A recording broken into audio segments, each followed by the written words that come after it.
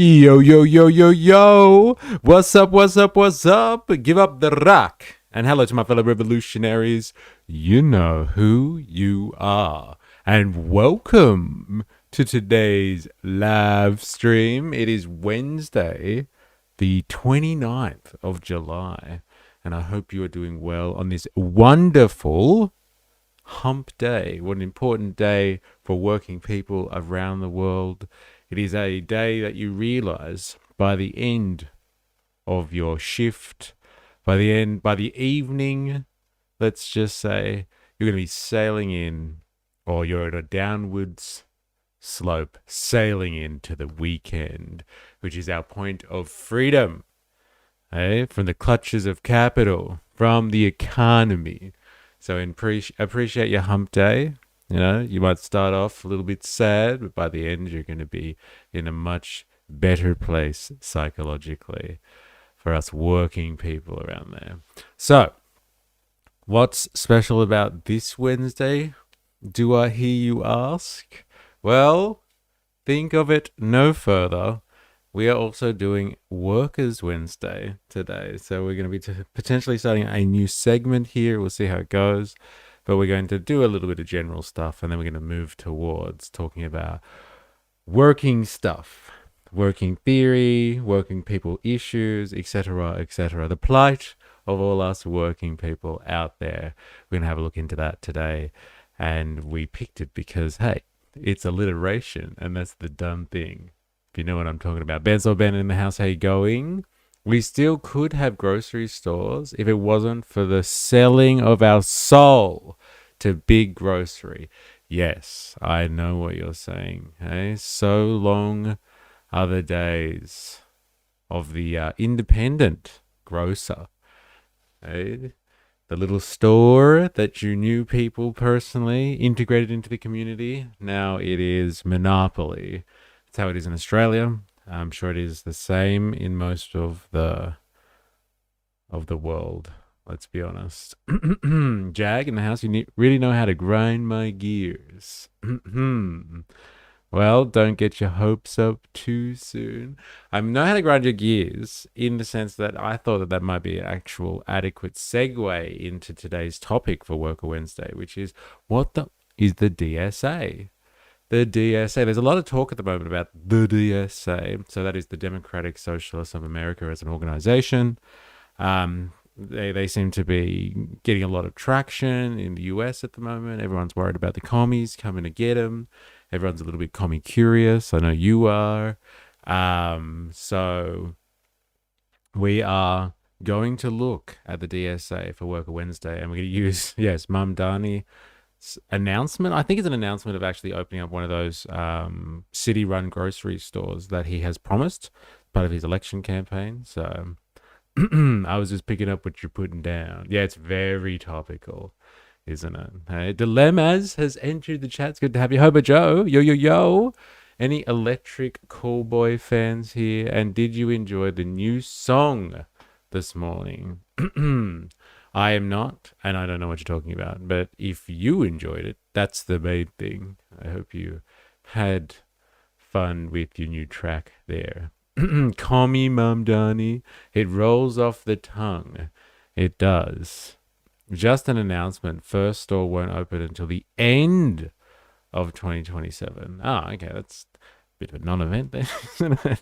I actually thought that's what the announcement was about. Like the stage is set. There's fresh produce all around. I thought he was coming to people live from a supermarket somewhere.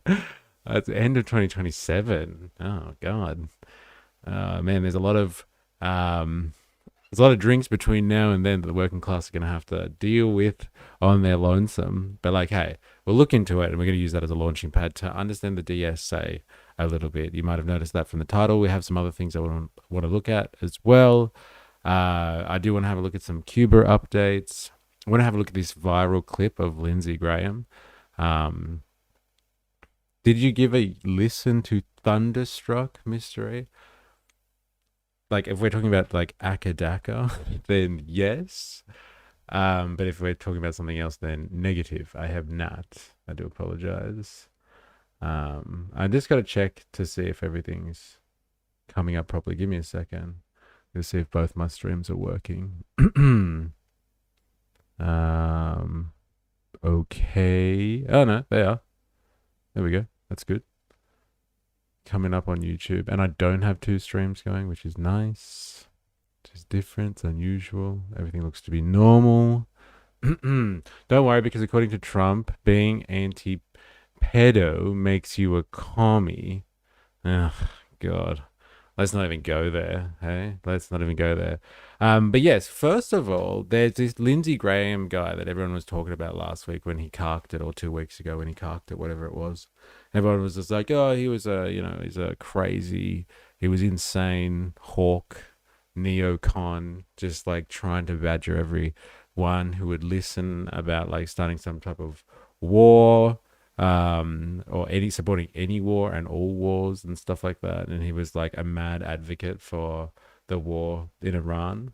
And like people were kind of, I guess, celebrating the fact that he's no longer a hawk that's hanging around helping to make calls about America's intervention, let's just say, in the world. I dropped a little vid, nice uplifting take in recommendations. Oh, okay, rightio, got it. No, I haven't had a chance to have a look at that yet.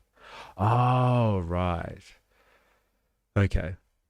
Something to use later when we need a bit of a break from all the hardcore stuff. Got it. Thank you. I have seen it now. Haven't had a chance to look at it. But yeah. So like there's some viral clip that's going around of him. They were supposed to be doing a documentary on that Lindsey Graham guy. And like there's some footage of him just like getting wet, basically gushing about the fact that Trump struck Iran, and he's just so happy about it. So like this is the level of psychopaths that are in positions of great power within the core, the imperial core of the world economic system.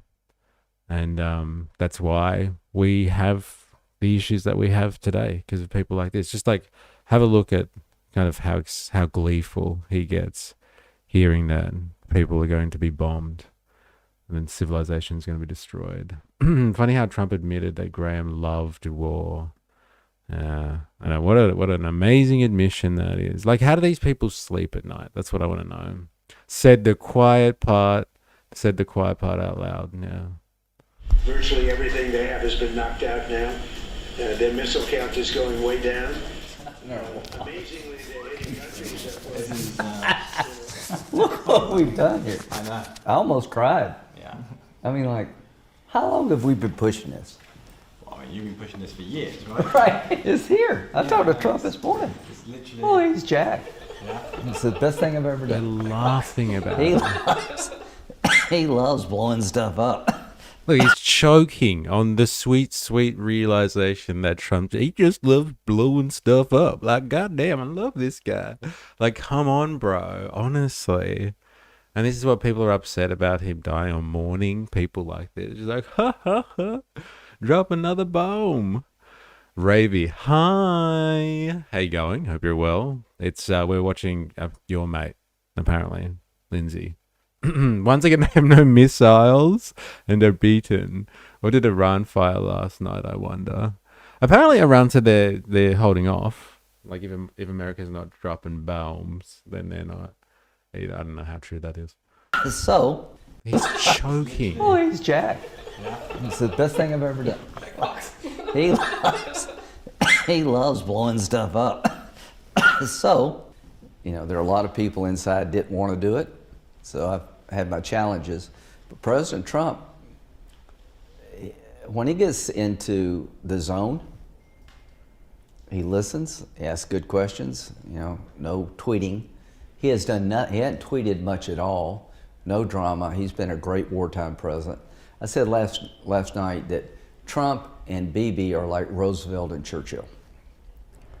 I mean, they're the right two guys to confront this evil. Bibi and Trump are like Roosevelt and Churchill. Like what? They are trying to fight against fascism. Go, what a comparison. What a comparison. They're trying to fight against what? a country that supposedly is trying to develop nuclear weapons, which both of those countries have. So it's really just a war to stop somebody else getting access to weapons of mass destruction that they already have access to. Supposedly, let's be honest. From no war president to wartime president. Did I read that? No, to wartime president. Sorry. Yeah, it's a no wars president to wartime president. He's the best wartime president we've ever had. Man. They fired missiles a few hours ago at Jordan. Isn't that crazy as well? So from what I understand, they had moved a lot of stuff out of Jordan. No, sorry, out of like the Persian Gulf states into Jordan because they thought that like that was kind of going to be left alone or was like more or less unreachable or less of a target, let's just say. And so they're just targeting that now. Crazy. Churchill was filth, low life. No, it's no. New was so good. Oh man, like listen to that guy though. Like this is what people have been like talking about. I can't understand. I didn't know Lindsey Graham at all until everyone started talking about him dying. I haven't followed any of his politics or anything like that. I've just heard people say, yeah, he was a massive war hawk, neocon, and just like reveled in America getting into conflicts and stuff like that. And listen to him. Oh yeah, drop more bombs. Fuck yeah. Why not? It's pretty gross, man. And like these are the types of people. These are the types of people that are sitting in the imperial core of the world system. Because it is a world system. And they're like they are making decisions or influencing politics largely. It's scary stuff, honestly. Peregrinus. I'm going to say that. Yeah, let's go with that. Fella. How you going?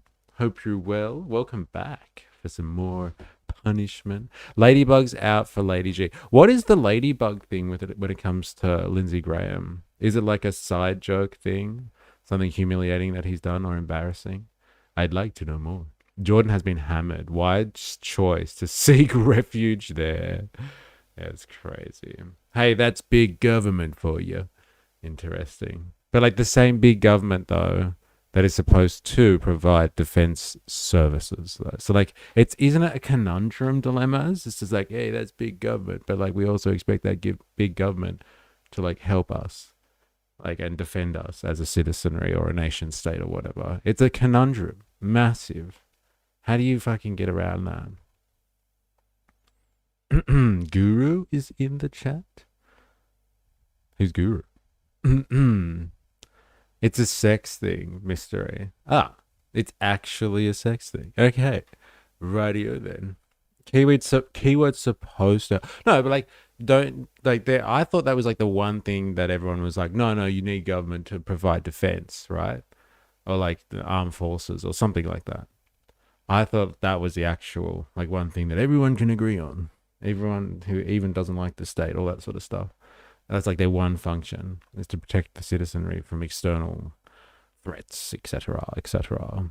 But like they're using that to fill out their own sick fancies and agendas.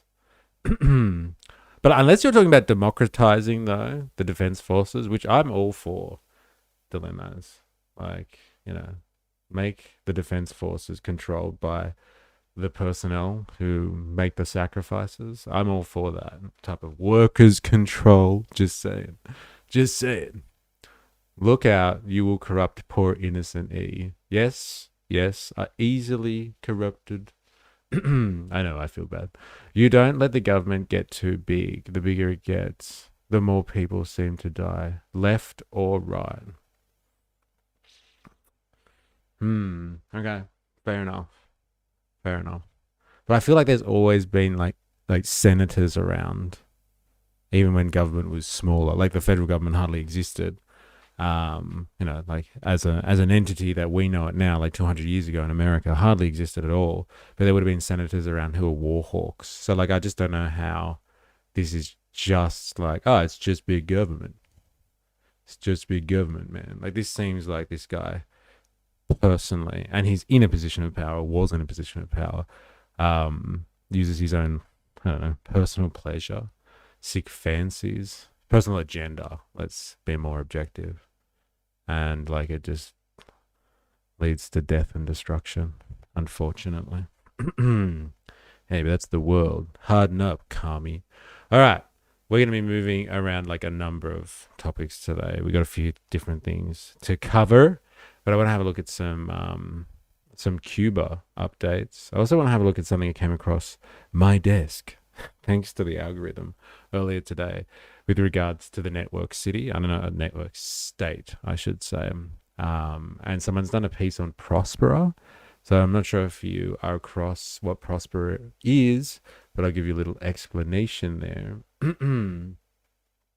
Does anyone know what time Jesus is coming? I'm getting quite anxious here. I'm ready to become clothes. That's the problem. We beg government for answers. And when our most heightened state of fear sets in, come in and save the day, just as we request. Big government saves lives. It's a conundrum. It is. It's a contradiction, as some will say.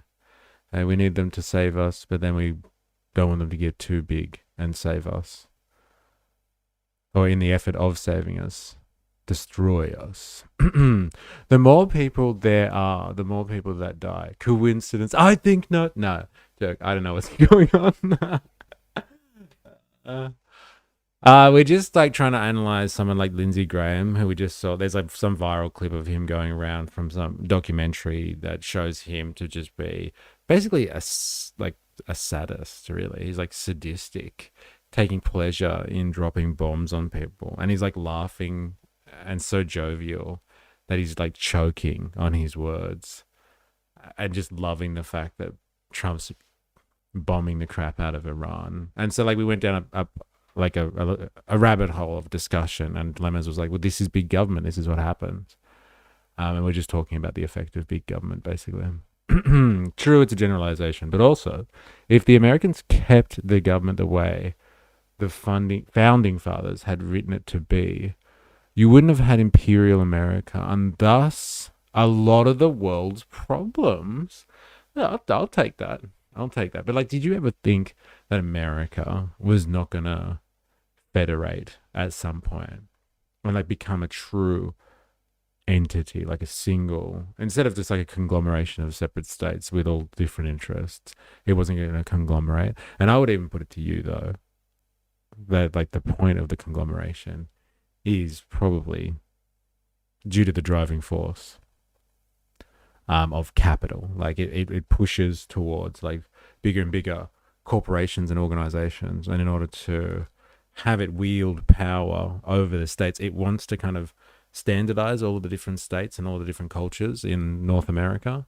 And so like in order to wipe over like any individual states that might get in the way with their own rules and legislations, it gets the federal government to standardize things, and then like big business can like rule over the lands without like these competing interests popping up all over the place. Federation and big government is kind of the way, and this is what we talked about yesterday, the capitalist state. Like it's an organ of like big capital. Big capital wants a federated government to spend $1.5 trillion on the military industrial complex, for instance. Like the people that, contract out from the Pentagon, they want the Pentagon. You know what I mean? I don't know if big government is just, again, like we talked about this yesterday, I don't think like the state is just this thing that exists separate to the context that it's in. It's just like this beast that lives and just breathes throughout human history, and like the state's always going to be there kind of thing. No, like the state is a growth, if you will. Big government is a growth of the type of economy that we have, and it relates exactly to that. Hey, did I just get censored already? Honestly got censored already. Are you in Discord? Just here to watch a trash fire? Because like you can write any censored comments you have over there if you want. I'll put the invitation in for you. We have a special channel just for that. Here's the invitation to Discord. People have been calling for Jacinta's head, and now it's a shock. People don't know what they want. Yes. The mob is fickle. Hobo Joe, I have to say, the new premiere of Vic looks like a middle-aged lesbian. Fair enough. I'll have to look at another picture of him. Yeah, I'm going to Discord. All good, bro. Okay, fair enough. I believe there is a balance that needs to be struck, like all things, but it's way out of balance right now. Fair enough. Fair enough. You got to ask the question, like, where does that $1.5 trillion going to go? Hey, straight to the contractors. You know, like, is the balance out, or is it like working for the right interest groups? We'll find out after this. We were supposed to have the comm games here, but it was going to cost way too much. So we gave it up and had to pay for part of them. Yeah. This is your new lesbian leader, is that what you're saying, Hobo Joe? I guess there is a bit of that vibe there, actually. Maybe if he just grew some of his facial hair out, he'd lose that perception. All right. Now, we're going to switch topics. Some of the 1.5 trillion will go in Sparta's fees. Some. Just a little bit, I'm sure. Sure is.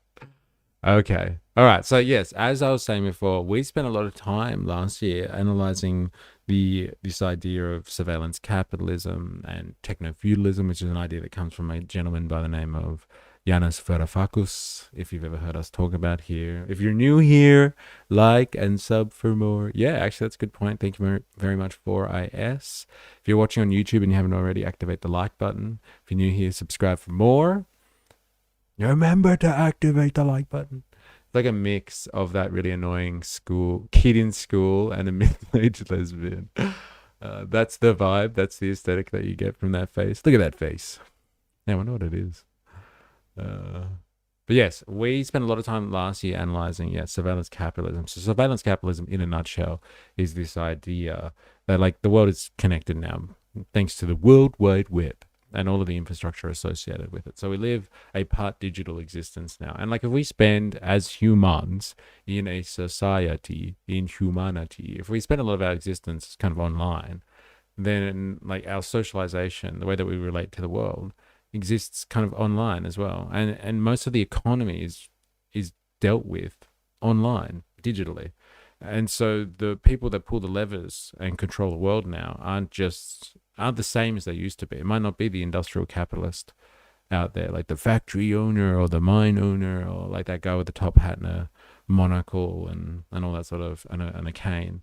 It might be, and it's not even like the bankers potentially anymore who help, lubricate world trade and your local economy by providing currency and finance. No, it's maybe not even them. It's the entire world is glued together now by digital connections.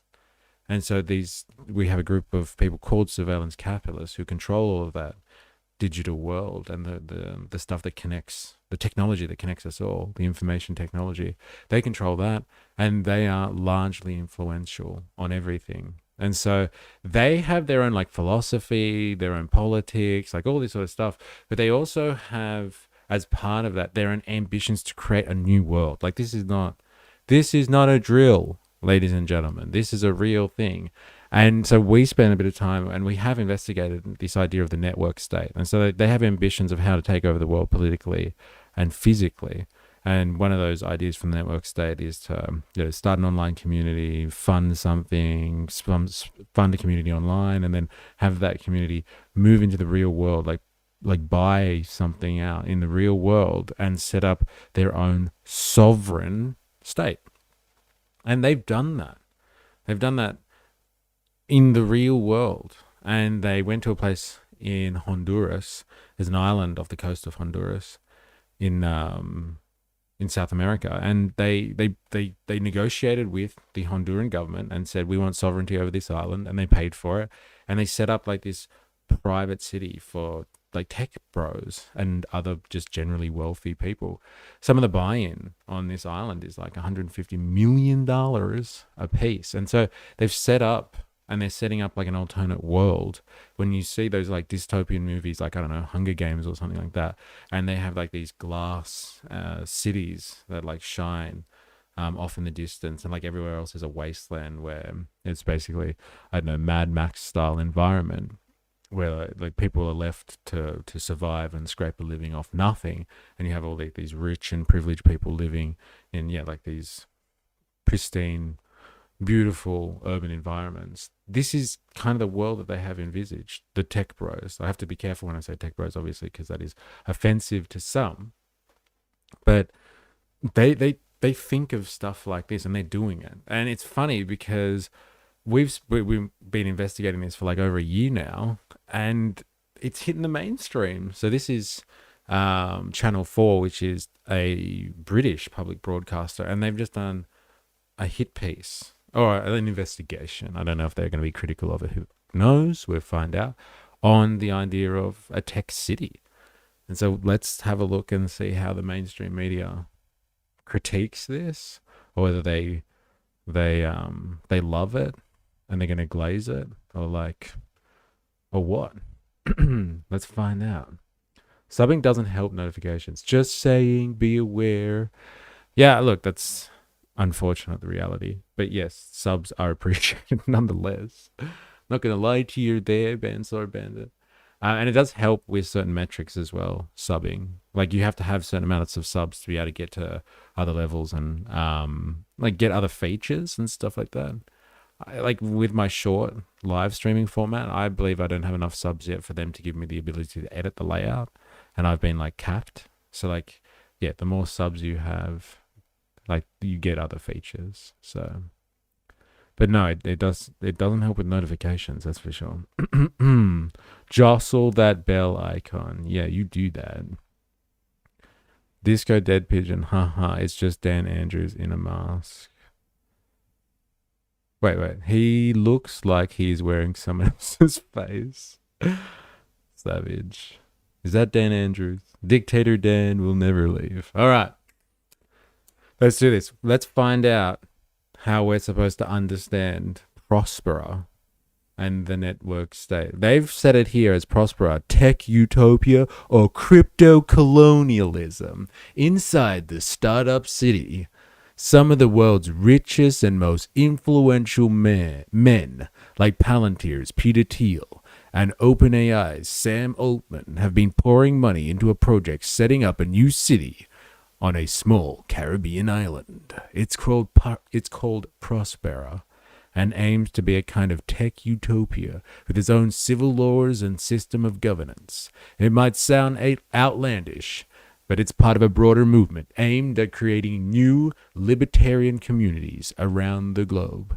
And like, they're not wrong. It is like kind of a libertarian fantasy city. They have, as I said, they have sovereignty. They bought sovereignty off the Honduran government. And so, they have their own laws, and part of those laws may be no tax. It's a tax-free zone. You can only imagine why a bunch of billionaires would want to live in a place like this and reside there, if they don't have to pay tax.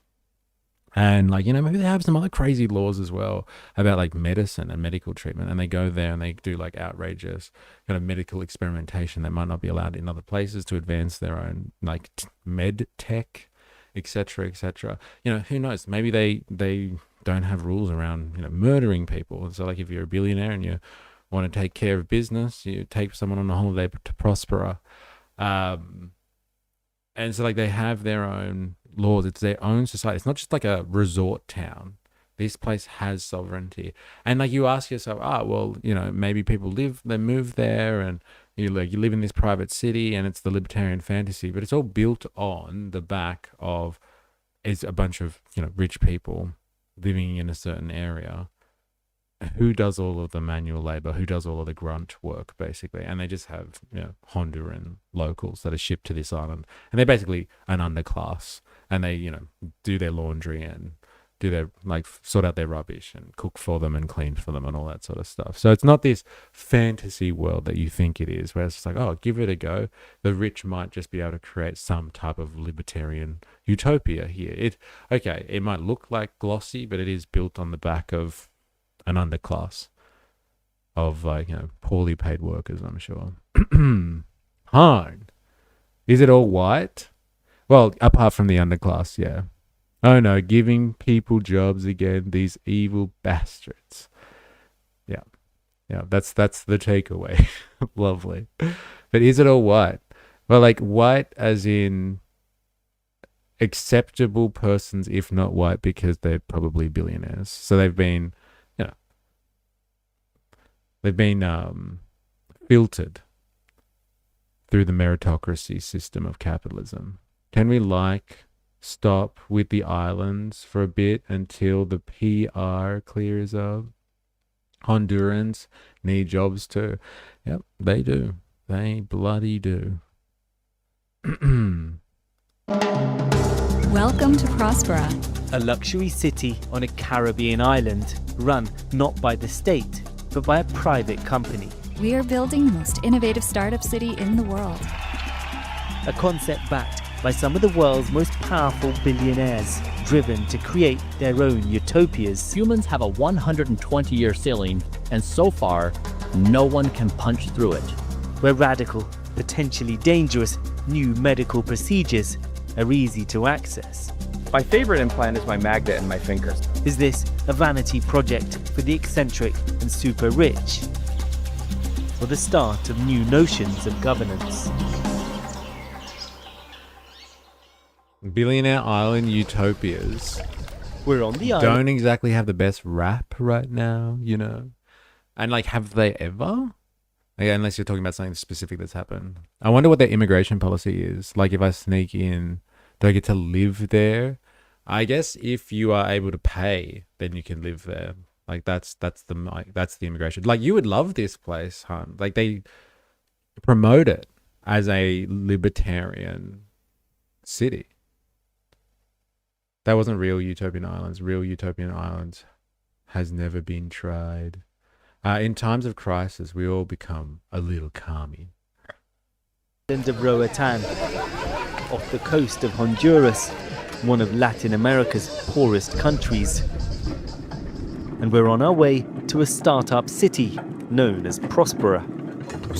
It's established and run with the help of tech billionaires. It has its own laws, its own very low tax regime, and is part of a new libertarian drive to replace governments with corporations.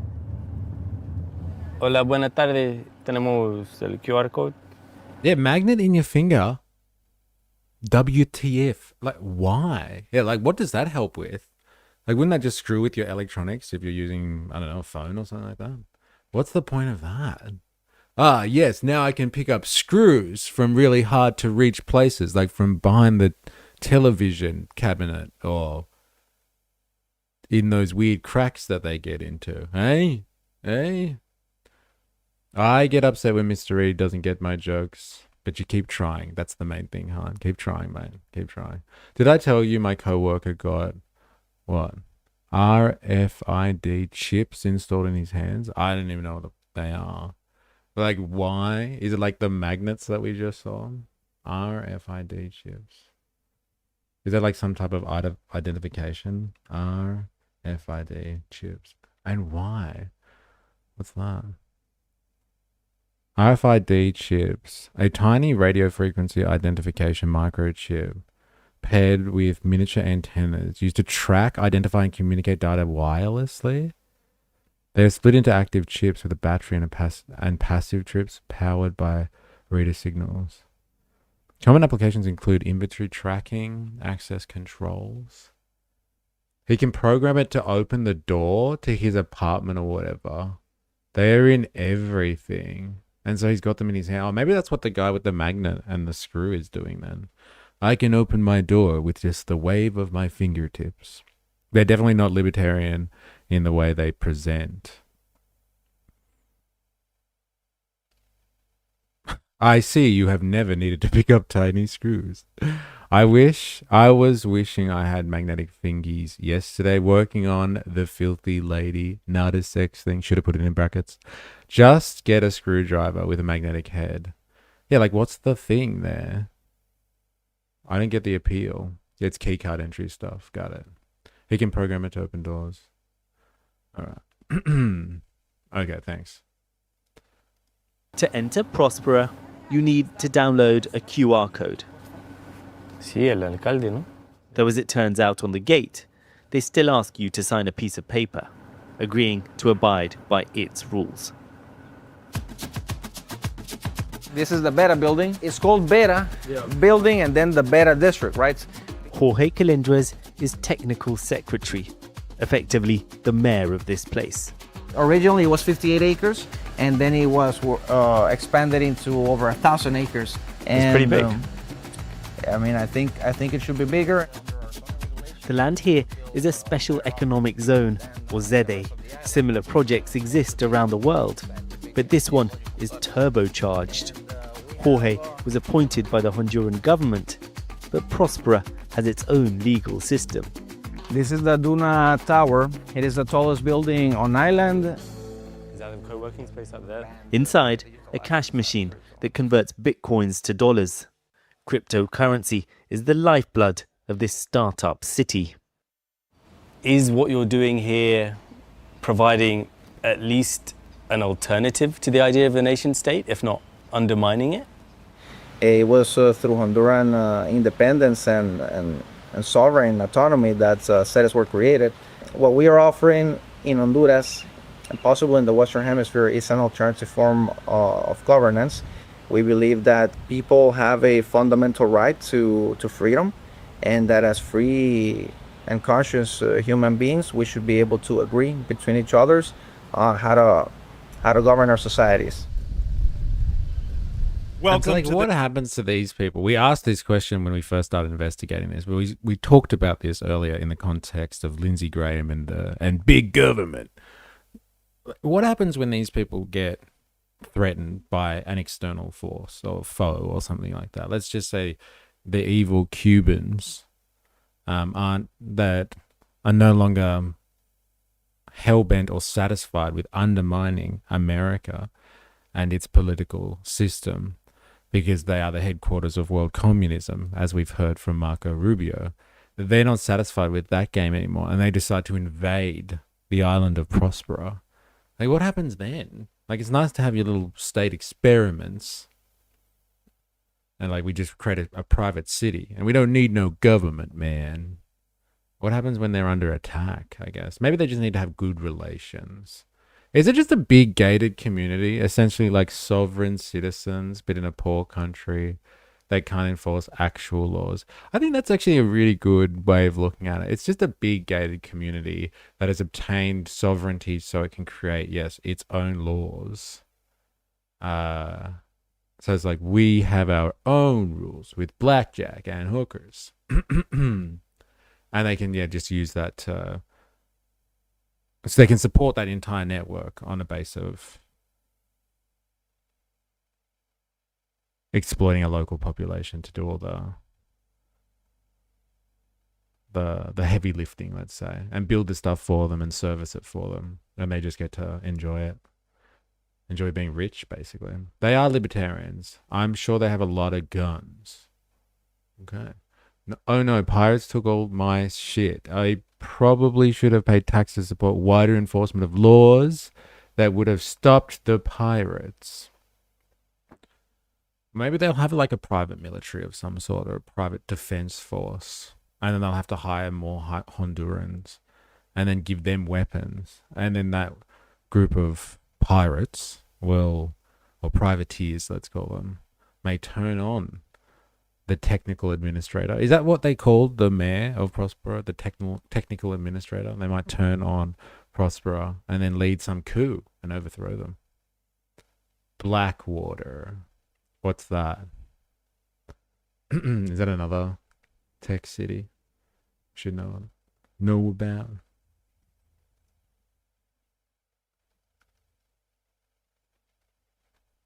No, maybe I haven't got that right then. Oh, it's a security company. Blackwater was an American private military contractor founded in 1996 by former Navy SEAL officer Eric Prince. Private military company. Right, got it. Interesting. What's Blackwater? LOL. And again renamed. Yeah, right. Interesting. If they can pay enough money to private armed guards, they can protect themselves from external armed forces. I don't know what you'd call such a group of armed guards, like a mob of people that protect you. Wait a minute. Libertarians just constantly reinventing the same old we've already determined is probably bad. Bless you, sir. Thank you. Thank you very much. The Network State Conference. Can we get a Should be able to agree between each others on how to govern our societies. welcome to the Network State Conference? Can we get a little noise in here? Prospera is perhaps the most established network state, an idea pioneered by tech elites, where digital communities come together in the real world to form new societies from scratch. We are here in Honduras at... We got a GUR going. Everyone get in on that.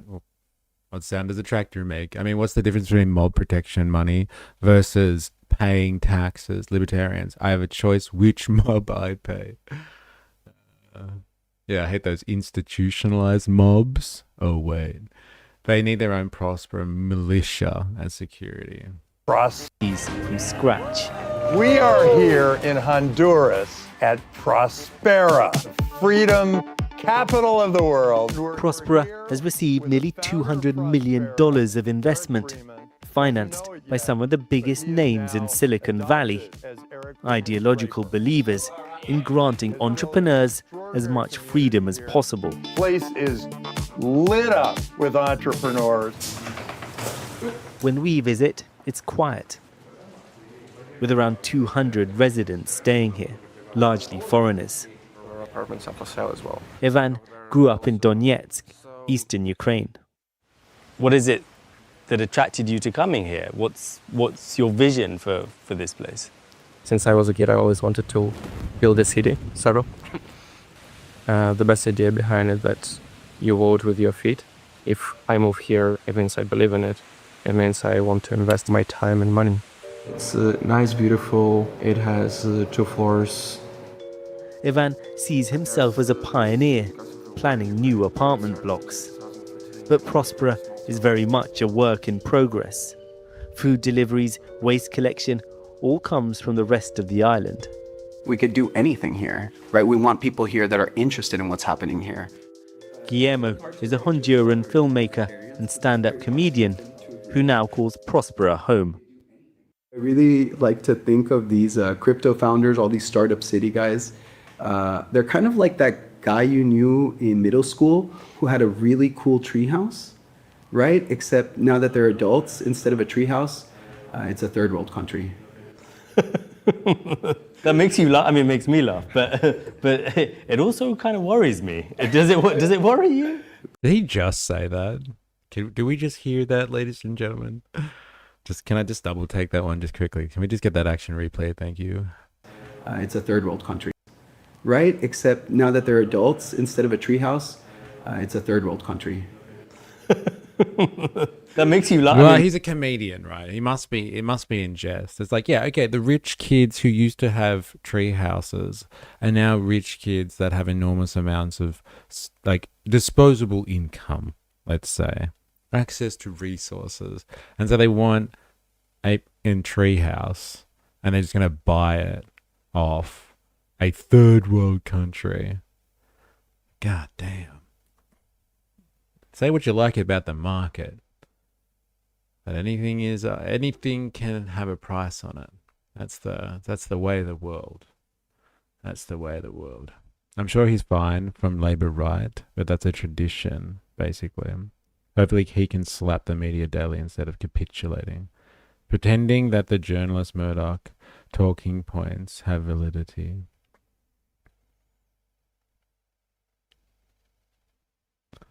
Well, good luck to our new friend, the lesbian in Victoria. So they have been named. All right, back to it. I can't believe they're joking about that. Makes me laugh, but it also kind of worries me. Does it worry you? People talk about like we're removing the sovereignty or the autonomy of Honduras, but realistically, like Honduras has been in the hands of some really bad people for a really long time. So I would rather it be in the hands of well-meaning people, billionaires even, but that actually want to do good stuff, than it being in the hands of the people that we've been having for the last 200. So if the island fails, am I allowed to blame the evil capitalists? I guess. Like, why not? Like, it would seem like it's more direct this time. You could definitely do that. I would accept that, Han. Just for you, though. An island full of crypto bros. I wouldn't think of anything more insufferable. Couldn't. Well-meaning billionaires. It's a choice sentence, isn't it? My old mate Techno-Feudalist can finally get his invite. I think there's quite the buy-in. I guess it depends what you're buying into exactly. What type of assistance they need at this point. Years that have brought my country to the point where it's at right now. You're witnessing a man get a chip implanted in his hand right now. The focus here is on the future. Han, they have really low taxes, I think, if any taxes at all. I don't think they have personal income tax anyway. It's the libertarian dream, Han. You got to go there. Biotech companies have been using Prospera as a base to push the boundaries of the human body. This one on my hand, it's like a little grain of rice-sized chip. Scan my hand and it goes right to my website. And then my favorite implant is my magnet in my finger. YouTubers visiting Prospera 2 years ago filmed companies implanting data chips into people. Humans have a 120-year ceiling, and so far, no one can punch through it. And tech entrepreneur Brian Johnson documented his visit to Prospera, seeking treatment to reverse aging. Humanity's only objective. These experimental procedures are not legal in much of the rest of the world. In Prospera, they say cutting back on red tape helps pioneering companies thrive. Critics accuse them of... It's like a little lab for billionaires to test out things that can help them extend their lives and the power that they've amassed through the wealth that they have hoarded during their lifetimes. Their trip around on planet Earth. Interesting. Why not? Eh? Why not? Let him go. Let him enjoy it. See, this is why I guess you need sovereignty. So you can do questionable medical experimentation that's not accepted anywhere else in the world. That's just limitations, isn't it? On the free market, all these ethics out there. Just a limitation on the market. I feel a man of my skills would prosper in such an environment. Maybe that's why they call it Prospera. Hello, Mr. Abbott. Hello.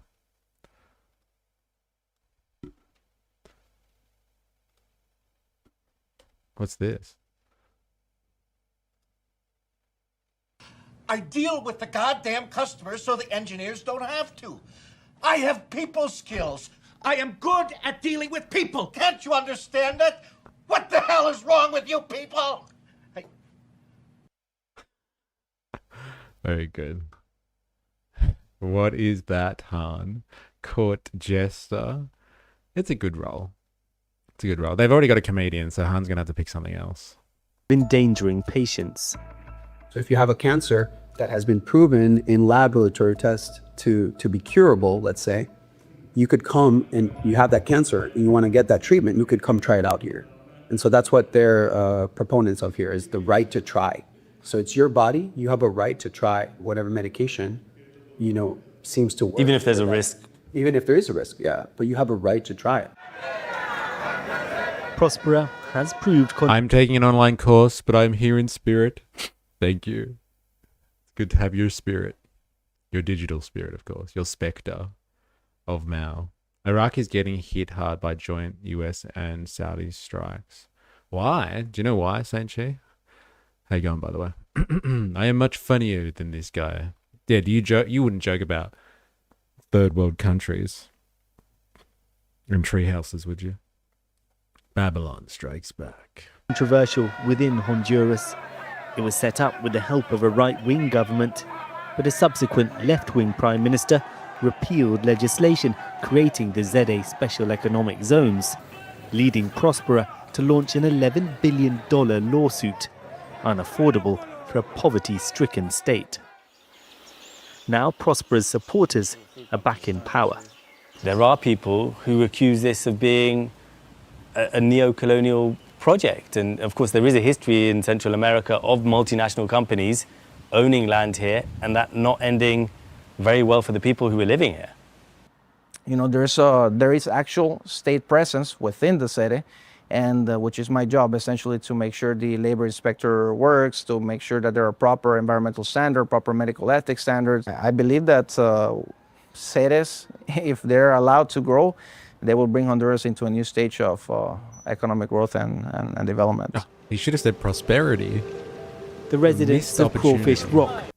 If libertarians would fight the federal government over taxes, what chance would the mob have against a bunch of motivated libertarians? Yeah. If only, hey? So we're going to have to find out. And development. The residents of Crawfish Rock, a small fishing village just next to Prospera, have long wanted to see more development. But some here fear the project will swallow up their land too, forcing them out. Others are working for Prospera and see it as an economic opportunity. What determines the success of this startup city will likely be the power of its cherished free market. Will enough people buy into its vision and actually move here? Wow. Wow. Fascinating. Fascinating, fascinating stuff. Can I just say? Absolutely mind-blowing. There you go. There's a libertarian fantasy city in flesh, ladies and gentlemen. U.S. Saudi forces launch attacks on Iran-aligned groups in Iraq. Oh, that's why. U.S. Central Command says it carried out precision strikes with Saudi Arabian forces against Iran-aligned groups in Iraq that had allegedly attacked U.S. forces and Saudi energy infrastructure on the orders of the IRGC. U.S. and Saudi fighter jets struck multiple terrorist logistics and weapon sites across eastern Iraq in a strong response to over 30 IRGC-directed aerial drone attacks in the last 72 hours, CENTCOM said in a statement. It said the IRGC attacks were unwarranted and not successful.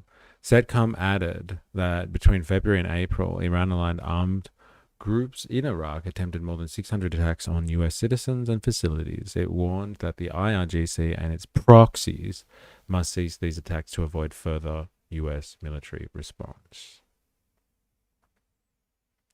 Unwarranted. Further U.S. military response? Further than what? Interesting. Saudi Arabia confirms strikes on Iran-backed militias in Iraq. Saudi Arabia Defense Ministry says its armed forces, in coordination with U.S. Central Command, conducted targeted strikes against Iranian-backed militia targets in Iraq, following drone attacks on Saudi petroleum facilities. Spokesperson Turki Maliki referenced two earlier statements from Monday and Tuesday in which the ministry said air defenses had intercepted drones targeting petroleum facilities in the eastern and Riyadh regions in attacks it said were launched from Iraqi territory by Iranian-backed militias. He added that based on the inherent right to defend itself and international law under Article 51 of the UN Charter, joint operations were launched against targets belonging to those militias present on the territory of the Republic of Iraq and linked to the targeting of petroleum facilities in the kingdom. The ministry said Saudi Arabia does not seek escalation, but warned that it will respond to any aggression it is subjected to. There you go. Thank you for the confirmation there. Mind is blown. Ability to think has ceased. Yeah, it is rather fascinating, the whole Prospero project, isn't it? They're doing it, man. They're doing it. They're making it happen. Living their dreams. The true revolutionaries. If anything, I'm jealous. They're creating an alternative society. And here I am being sarcastic about it. I think Saudi is tired of drones and ballistic missiles flying into their oil refineries from Iranian-backed militias. There was a supposed surprise attack from Iran. Not too surprised. It is happening at the moment. Those are the latest updates from Al Jazeera. Okay. Like the stream. Yeah, if you're watching this and you haven't already. And you're on YouTube. Activate the like button. Saudi Arabia MOD has a Facebook page and they're confirming strikes. Maybe it's Twitter. I don't know. All right. I thought that was interesting. I don't want to spend a lot of time on the network state, but this is a theme that we've been jostling with for well over a year now. And it seems to every now and again get some life breathed back into it. And it would seem that, the mainstream media is picking up on Prospera and the idea of these libertarian cities. So keep your eye out. This is the future the tech bros, the brothers of tech, have set for us plebs. A world like this where you have corporations or governance structures in your nation state or your territory that are run like a corporation. They have a CEO and a board, potentially elected, who knows, who really cares, and they control kind of society, set the rules, set the laws and all that sort of stuff. And they rule it like a good company, a good, efficient, free market corporation. And it's very libertarian in its outlook and its style. Everything is private and everything is pay to play. As much as possible, it would seem. They must collect a certain level of taxation for something, general management of society, who takes out the trash and all that sort of stuff. But that's the vision that they have, and we get to see little snippets of it every now and again. Aren't we lucky? Pioneers of the network state. They were the true pioneers. Balaji Srinivasan, eat your heart out. It's crazy that these book-crazed people have so much sway in the world, or that they have so much money behind them. I think it's definitely the latter, isn't it? They're definitely working on the sway part, but they definitely have money. Wait, they aren't librarians? I misread. Hype the stream. Hype it up, baby. The Ukrainian dude sounded like he played Sims as a child. Loves making cities. It's going to end up like, what's that? Friar Fest? He did sound like he enjoyed just making new cities, right? I liked murdering people in The Sims. Oh, we got a place called Prosper you might be interested in. Kevin in his Kentucky era. All right. Let us move on. Let's stay in the Caribbean, actually. In the Caribbean. Anything but solving the root of the problem of the issues in modern society. That, I think, is the intention and the philosophy behind the network state. It's kind of like they have these two things called exit and vote, I think it was. So vote is what they're working on. If you know about what we've obviously talked about this a lot or covered this a lot, just in case you haven't been here for that. Like Peter Thiel is behind JD Vance. The tech bros have full access to the Trump administration. So they stay in place and they affect current politics where they are, but they also exit society as well. And so, yes, this is actually part, I don't think they're really worried about solving any problems as such as just ejecting themselves from society. It's literally one of their strategies, one of their two main approaches to setting up the network state is you eject yourself from society and go set up a city somewhere else, set up a society and just start from scratch and work on existing politics in the meantime. Prospera is actually doing its host country for... is currently during its host country for more than its GDP. Softball Frog, can you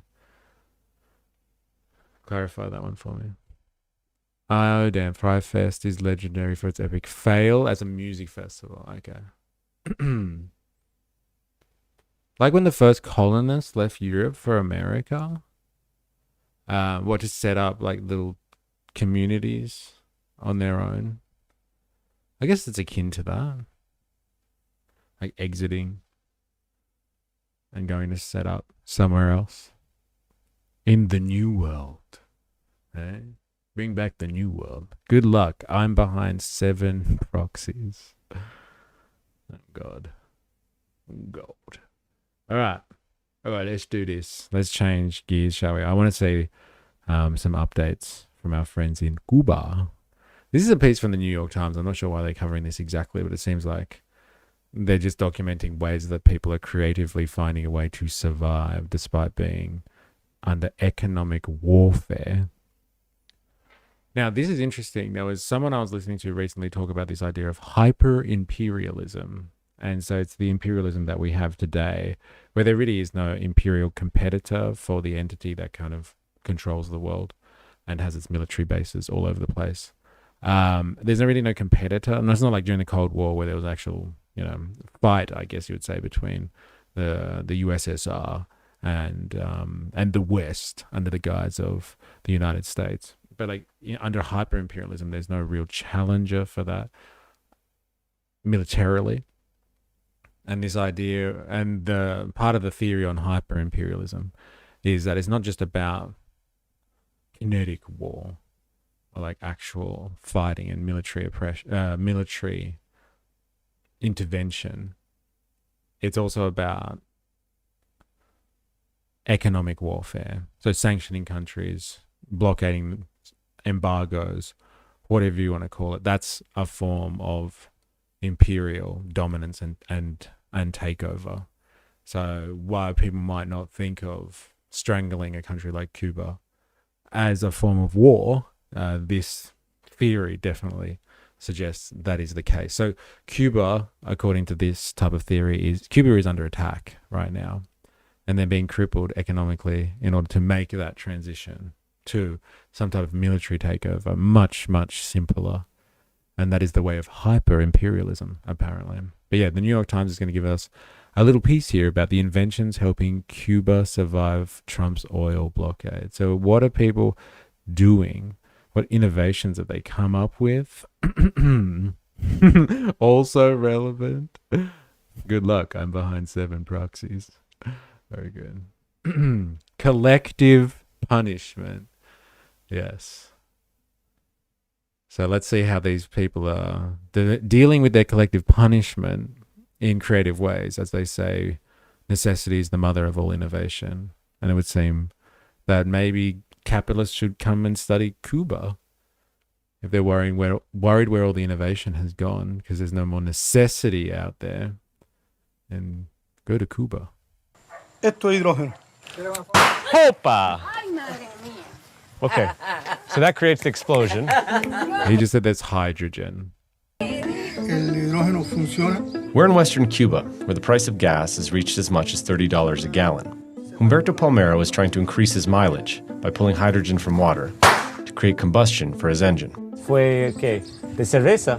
Sí, de cerveza. Okay, so es una botella de cerveza. He's got a bottle of beer. Here I put the water. Yo pongo el agua.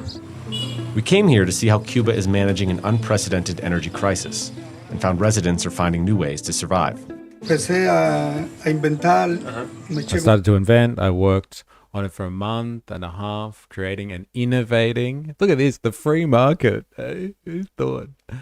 Hydrogen doesn't burn, it explodes. Me and that guy working on our dirty ladies. In January, the Trump administration began blocking fuel shipments to Cuba in a blatant effort to squeeze the island and force the government to collapse. Are you considering U.S. action in Cuba? I think it's just going to fall. 6 months later, the government is still standing and struggling to meet basic needs. I think this is the real libertarian experiment. right? Like they've cut Cuba off from the rest of the world. And so like now they just deal with their own market, like internal market dynamics, and that should sort itself out. Like they really shouldn't need the rest of the world shortly, because they'll just figure their own things out. They'll work off like innovation. Like this guy is just creating his own stuff. There's no regulation suppressing him. He's going to use hydrogen to solve all his fuel crisis needs. This is the true libertarian experiment right here in Cuba. And yet Cubans are working through and around the crisis and improvising to power their lives. Yeah, it's 43% remaining. You know, this is the heart of the whole thing. David Gonzalez has created one of Havana's hottest venues by powering concerts entirely off a lithium battery he imported from Spain. We depend totally on the use of electricity that you have, as a supply, because without it, we would be dead. He uses his battery to fuel parties for artists and activists at his childhood home, which in Cuba is both an act of resilience and resistance. Resilience, it's a double-edged sword. We Cubans can adapt to anything, but at the same time, it's not a very good thing, because our priority is adapting to the situation, to the mess they have crafted, instead of overthrowing or dismantling our government. Across the island, we saw how Cubans are adapting to their circumstances. They're installing solar panels on their homes and vehicles, and they're modifying... He needs that juice to throw parties. That's the free market. Don't suppress him. Hey, you bastard. Leave him alone. Money helps smooth over, and certain people won't do anything without payment of a fungible currency. Sounds like a sex thing. But man, if you could just get the supply chain sorted without needing US dollars exchanging hands between companies and being siphoned out to shareholders, you can get by. Yes, but I think the blockade is also physical too. They have threatened people not to try and get involved, or they will be kind of chased down. I'll censor myself for a bit, yeah. I'm just trying to see if that makes any difference, to be honest. The whole swearing thing. Trump loves a bit of collective punishment. No fun allowed. Yeah. Stop trying to suppress these people, Han, with your judgments. Hey? Leave them alone. Gasoline generators to run off natural gas connections. By innovating, they've allowed the nation to stretch its fuel supply much longer than the Trump administration had bet. How much longer do you think Cuba can really survive without significant intervention from an ally or some significant change in U.S. policy? The intimate expectation in political circles in the United States was that Cuba could not survive beyond April. And here we are. Under very difficult conditions, with our people suffering, but here we are. Wondering though, do you have a month before it becomes too difficult to bear, or is it several months, or is it a year? How long can you go on like this? I can't answer that. I don't think anyone can answer that. As the fuel crisis continues, Cubans like Humberto say they'll continue surviving how they always have, a lo cubano, the Cuban way. También crías tu propia gasolina. ¿Y cómo? ¿Cómo? Con un invento que tengo. Okay, ¿podemos verlo? Sí. Okay. How do you make fuel? He wants to see how he does it. This is the hydrogen guy. Incredibly resilient people. No fun allowed. But there's like water wheels and windmills. We've had renewable mechanical functions for centuries. And to build those just requires people to chop wood, weave fabric panels, and do mass agriculture. Entonces, aquí yo echo plástico. Here's what I put plastic, and I heat it with fire. Fuego. Okay. Pasa por el serpentín. This coil. Y ahí me va dando la gasolina. And there it gives me gasoline. ¿Hacía otras cosas antes de eso? Where were you doing other things before? Todos los eventos son nuevos. No, son nuevos. Trabajo un They're all new. I worked in a children's park before this. Hey, look at that innovation. This is how you get the free market going. Who would have thought? I think we just all decide collectively as a human race, we can cut off somewhere like the US from the world economy, and then they can have capitalism back. That'll cut down the big government too. Hemp is good for biofuel, much better than corn. Infantil y me dedico a otras cosas con negocios y eso y no.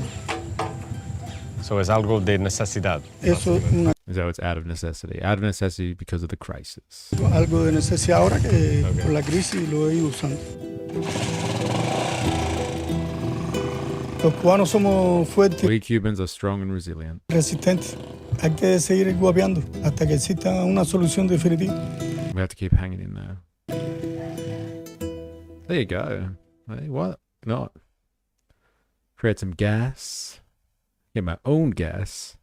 Get around those American sanctions. That's the real effect of big government. Somebody else's big government imposing themselves on you. Especially if you're forced to deal, no, due to a blockade. Oh, to your name. No, I missed something there. Obviously, the lithium battery manufacturing supply chain might require a little bit more than national rugged individualism. Same with solar panels, but you could probably get a lot done. Yeah, lucky to get access to that when you can as well. I'm sure the supply is limited, especially if you're forced due to a blockade on your nation. I still want to know he was making his own fuel. They cut that. How? Maybe he was making his own fuel. Yeah, I wonder why they cut that part out. Hey? Can't have that. Then people in the free market might try that. Can't have that. All right, here's another one. No electricity, garbage everywhere. This is Havana. Is this a hit piece? I don't know. We're about to find out. Dirty Havana. It's 8 a.m. in Havana right now, and this is what a normal day looks like for us under a U.S. oil blockade. The impact on everyday life is huge. Food, health, education, everything has been affected. Even moving from point A to B has gotten worse. ¿Qué está haciendo aquí? What are you doing here? Waiting for the bus to go home to rest for a while and then get back to work. How many hours in advance do you have to leave? I arrive at work. I arrive. I arrive at work at 6:20 p.m. I leave at more or less 3 p.m. It takes 3 hours to get from your home to your job. When the bus breaks down, I have to wait. I have to walk. You should cut off the US from the world economy and then maybe we will become self-sufficient communistic society you desire. That's basically what I was insinuating before, yeah. But like you become communistic through the free market. You guys in Australia have the best chance to do this, I think. So much damn land, so little amount of people. I mean, that's also Melbourne transport. Am I right? Eh? ¿Cuántos kilómetros son eso? He has to walk 9 Ks when the bus breaks down. My God. We Cubans are strong and resilient. History. Construction has begun. Yes. Believe it. Since the oil blockade, public transport has been reduced to a minimum in Havana. People might have to wait for hours for a bus if it even comes. ¿Y usted ha visto que esto de la situación que hay en el país con el combustible? How have you been affected by the current fuel situation in the country? ¿Lo ha afectado a usted?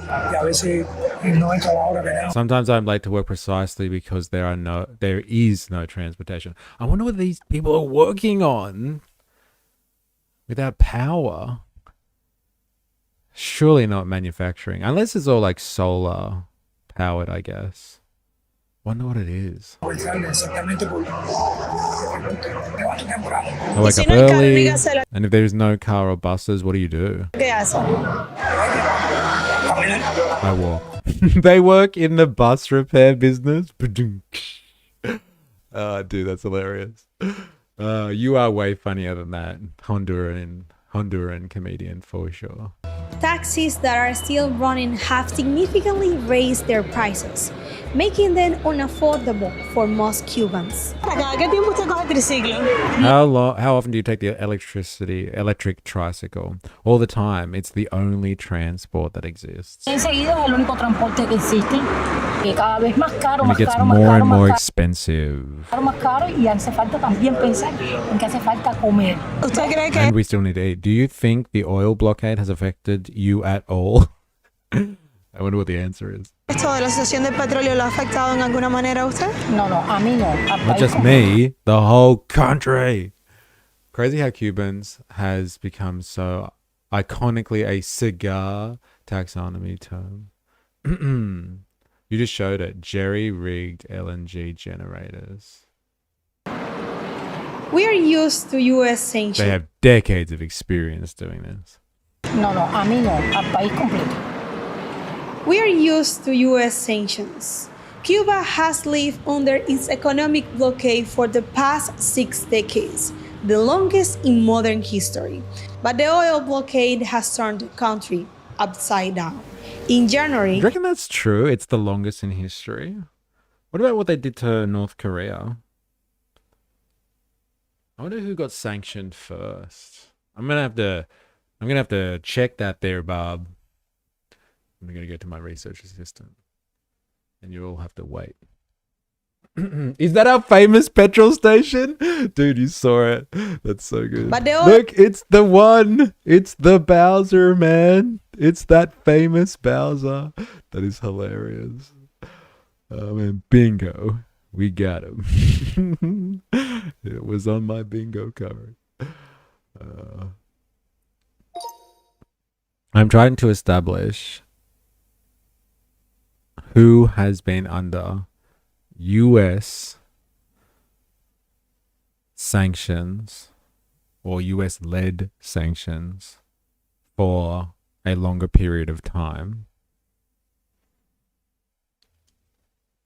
Cuba or North Korea? Are you able to clarify?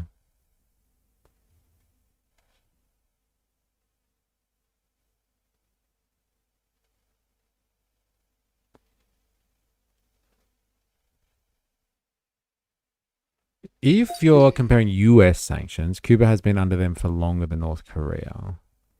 Here's a simple timeline. Cuba, 1960. Expanded to a near total embargo in 1962. North Korea, Korea War restrictions 1950, with broader sanctions developing over time. The modern sanctions regime has evolved through multiple executive orders and UN measures.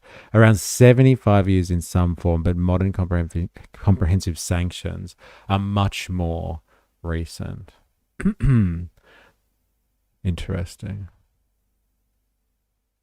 So if you're counting any US trade restrictions or wartime sanctions, North Korea can trace US restrictions back to the Korean War in 1950, making the relationship subject to US restrictions for slightly longer overall. However, there was significant legal change in 2008 when the US terminated the use of trading with the Enemy Act for North Korea. Very interesting. So it's just how you count it, I guess. Not that it's a competition. We don't like that. What other iconic things can we recall about Cuba? Oh, right. That one Simpsons bit where Mr. Byrne gives old mate $1 trillion bill. All right. Back to it.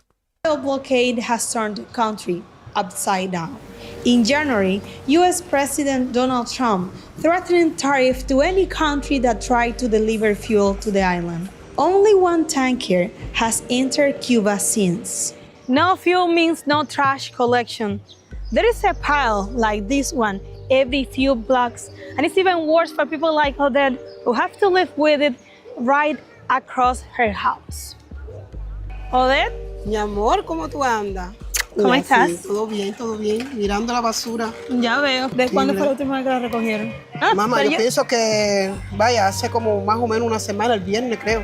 Estaba mucho peor. They picked it up a week ago. It's been much worse. So they must get around to picking it up every now and again. Muchísimo. Mira, hasta gusano. Look, there's even maggots. Odette lives in Central Havana, one of the most populated areas of the city. But all throughout the country, people go for weeks without a garbage pickup.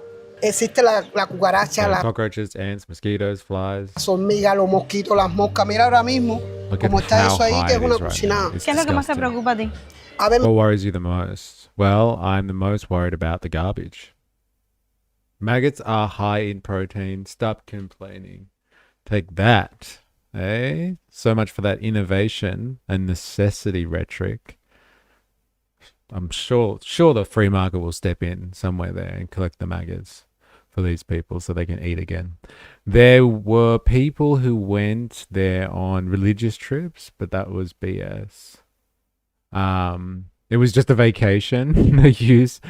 There used to be a lot of loopholes. Even now, I bet you can still basically go there for tourism. I think you can.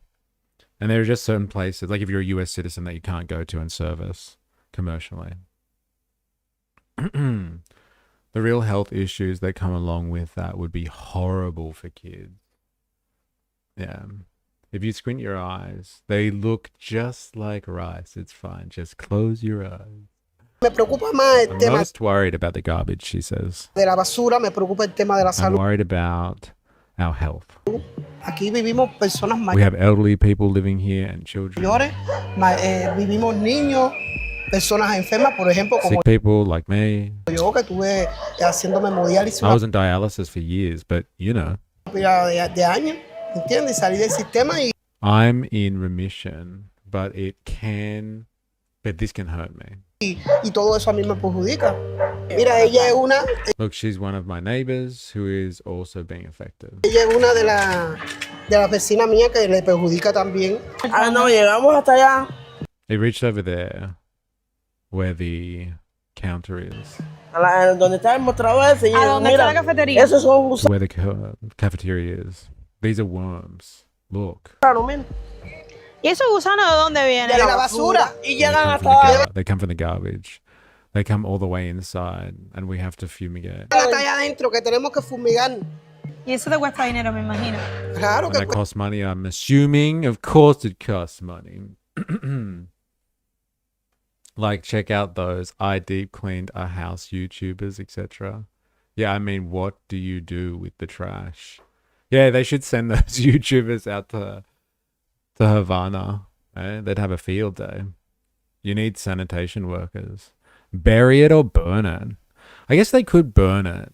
Like, that's a thing. Eh? Fire. But, like, that'd be a lot of air pollution, I'd say. Like, at scale, we're talking about these rubbish heaps, what they say every block has them. Like, it's not a fantastic alternative. That's why they stopped people burning trash and rubbish en masse and started doing waste management. There was a problem. Incinerators and etc. etc. Furnace, garbage burning generators, a whole country. It would be rough. Start forging steel. It's like the Great Leap Forward. Everybody has a little... Oh my god. Oh my god, that's fucking crazy. Do it in your backyard. It's what Mao would have wanted. Build the country from trash. cuesta dinero. No tenemos veneno para rata. We don't have rat poison, and there are rats. Again, I'm hearing Han say, sounds like protein to me. In some countries in Asia, they use it to make tofu. They did that in Elmo, in Grouchland. Hay unas ratas que parecen personas. Mosquito, guasasa, mosca. Y entonces, esta es la realidad de aquí para And so this is the reality out here, outside your door. fuera de la puerta para afuera. Muéstrame lo que hay de Show aquí me para what's adentro. inside. ¿Esos son cucarachas o de? Sí, esto es cucaracha. Aquí hay de todo. We try to keep everything clean here. Aquí tratamos de tener todo limpio. Sí, hay una diferencia. Because there's a difference in smell from outside. Incluso del olor que se siente afuera. Aquí ustedes verán que You will see that I'm not wealthy, but we are But here we are. No tengo mucha riqueza, pero bueno, lo que tengo es lo que ven. What I Pero have is what you see, but I try to keep everything clean and organized. aquí trato de tener todo limpio, todo organizado. Que yo vivo con mi sobrino, con la I live with my nephew, his wife, my son, my daughter-in-law, but they aren't here. esposa, con mi hijo y mi yerna, pero no están aquí. Estoy preocupada por la I'm cucaracha, worried about the cockroaches. I'm worried about the flies. estoy preocupada por las moscas porque llueve. Because when it rains, they all of the flies automatically come Y in. automáticamente las moscas entran para acá adentro. Every summer, mosquito-borne diseases like dengue increase in Cuba. A nationwide shortages of medications makes even harder to fight against them. Last year, at least a third of the population had a disease called chikungunya. Entonces tenemos que evitar todas esas enfermedades. Yo generalmente soy una persona We've all had to avoid diseases, and because my health makes me vulnerable. vulnerable. Sí, tiene que cuidar. Yes, you have to be careful. Trato de fumigar las Try to cosas. fumigate to keep the floor more or less clean. Que el piso más o menos esté limpio. And they can't contract someone to pick up the garbage. It's not up to us who are poor to fix this. It's the government's responsibility. Uh-oh. There it is. It's the big government. They should be doing something about it. She says, you're right. They should be. I've lived in similar conditions when I was on the street. It's really horrible, and I couldn't imagine what she's going through. If she was on dialysis, she would have had less of an immune system and can get sick quite easily. All in the name of economic progress, eh? You got to blockade these people so they understand not to be commies. We don't have the means to rent cars and remove the garbage ourselves. There's no fuel to even give us for hours of electricity. 4 hours. We can't even talk about that. Because everyone knows the situation the country is facing. As the situation for Cubans continues to worsen, the U.S. has not backed down from their blockade. In May, the U.S. approved sweeping sanctions against foreign companies doing business in Cuba. And Trump has repeatedly threatened to take Cuba. It's hard to feel optimistic while the entire infrastructure of the country I will say, Havana, personal responsibility. Yeah, these people should pull themselves up by their bootstraps. Like, honestly, let's be honest. They have money to drive classic American cars, though. Yeah, if they just dropped the cars, they'd be living in a veritable utopia, right, hon? The entire I need to read. It's hard to feel optimistic while the entire infrastructure of the country falls apart. These taxis behind me are not regular taxis. Part of their job is driving dialysis patients to and from the hospitals. Hola, buenas. ¿Qué están haciendo aquí? What are you doing here? We are a dialysis service. How much did you receive? Wait.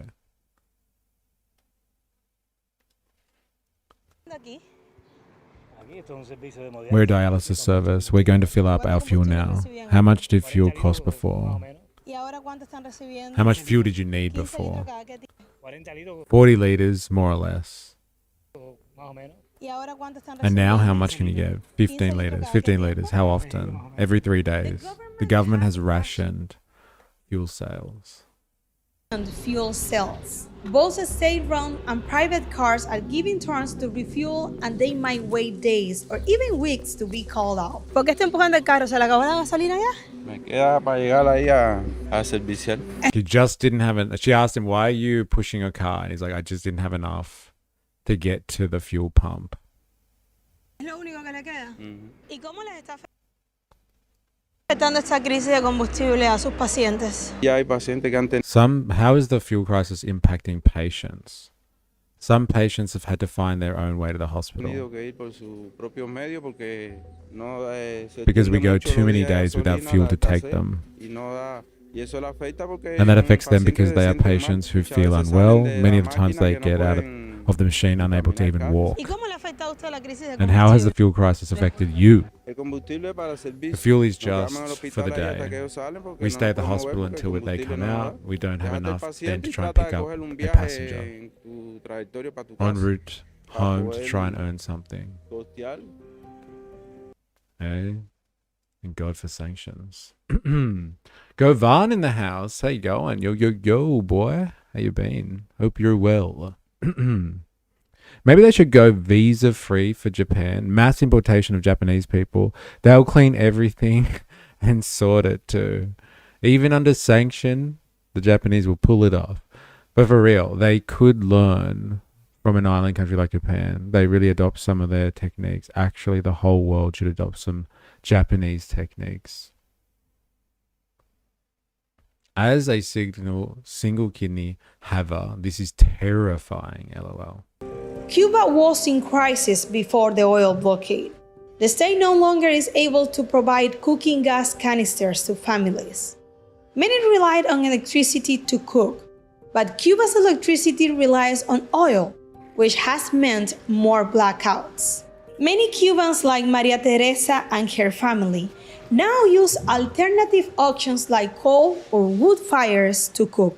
Desde allá afuera se siente el olor. I think we've seen similar people like this, using their fuel to cook, using their coal, cooking. They aren't starving. Don't know what hobbies they could have. Fitness, tree climbing, swinging through the vines. I guess you need a hobby, right? And keep you occupied during these dark times. All right, I think we get the picture. We're going to move topics now. I want to have a look at our friend, my friend and yours, everybody's favorite friend, Mr. Mamdani. Yes, you heard it right. Mayor Mamdani and his prospects.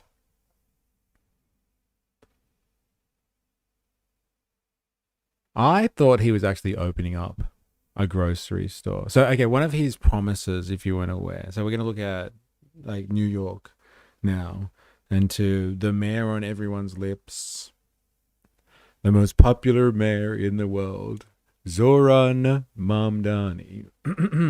Government-run grocery stores. Ha! I don't think I've ever seen you so excited about something. The Muslim king of the West. Dude, that's hilarious. Firewood and coal cooking sounds so much nicer than gas. Yeah. It's only unfortunate when you're forced to do it instead of doing it by choice. Right? Don't laugh too quickly. They are government run. Mamdani. They aren't government run? Uh-oh. Watch out, Han. You might like this guy more than you think. Now, as part of his election promises, one of the things was to support a series, I think it was 5, maybe, city-owned or city-operated grocery stores. This has been tried in other parts of the US. It's been done in New York before, I think, but it's also been done in other states or in other counties. I think the Americans use that term for the local level. And so it's like, it's not a new thing. And so like, there's a lot of people out there that are kind of like, oh, how could he do this? It's evil communism. But like, this has been tried before in the US. So it's really not that terrifying, let's be honest. But the promise and the appeal is, hey, we can have city run or operated, regulated grocery stores, which reduce the price of essentials for working people in the city. And I think it's like 1 in every borough or something like that. And I'm not sure exactly how boroughs work. I'm not down with that, but I'm assuming they're just like regions in the city, like certain areas in the city. And so like he's going to have options for going to a place that is not run by some grocery franchise. And so they have reduced costs based on the fact that they're not involved in that franchise kind of system. and they pass on those reduced costs to the purchaser or to the consumer by the fact that, yeah, they have less overhead. And so they should just keep the costs to the price of the commodity as opposed to piling on other stuff like rent, I guess, or franchise fees or anything else like that.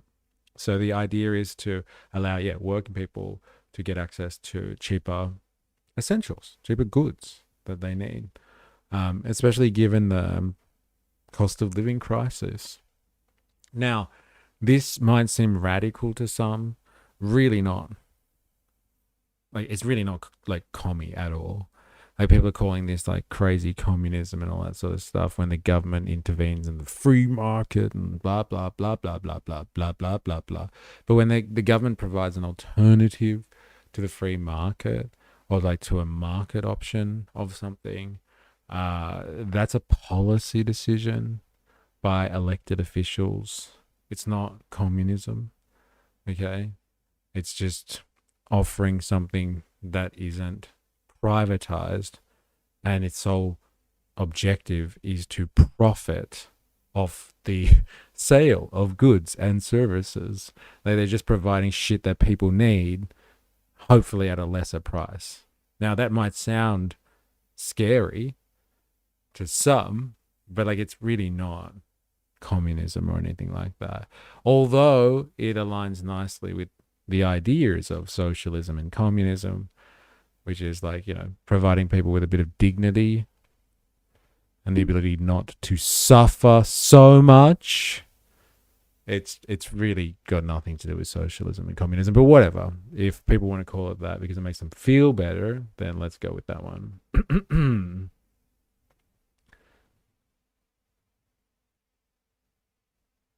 What did I miss in the chat here? So what is to stop every bodega owner in New York City from shopping there to stock their bodegas? I don't know. I'm sure there are some type of limitation there. Who the fuck knows? They have an answer for that. What's the answer, Walter? Oh, my bad, I forgot. Being 30% under market will put the bodega owners out of business. No need to worry. They are basically cities within the city. Okay, so like there's like regional, like regions or areas. Okay, got it. Thank you. Affordable choices for food. Ew, yucky. I'll just eat my boot. Thank you. LOL, mum puppy.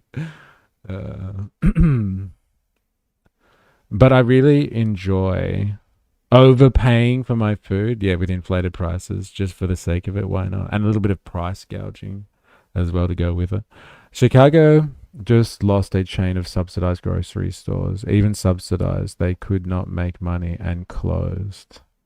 Okay. And so, like, what is that an example of? Like, subsidized. So, like, somebody getting money from the state and they still failed. Like, what are you trying to prove there? That's an interesting one. It is a public-private partnership. It's an...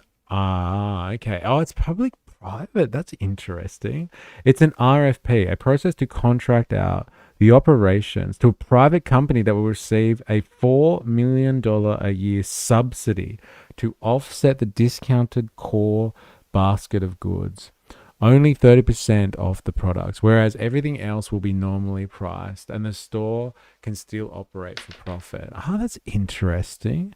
The city is just de-risking the stores by owning the land and not charging rent. That's interesting. That's very interesting. So it's a public-private partnership. That's some pretty neoliberal shit, isn't it? Public-private partnership. And there's incentives there. Very interesting.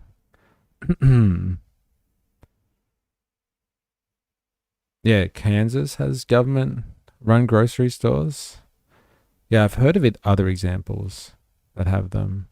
Towns/cities have more power than the larger counties. Counties just seem to be the judicial system, at least in the Northeast. Counties have very limited ability to do anything. Well, what stops milk bars from shopping at Kohl's? All I have heard is they are proposing requiring proof of residency to help curb bulk purchases, but I think they will have to set some kind of limit on certain items. Yeah. Mamdani explains this here, I think. Okay, cool. Let's let him talk then, and we'll just we'll fact check as we go along. The city of New York is not going to be able to outprice regular groceries. It's a nice idea, but I don't see how it works when people have ambition to outprice, especially against the state. Fresh produce, meat and seafood, plus about 20 other essentials like cheese, milk, bread, rice, beans, everything else is priced at market rates. Wow.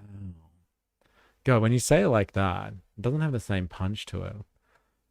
Like, is this really evil communism? Is this communism? Apparently not. Oh, it's the back of a truck. Oh. I thought they were standing in a supermarket. That sucks.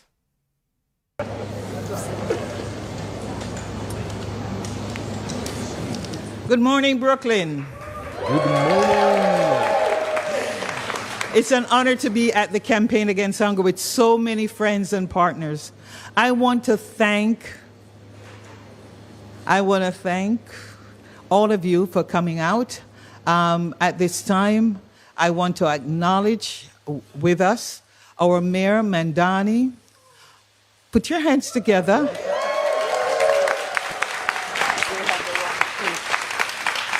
Just for me. Okay. Just like everything else you get with Zohran, the initial impression isn't always what it seems. Bodega is a fun word to say. It is. It is. It's up there with niche. Hey, am I right? Yeah, that's very misleading, isn't it? It's not what I thought it was.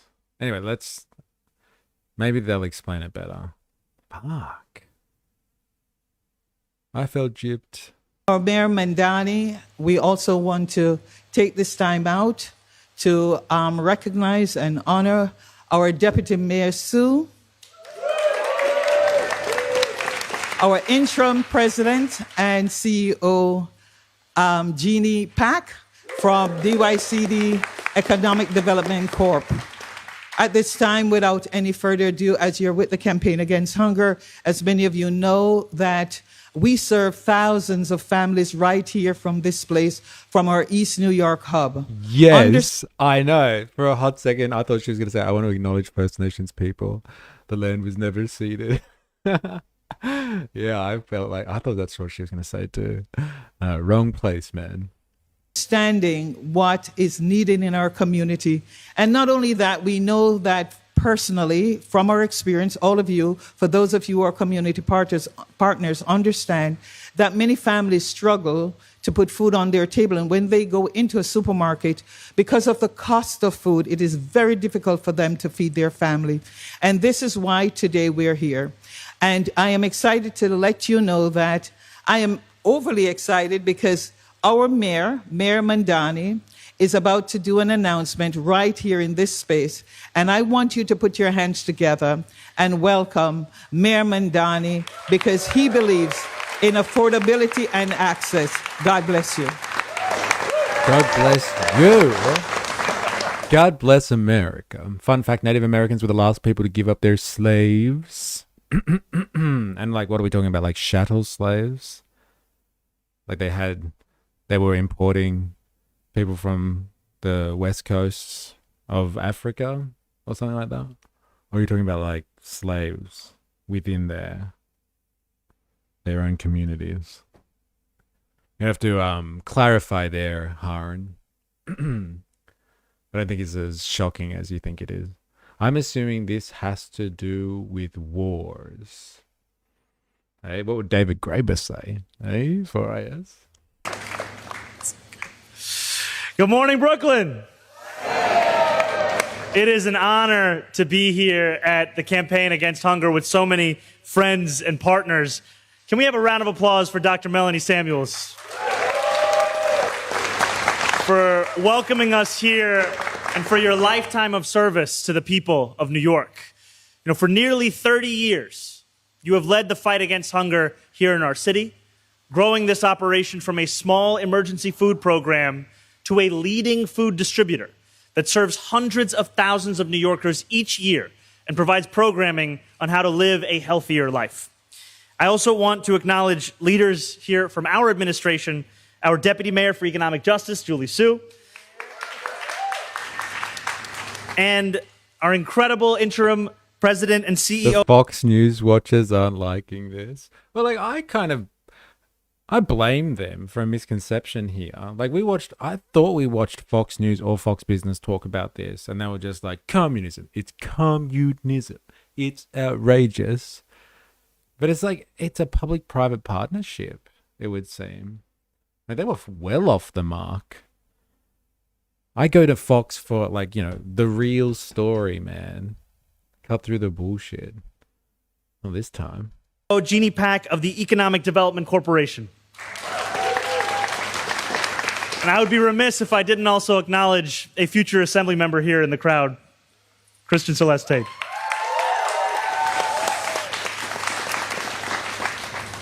And we are here today speaking of leaders in government, outside of government, and we also know that alongside us today are so many leaders, whether they have been in civil service or also we have organized labor who is here with us, RWDSU, Unite Here Local 100. And we come together, and I ask that we begin by reflecting on the number 30, its history, its significance, and its future here in New York City. A token to ride the subway cost 30 cents in 1970, which was a 50% increase from the previous year that sparked outcry, protests, and led to 12 arrests. The digits 30 have been donned by some of our most beloved athletes, from the Liberties' Breonna Stewart, to the Yankees' Willie Randolph, to the Rangers' Henrik Lundqvist. And researchers estimate that at least 30% of grocery stores across the 5 boroughs are currently playing the song Drops of Jupiter at this very moment. However, we know that for many New Yorkers, 30% at the grocery store means something very different. Since 2019, food prices have soared at grocery stores around the country by roughly 30%, in fact. Talk to shoppers around the city, and you'll often hear the same frustration. Wages have not kept up. Making matters... Dude, this is a worldwide phenomenon. Like, I'm telling you, the prices at Woolworths and Coles, like, even when you shop at Aldi to save a little bit, like, it's outrageous, the difference between what you were paying last year, just 12 months ago, to what you're paying now. It's outrageous. It's so expensive. This is a worldwide phenomenon, it would seem. More currency, same amount of people. What do you mean prices went up? What, your money doesn't go as far? It's fucking outrageous, honestly. I still blame Woolies and Coles, though. And their monopoly on everything. That's a massive factor. Even worse, some corporations have built out technology that allows for something called surveillance pricing, collecting personal data to charge some people more than others for the same carton of eggs, for the same gallon of milk. All of this leaves too many New Yorkers feeling like groceries are out of reach. And that is frankly unacceptable, which is why city government is stepping in to make people's lives more affordable. Today, I am proud to announce a collection of essential staples that will be predictably 30% cheaper at all 5 of our city-run grocery stores.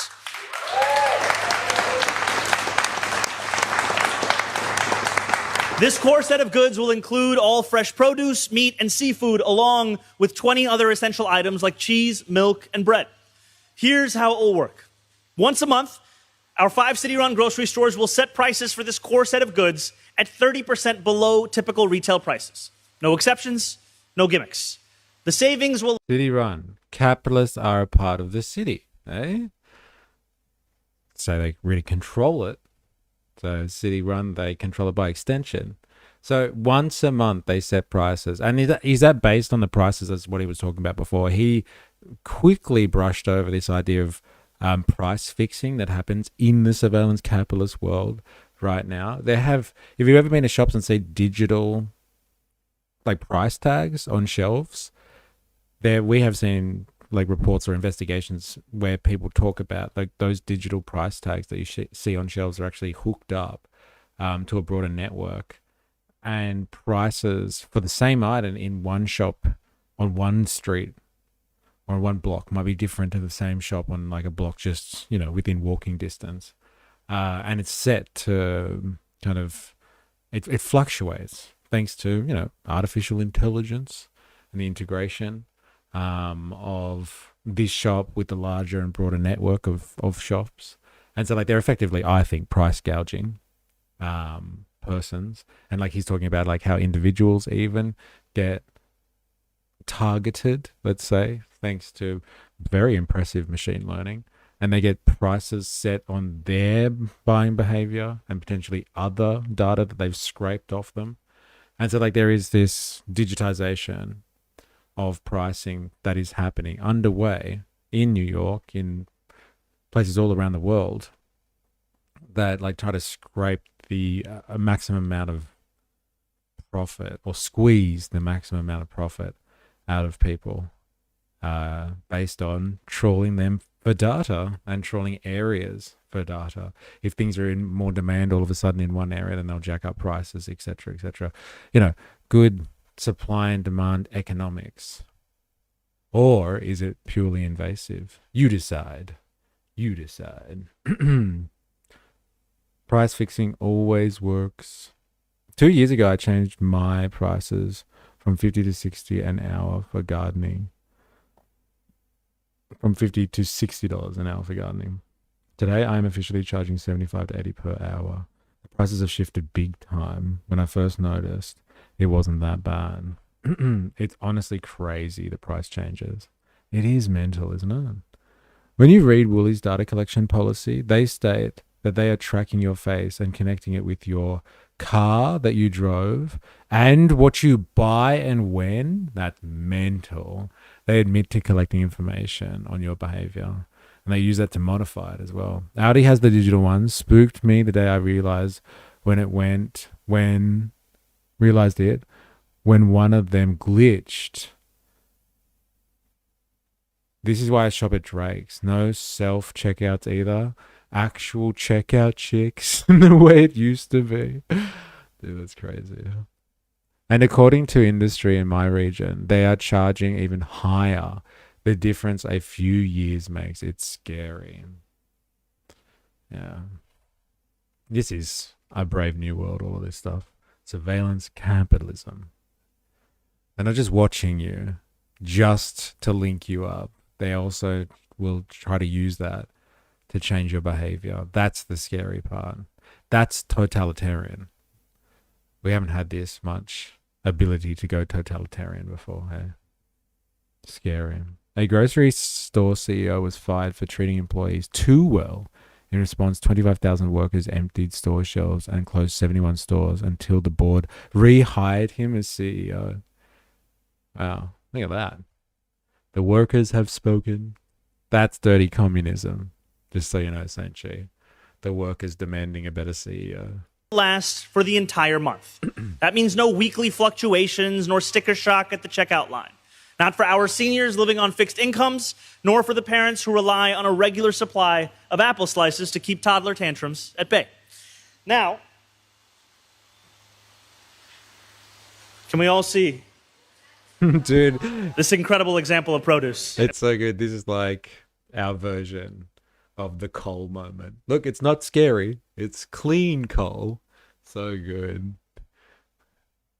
Oh, sorry. This is the New York version of good old ScoMo taking out a piece of coal in Parliament and being like, it's not scary. Don't worry about it. It's just coal. It's okay. Hot. He makes jokes that relate to me. In my hand. Now you will see these plantains here, so for anyone wondering how much these beautiful plantains might cost, you can use this QR code or head to grocery.nyc to access our policy report. I'm going to demonstrate exactly what that means.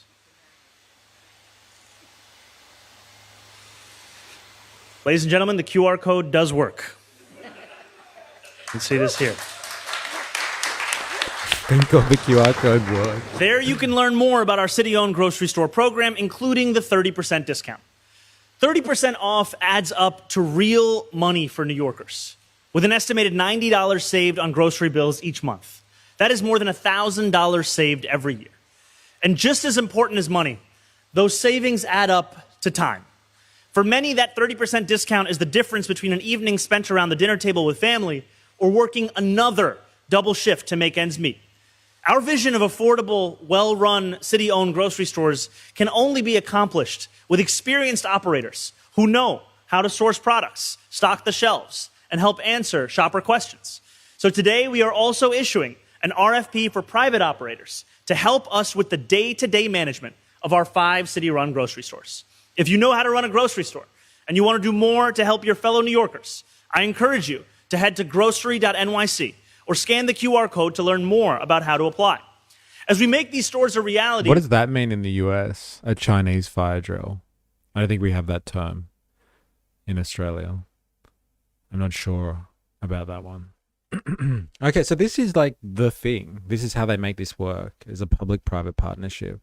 So they put the call out to experienced grocers to run these stores on behalf of, what, New Yorkers, on behalf of the city, on behalf of the government. So it's not evil government coming in and taking over.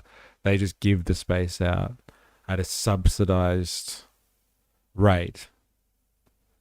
And then they operate it. But like the catch is, if you want to operate this store, you have to sell these items at a fixed price. Interesting. Could be good PR. Supermarket for the people. Yeah. Yeah, interesting. Adam Smith's basking in the free market. I don't know if 130 a month for us would make much of a difference.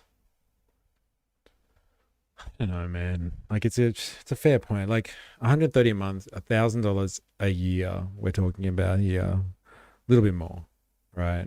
Like you don't feel it that much, but like cumulatively, yeah, $1,000 is the difference between, I don't know, going out a few times, taking the family out, going on a very cheap vacation, I guess. I know, it's not great, but like, it's something. Like, imagine if you just did your grocery shopping on that somehow, and you were able to save 30% on your groceries.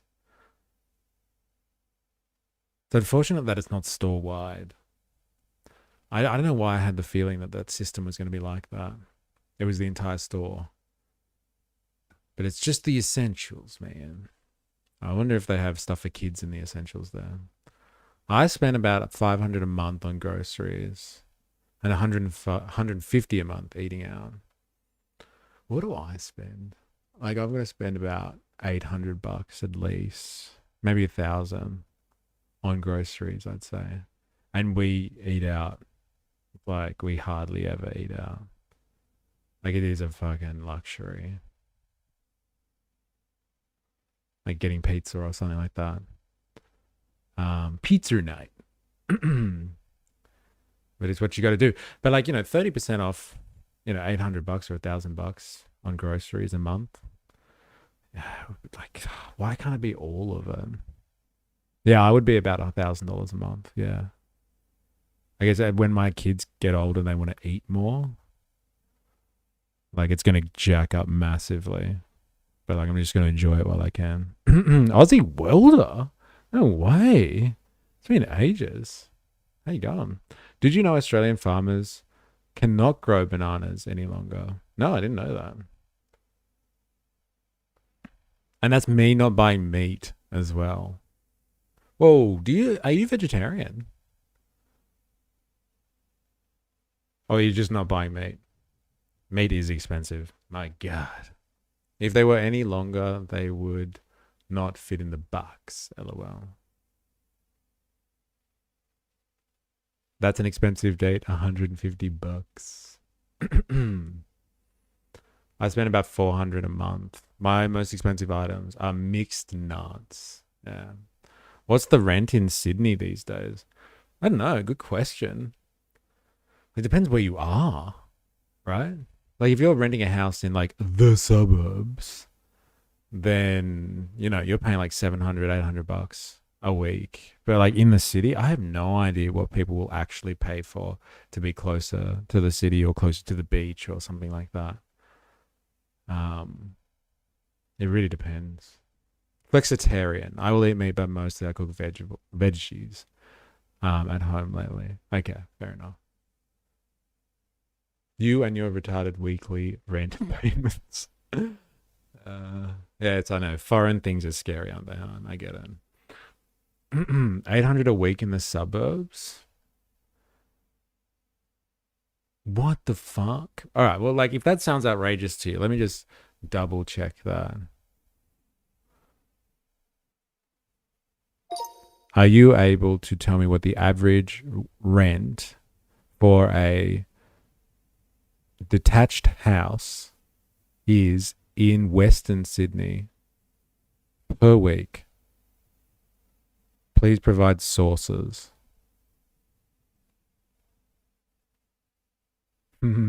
Is that what they're called? Blood mouths? Barbarians. Parramatta is 650. Blacktown 600 to 700. All right, so a little bit too much there. Liverpool 580. Liverpool's pretty affordable, I guess. Penrith 500. Dude, that's crazy. Penrith is very affordable. If you Aussies get a fishing pole and a license, fresh fish every year. Yeah, just got to live near the coast, I guess. So they got this from Domain Rental Reports, apparently. Blokes I work with pay around 700-ish a week. Northern suburbs, Adelaide. Man, papi. That rent ain't no joke. I go Ealing. Does that count or no? If you eat it, it counts. I was looking at Newcastle and it was like 800, 900 a week. In Newcastle? Fuck. Like in the center of Newcastle? Fuck me dead. Oh my God. This is the fucking plight of the working people here. Can't afford rent. That's crazy high rent. Are people not eating? How many bedrooms do you get with that? That's why I've said like detached house. So that could be like a 3-bedroom house to 4 or 5-bedroom house.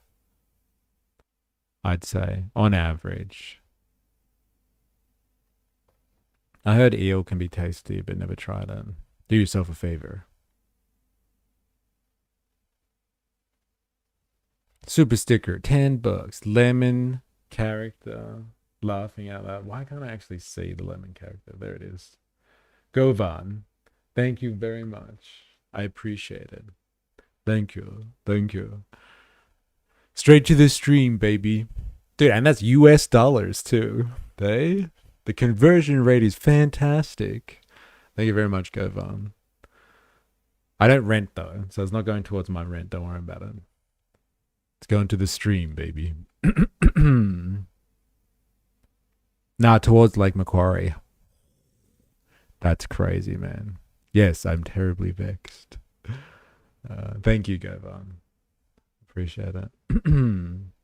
But there is also the mental benefit and enjoyment from shopping at different places. It's real, man. But in Niue itself is the same. Crazy. That's mental. It's absolutely outrageous, that is. All right, back to Mem Poppy. We are committed to ensuring those who work here will have good contracts for good jobs, with store workers receiving family-sustaining wages and benefits. In the wealthiest city, in the wealthiest country, in the history of the world, no New Yorker should have to worry about being able to afford to feed their family. This sentiment, frankly, is not new. More than a century ago. This is a really fair point. You gotta say, like, for all the nonsense that's out there in the political realm and all the the garbage that is talked about in politics. America, richest country on earth in the history of the human race. Like, for entirety of human existence, people measure it to be the richest society ever. And then you have the richest city or locale in the richest place on earth. And people are struggling. People are struggling. And then people still believe that the free market is this master class. And they're just like, no, it's regulations that destroy it. Like, come on. Come on. Wealthy society, people can't afford food. That's absolutely fucked. All right? That is absolutely disgusting. I would be ashamed of that if I was partaking in this form of society, or like supporting this type of society and this form of economy. I would be absolutely ashamed of that legacy. The wealthiest country known of like time and place, known to humans, and we can't actually feed people. It's mental. It's absolutely mental. What a time to be alive. It's run by Democrats. Of course it's struggling. See, this is what I'm talking about. Despite all the political rhetoric, you can say whatever you want. This style of economy is actually failing to give people food. That is lame. That is fucking lame. Absolutely shameful stuff. Mayor Fiorello LaGuardia witnessed the food... Patriot defense missiles at $4 million a pop is far better investment for taxpayers. Oh man, that's hilarious. Riots of 1917. Oh, More than a century ago, Mayor Fiorello LaGuardia witnessed the food riots of 1917, led by immigrant mothers incensed with soaring food prices. Those mothers took to the streets to overturn push carts and eventually called for a boycott of marked up goods. Years later, when he became mayor, he spearheaded the creation of municipally owned markets to reduce the cost of groceries for those same immigrant mothers. He did so because he believed in a simple definition of the task of government: to make people's lives better. Today, we are one step closer to fulfilling that fundamental responsibility. Thank you very much. Now with that, I'm going to pass it over to our Deputy Mayor, Julie Su. There you go. It wasn't half an hour. Yeah, he spoke for like 5 minutes. Now we get to hear from the deputy. Good morning, everybody. Thank you so much, Mayor. I also want to acknowledge our Groceries Interagency Task Force who helped us get to this day, and many of whom are in the room with us. So as the mayor said, I'm Julie Su, the Deputy Mayor for Economic Justice, a position that the mayor created to be sure that we are utilizing all the tools of city government to make New York City a place where the people who choose to live here also know that they belong here. And that belonging isn't abstract. When you can't afford something as basic as groceries, it feels like the city is pushing you out. It means making impossible choices: eggs or bananas, milk or meat, even essential groceries or necessary medication, food to fill a lunchbox or shoes to fit growing children's feet. A trip to the grocery store feels heavy, and that's not just because of the weight of the basket. A lot of what's pushing those prices up isn't ours to control. Wars an ocean away raise the cost of fuel, and that cost gets passed on to you. I don't know, man. Like, if anyone can make the claim that, if anyone has like a shaky ground to make the claim that it's not our wars, it's happening miles away and it's still affecting us, it's like, well, you know, your society kind of is responsible for this. Like, you might not have voted for it directly, but like, if anyone is responsible,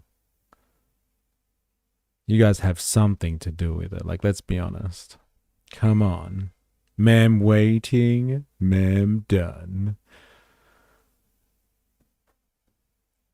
The thing that is going to piss me off is, by the time all this retarded schemes collapse in utter failure, he will have moved on to higher office and will leave the mess for someone else. Yes. The only form of politician who would ever do something of this nature. Seems to be completely individualistic problem there. Definitely not part of the system. Wagyu beef or caviar? Which choice do I make? Has anyone been there though? Have you been there in that situation that she's describing? It is a hard conversation to have with your kids when they're just like, but I want to buy that. And you're just like, we can't afford that at the moment. We'll do that next week when we come back to the shops. We'll get that. We just don't have the money. But why? Well, that's just life. You'll understand when you're older.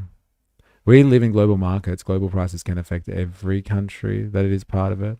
Yeah, of course. But she's kind of like, we have no control over this. It's like, well, you could have done something about the president who's decided to go into these wars. Could have done something about that. 100% been there. 5 kids, hard choices. Yeah, man, I can imagine. I'm trying to explain that one. It's just like, so money, right, buys goods and services. And you have to have enough money to buy all of the goods and services that you want. Yeah, but why? Why can't I get this? I don't understand. Yes, I know. You will understand one day. To start with, New York City is going to be buying stuff similar to other retail stores, and they'll be eating various costs.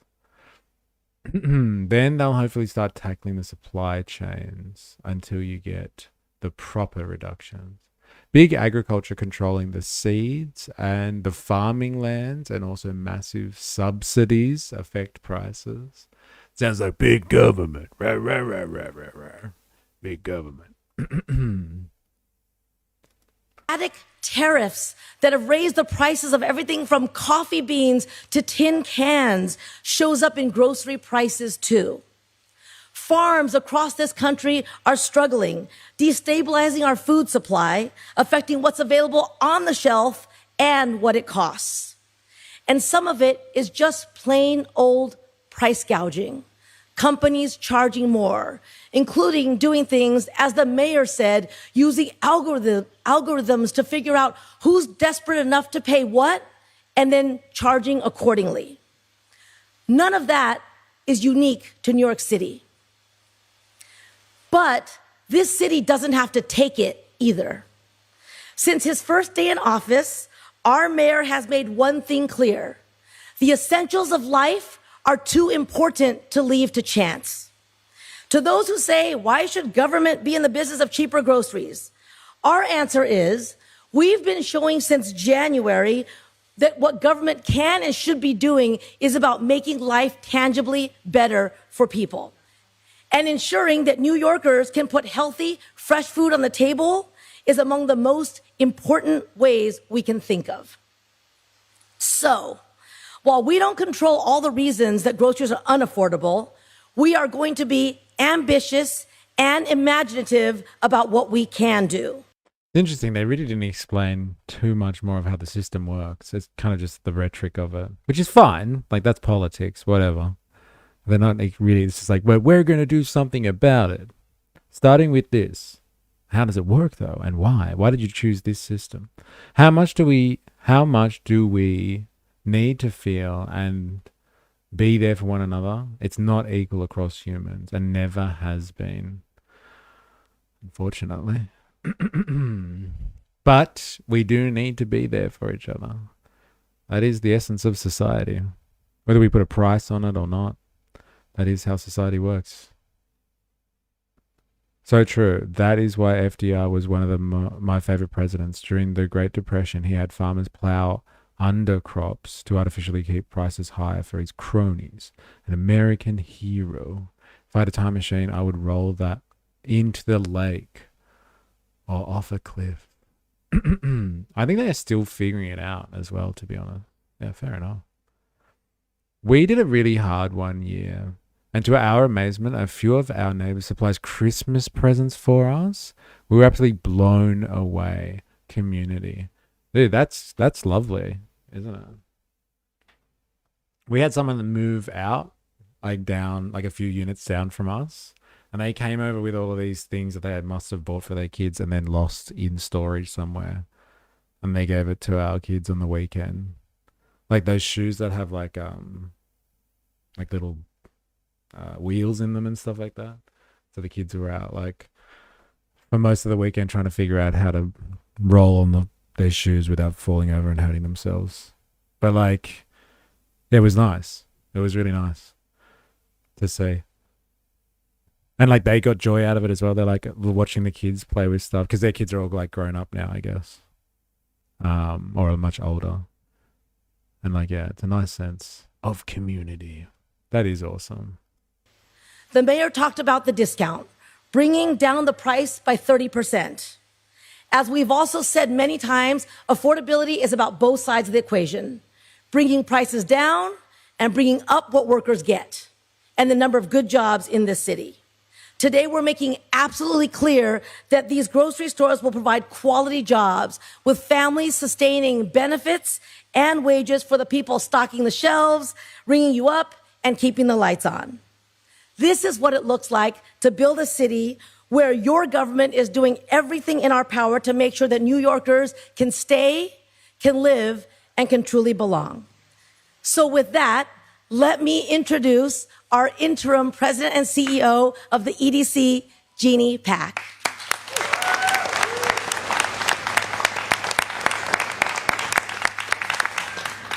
Good morning, everyone. This is a very exciting day. Thank you, Deputy Mayor Sue, and thank you, Mayor Mamdani, for your vision to make New York more affordable for every New Yorker. That is the heart of our Groceries Vision Plan. NYC Groceries, a recipe for affordability. And there's no better place to release this plan than here at Campaign Against Hunger in Brooklyn, a place that demonstrates every day what it means to invest in communities and ensure families can access and afford healthy foods. And I want to thank Dr. Melanie Samuels for hosting us and for all the incredible work she does. All right, I need some more information. Maybe someone's written about it. And our AI assistant will tell us all the gas. I'm hoping that will actually happen. Let's see. We are watching a press conference with New York City Mayor Zohran Mamdani talking about city-run grocery stores. And we are trying to establish how these will operate. Is it run by the government? Do they set prices? And what items will be regulated for sale to the public? Also, how will members of the public access these stores? Will there be any restrictions or limitations on them?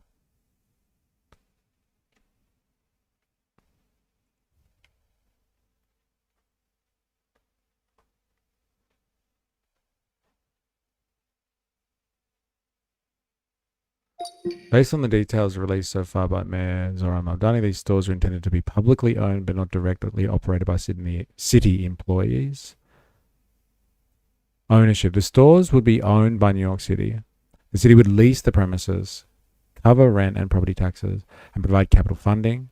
Operations. Rather than being staffed and managed by government department, the day-to-day running would be handled by private grocery operators under contract with the city. Pricing. The city has announced that a core basket of essential groceries will be sold at 30% below typical retail prices. The city would be effectively, the city would effectively require those discounted prices through its contracts with operators. According to the mayor's announcement, guaranteed 30% discount would be applied to all fresh produce, all meat, key pantry staples, I wonder what the list is. What they won't sell? The reduced direct competition with neighborhood bodegas and convenience stores. The current plan is that the municipal stores will not sell alcohol, cigarettes, and hot prepared food. Who can shop there?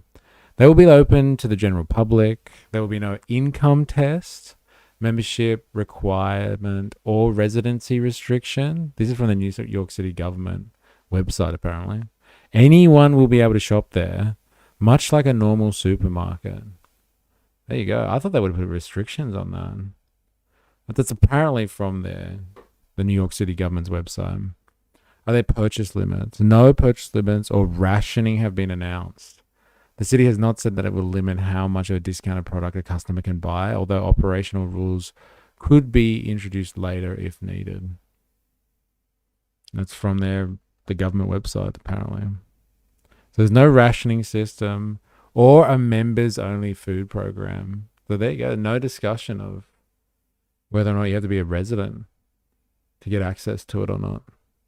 Very interesting. Why the... No, eh? Why the... No.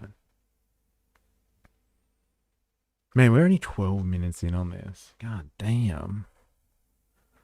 I don't know if I can do more of this. I'm not even talking about the logistics of the shopping center or the grocery stores.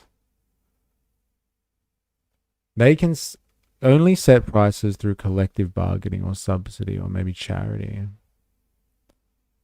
Get that odd bunch groceries stacked. Very interesting. Very interesting stuff. All right. We are going to use this now as a lead-in to kind of have a look at another topic, which is what we're going to be investigating today for Workers Wednesday. So we're going to be doing a segment on Wednesdays. And like we've basically been doing that all day, realistically. Let the experiment play on, I say. Logistics, fairy tale economics, page 47 of an economic textbook. This is what I saw, mystery. New York City run grocery store, 30% discount. She also explained that the stores would likely require some proof of New York City residence and have other systems in place to prevent bulk purchases of discounted items for resale. Okay, thank you. Supermarket news? That's crazy. Thank you, supermarket news. Let's have a look.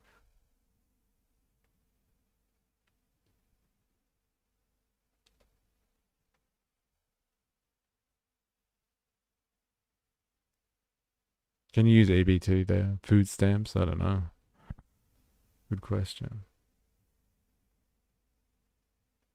That's interesting.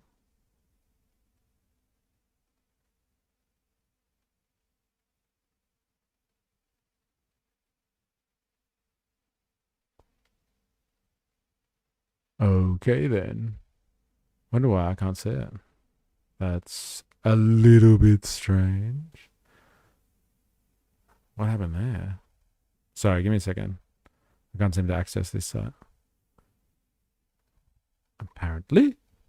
Don't know why. New York City run grocery stores will offer 30% discount. City run grocery stores proposed by New York City Mayor Zohran. I was about to say Zohran. Zohran Mamdani will price certain items, including produce, meat, bread, milk, 30% average market prices, the city announced on Monday. Okay. He said plans call for the city to secure the locations for the stores and waive the rent and taxes on the sites, leaving the operator to handle the day-to-day. Okay. In addition to the offering the 30% discount pricing on everyday items, the store will also be required to reevaluate the prices each month. Yeah, we heard that. During the press conference, Mamdani also decried the use of dynamic pricing, a customer-specific pricing strategy that has been banned in Maryland, Connecticut, and New Jersey, and has come under widespread criticism amid the rollout of electronic shelf labels. As previously reported, New York City is planning to open 5 city-owned stores, one in each of the city's 5 boroughs. Each of the 5 locations will share similar store branding and will also have a similar look and feel, said Jenny Pack of the New York City Economic Development Corporation during Monday's press conference. She also explained that the stores would likely require some proof, there it is, some proof of New York City residents and have some other system in place that would prevent bulk purchases or discounted items for resale. Asked by reporters about the complaints from local supermarket operators and bodega groups that the city-owned stores will have an unfair competitive advantage, Mamdani said that there is more than enough business for both city-owned and privately owned stores to coexist. Communism. I don't want to have competition.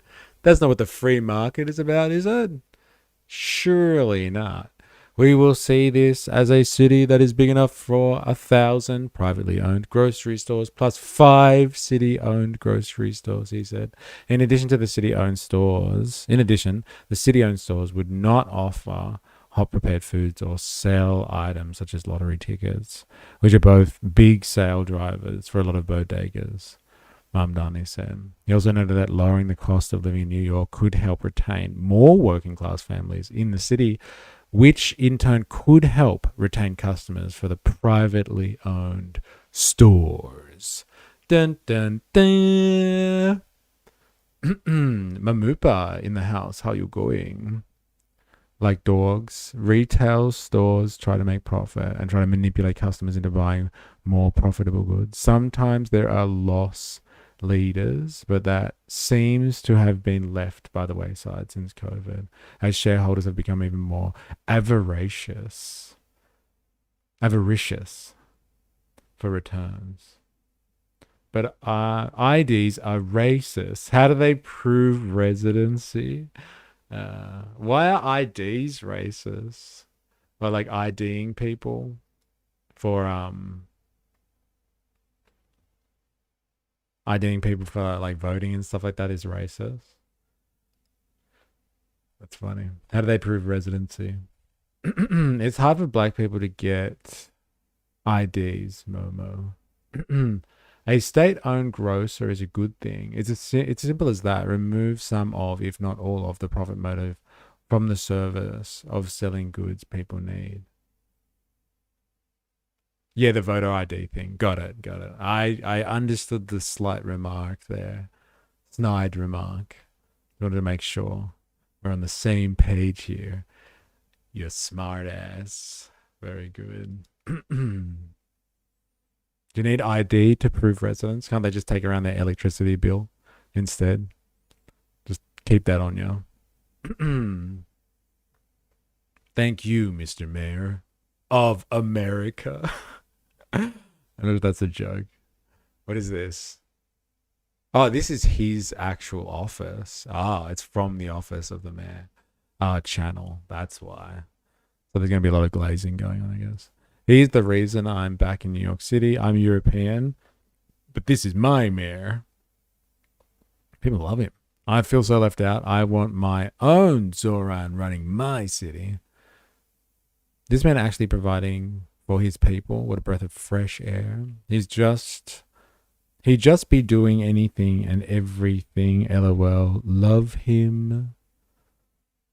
Yeah, there won't be any critique in here, I guess. Hunger and malnutrition are a real problem here. I don't charge my little music students for lessons, but provide food and fruit to take home to their precarious shelters. A shame in the richest city in the world. It is a shame. The richest city in the world. Very interesting. People have to look for alternatives like this. It is a fucking shame. What's the limit on how much profit one can make from these stores, or just generally? Is there a limit to profit? I don't think there is. Ask Elon Musk. Are they taxing some poor individuals to pay for this while high income earners avoid taxes? Who lasts longer, Kalishi Polymarket or New York money grocery stores? Who knows? Hey? Well, I'm assuming they just use the existing tax revenue. because I don't know if he's been able to do that thing that he wanted to do, which was tax the rich, get them to pay for everything, because like that has to be done at the state level. I don't think he has really any control over that, right? Stupid sexy carrot. Is this the odd bunch that you were talking about before? Me though, nah, I'm still buying the more expensive ones that look right. I love the odd bunch. Yes, I'm gonna marry a carrot. So many capitalist cucks. Think of it not like that. Think of it like people are engaged in the matrix and they don't understand. If anything, like their initial reaction is to fight to maintain the status quo. And they have to, it needs to be teased out.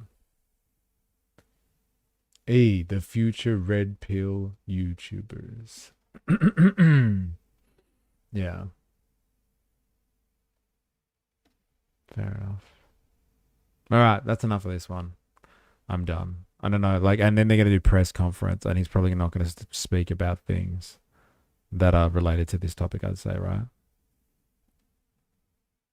I am assuming. Local grocery store owners who say a municipal grocery store will siphon business from them, potentially lead them to raise prices for customers or shut down.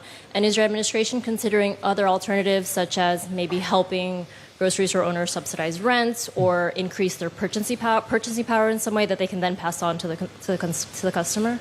So we've talked about 5 city-run grocery stores, 1 in each borough. And thus far, we've announced La Marqueta in Manhattan and La Peninsula in the Bronx. And these 2 sites showcase the example of when you are speaking about a dense neighborhood, there is more than enough market for both existing grocers as well as one city-run grocery store. When we're talking about La Marqueta, we're talking about more than 65,000 New Yorkers who live within 10 minutes of that grocery store site. When we're talking about La Peninsula, we're talking about more than 150,000 New Yorkers who live in the Hunts Point area alone. And what we've seen is that the city already operates... A lot of people, man. That is dense as fuck. God damn.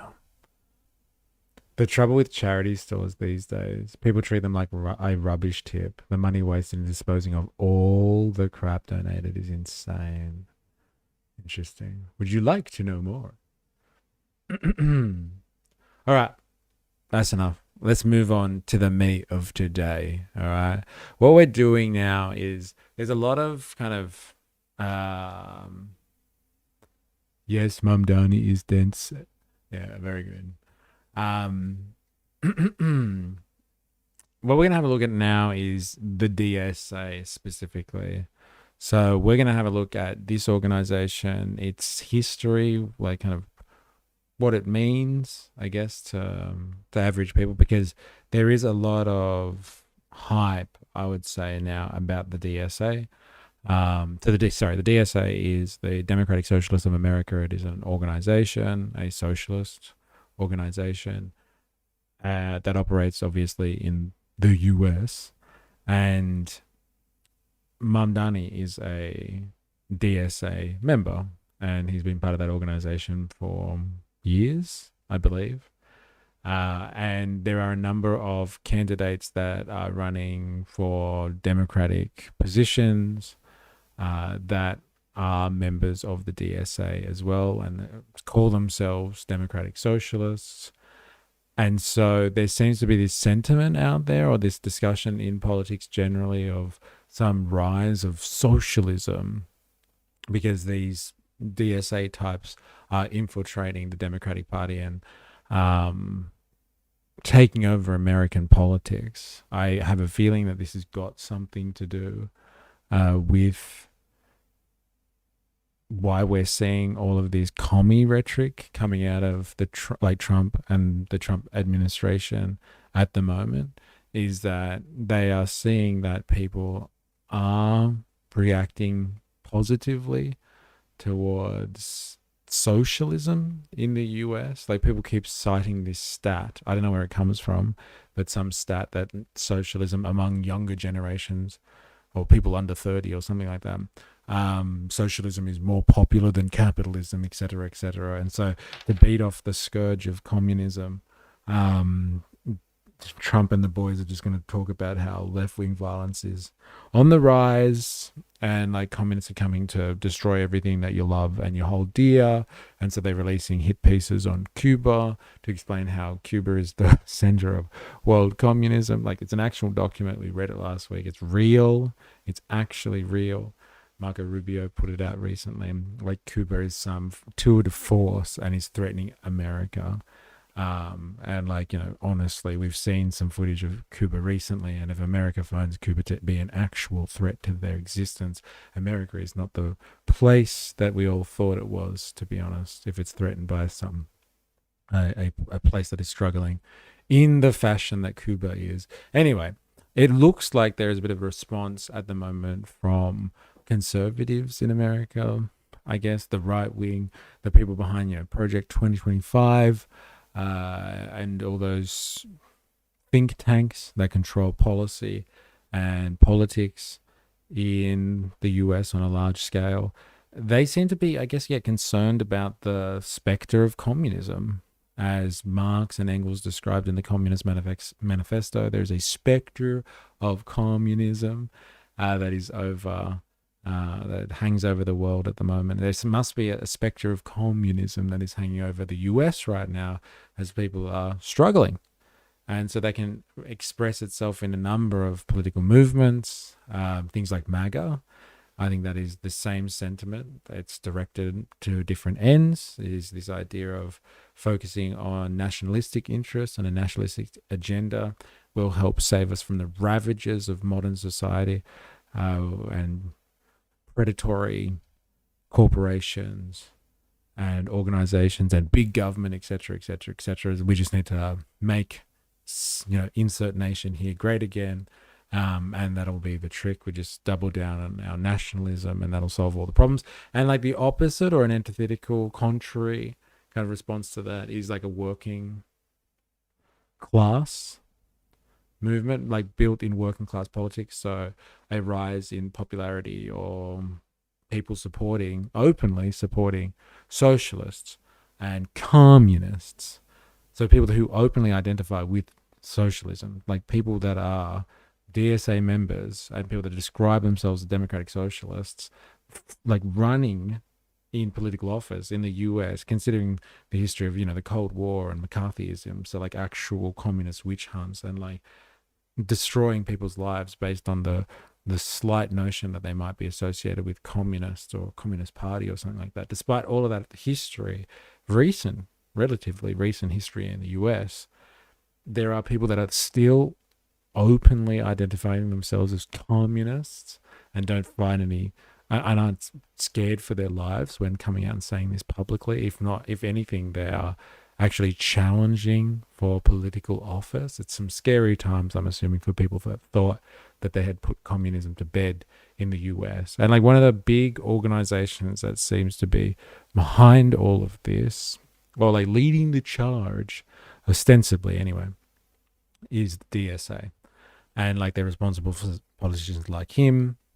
And so they are now a force to be reckoned with in US politics. Not like, you know, those fringe little socialist parties that are full of weirdos and like college dropouts, but like an actual political unit that is fronting / supporting candidates in elected office. It's a threat.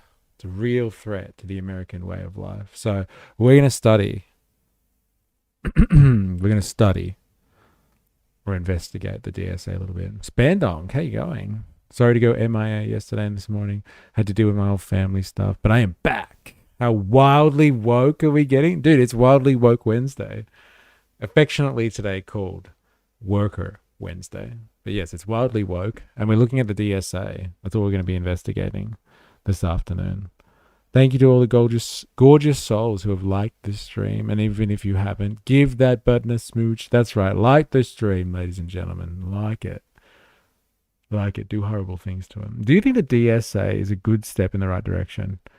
Yeah, undoubtedly. Because good step, right direction. Do you agree with like their policies, the way they frame things? That's what we're going to look at today.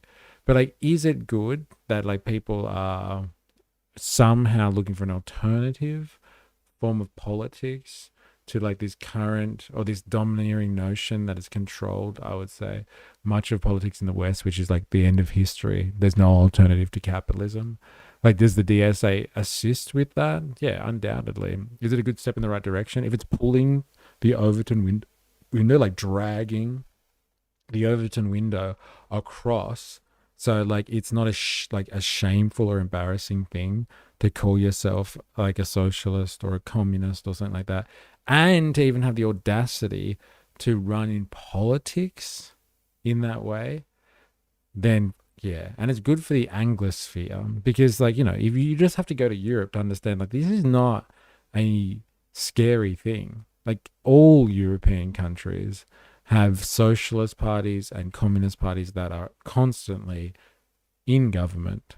Like, they're in like minority governments and they form larger coalitions, but like they get elected and they have people inside parliaments or congresses or whatever you want to call them across Europe. It's really just the Anglosphere, it would seem, that is like terrified by the word communism and socialism. So if DSA are dragging the Overton window across and allowing people to talk openly about socialism and communism and it not be scary or like terrifying, then like that's fine, because it's giving people alternative form of politics, and like maybe a way out from their current problems.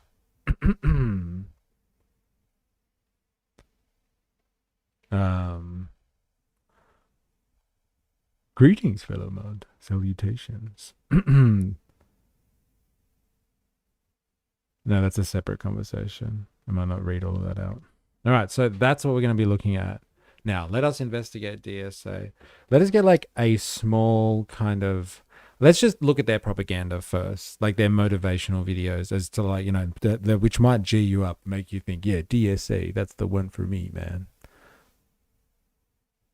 Let's have a look, shall we? Where's the links I've got? Too much blue in the house. What do you mean by that? Tell me, please. Let's have a look at... Okay, so this is their propaganda. This is going to G you up, so it's going to make you want to join the DSA. So I hope you're ready. Be ready to join the Democratic Socialists of America. America.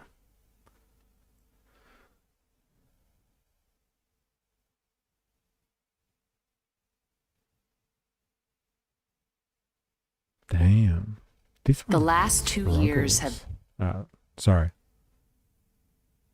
Oh, refer to mod color is all. Oh, okay. The last 2 years have been rough. We've been hit with crisis after crisis, and everywhere working class people are being pushed out of politics. Right at the moment that we need to fight like hell. The bosses and billionaires and their politicians and police are sacrificing us during this pandemic. It's no wonder we are exhausted and struggle to organize. But we are finding a way. We've seen huge electoral victories and labor organizing from coast to coast, including major union wins in Starbucks stores from Buffalo to Seattle. Workers everywhere are rising up, and DSA chapters and members are returning to face-to-face meetings, rallies, and canvasses. As working class people, we're fed up. As socialists, we know the answer is class struggle. No force in history is stronger than the working class taking collective action. Let's brush ourselves off and move forward together. Serious politics begins with organizing and mass movements. There are no shortcuts to building power. Join us to rebuild, re-energize, and recommit to building working class power with DSA. Yeah, building class power. There you go. There's your link if you want to join up. Do you feel inspired? Do you feel motivated? Now, what's going on with the flag there? I hear you asking. So this is two people shaking hands, holding a rose. Now, there is this old concept in socialism, like which predates, Marx or any of the thinkers that you might associate with what socialism and dirty communism is. And it's this idea that there's more to life than like work, like working to buy bread, like essentially buying food. And that like there's nothing wrong with work essentially, but like you work to create a beautiful existence and to enjoy the beauty of life, as opposed to just working to scrape a living and survive, like just making enough money in order to buy groceries and to pay your bills, and just make it from day to day, week to week, month to month kind of thing. There is more to life than that, and there's an appreciation of the joy and the beauty in life, and hence what the rose is supposed to symbolize. That yes, there is time for work and for labor, and to like be serious and to make things and do things, roll your sleeves up. But like you should be doing those things not simply at the behest of somebody else to help line their pockets. You should be awarded, because of your work, a dignified existence. And so the rose is supposed to be emblematic of all that type of stuff. Take note, Socialist Parties of Australia. See how they focused on class rather than culture? Yes, I know, right? Yes. Joining the Democrats isn't a shortcut.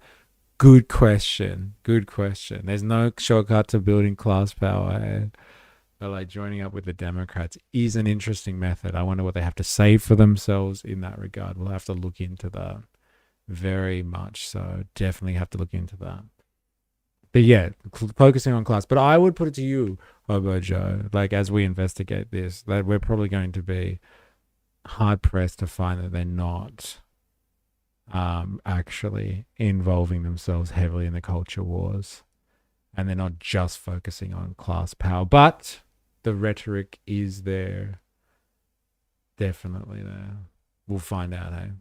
All right, here's another piece of inspiration for you before we get into anything more in-depth than that. Here's another piece of propaganda from them. So you know what the DSA is all about, I guess. Here's another piece of propaganda. Let's have a listen. I wonder why it's so hard to load today. Is the stream okay from your end, wherever you're looking from? Let me know if it's like dropping in and out for you. All right, let's have a look. Not me. Us. Not me. Us. Not me. Us. It was never about any one candidate or campaign. And it was never about change from the top down. Not me, us means worker solidarity. It's about a grassroots movement. It means we will continue fighting until all workers have a voice on the job. And a healthcare plan they can rely on. And until we stop billionaires from exploiting our labor for their profit. That requires all of us to come together. Interesting they're focused on billionaires there and healthcare. Healthcare for all. Again, in somewhere like Australia, not such a radical idea to provide socialized healthcare. So government supported healthcare system where people are guaranteed a basic level of healthcare. Not a radical idea, but it's something that is required of, it would seem, a dirty commie group in the US to pull off. Like, is this socialism? Like providing people with basic healthcare so they don't die because they can't reach it on the market? Is this socialism? Interesting. And like the rhetoric is focused on billionaires here. Billionaires exploit workers. There is this theme in socialism and communism, and I guess generally in left-wing politics, that you can't become a billionaire unless you have exploited people. And there's a visceral reaction, I find, against that for most people that are inclined to business and commerce. And they're just like, oh, come on. Like, billionaires don't get where they are because they exploited people. Like, some might be exploitative, but I'm sure there's some very good billionaires out there, et cetera, et cetera. That's just such a generalization. It's not fair.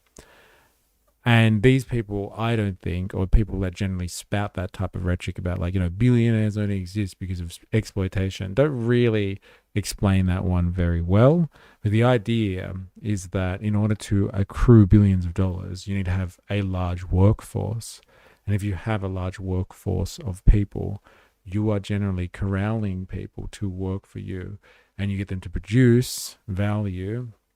This can be done in a society-approved and ethical way, with good worker protections and laws and all that. But nonetheless, you corral hordes of workers together to produce things for you. You pay them for it, fine.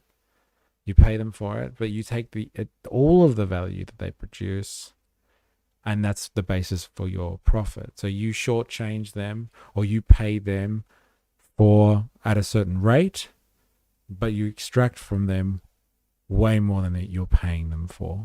And so if you're doing that en masse, and you have like potentially tens of thousands, if not hundreds of thousands of employees all working away for you, and producing all of this value, like look at the way that AI has developed over the last 5 to 10 years.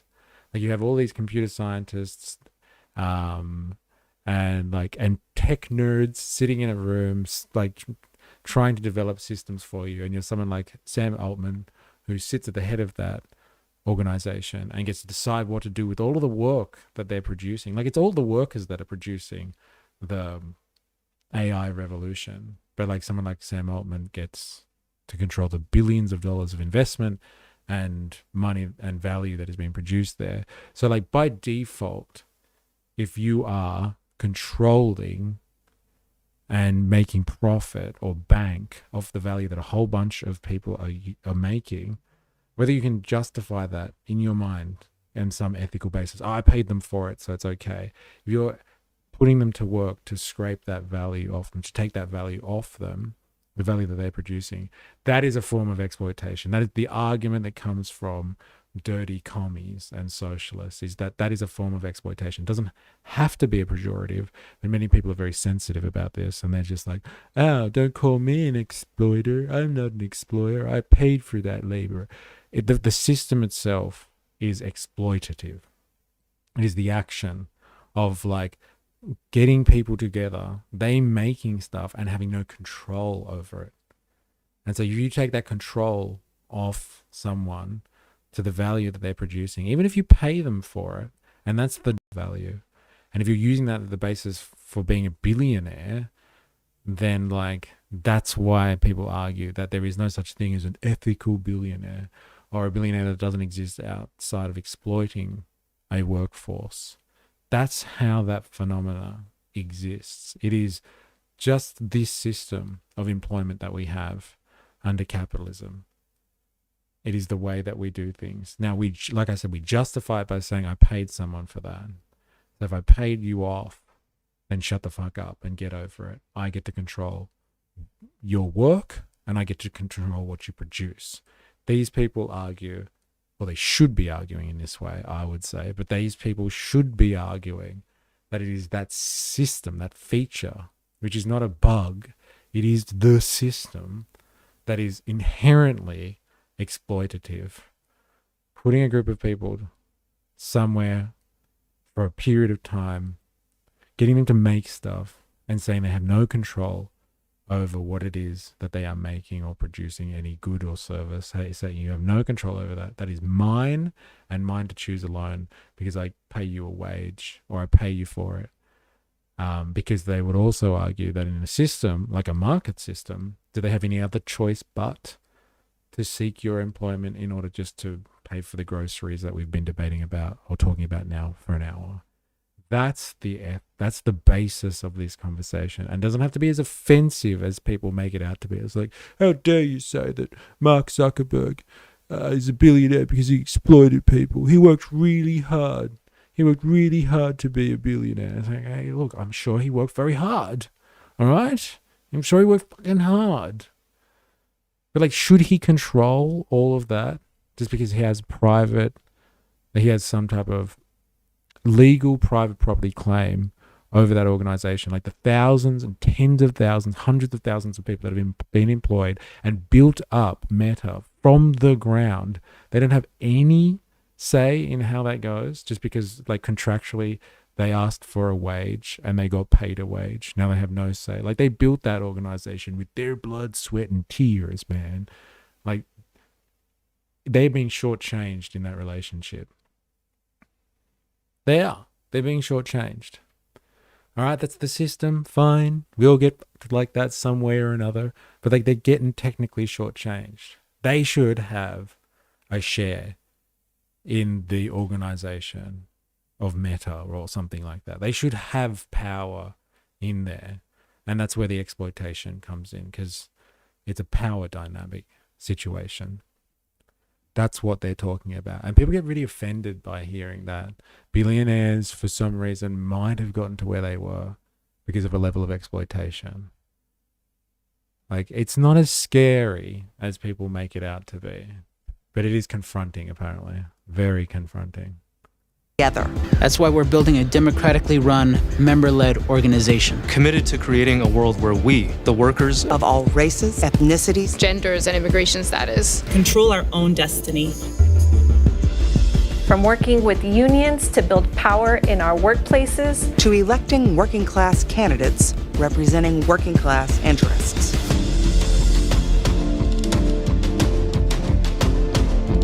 We are committed to transforming our society into one based on collective ownership, Freedom, equality, and solidarity.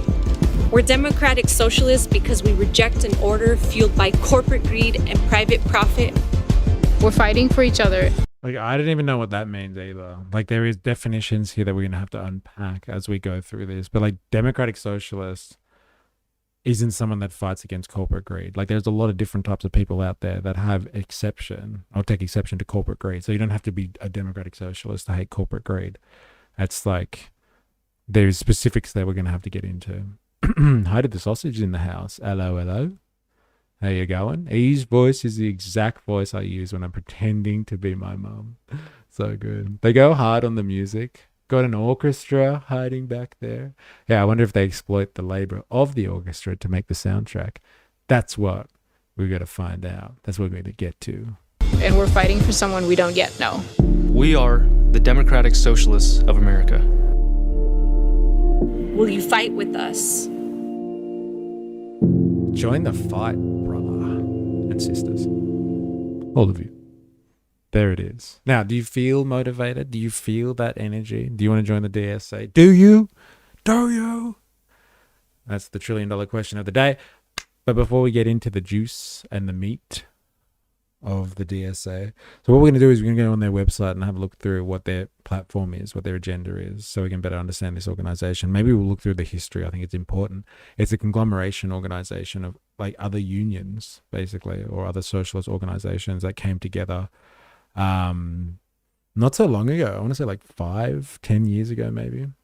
No. Don't be like that.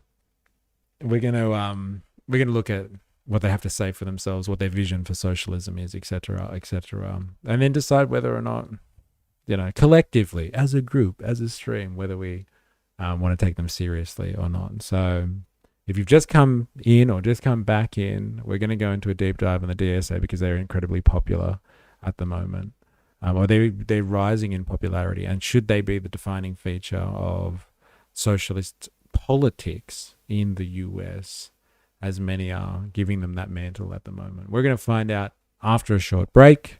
So if you haven't already and you're on YouTube, make sure you activate the like button. If you're new here, subscribe for more. Follow for more on Twitch. I've been trolling Islamic terrorist groups, telling them the DSA is a gay organization dedicated to wiping out Islam across the world. How do you troll Islamic terrorist groups? Like, should they even exist? Like, terrorist organizations? How do you even get access to them, Han? That's crazy. Isn't there a Communist Party there now? Where? Like in the US? Like this is technically a Communist Party. I don't find much of a difference between socialists and communists. I guess we can get into that later. But like there's definitely Communist parties in the US. Whether they have the gravitas of something like DSA. I don't think so. They are dumb. The idiot ran over a bunch of people in Germany. But like, how do you troll them? They don't even know where they are. That's the scary part there, Han. It's terrifying. All right. Now, if you're wanting to join us, here's the invitation. China's going to get us done. Yeah, apparently associating with terrorist groups. My God. Here's the invitation for Discord. This is where people are having like side chats and like we share propaganda and all that sort of stuff over there. So come join the propaganda community. And this is where we can put like censored comments and stuff like that. And here is an invitation to the Patreon. So here it is. Please go over there, become a free member, so I can get you on an email list. It really is as simple as that. You can financially support the cause if you really want to. I would love you forever, but I need you on an email list because notifications just don't work, and we're all a slave to the algorithm or like shafted by it somehow. So that's what the Patreon is for. So go over there, do yourself a favor. We'll be back shortly. Activate the like button.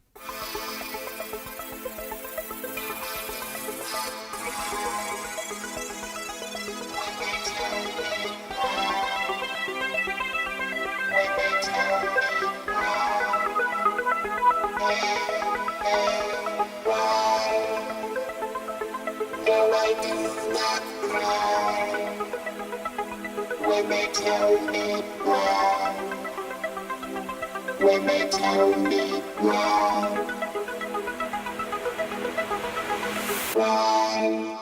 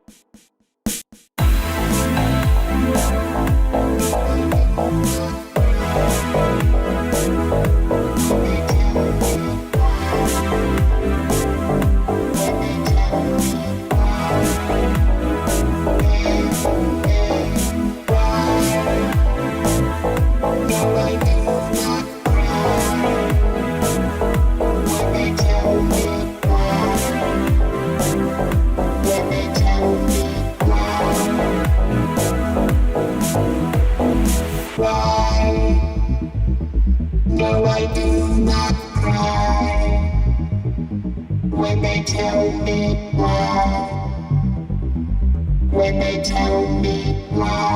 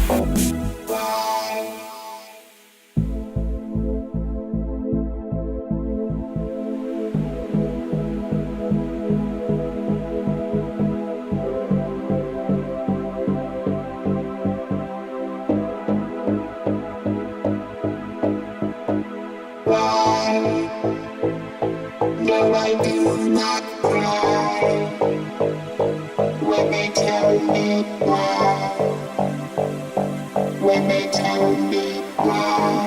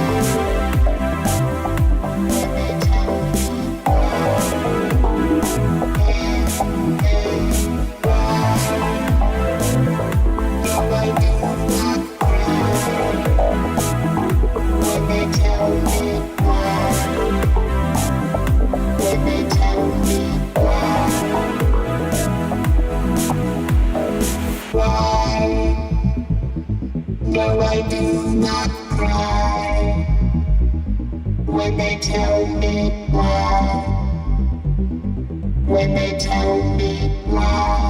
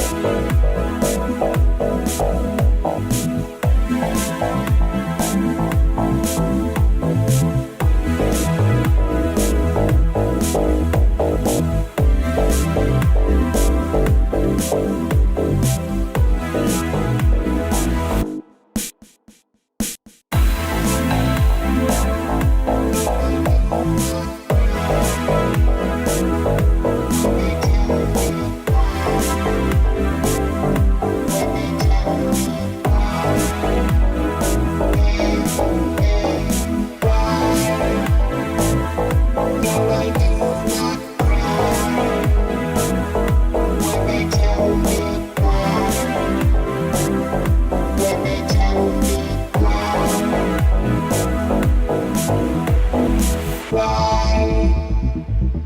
No, I do not cry when they tell me why. When they tell me why.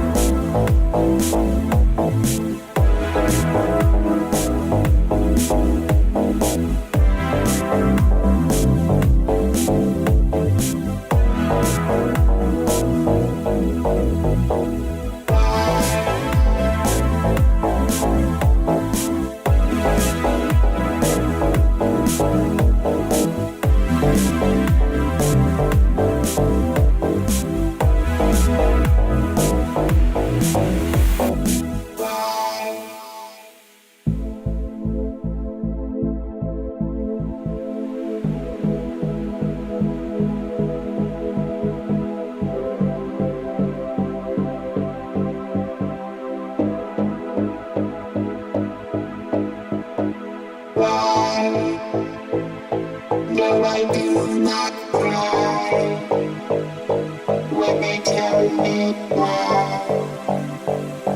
When they tell me why.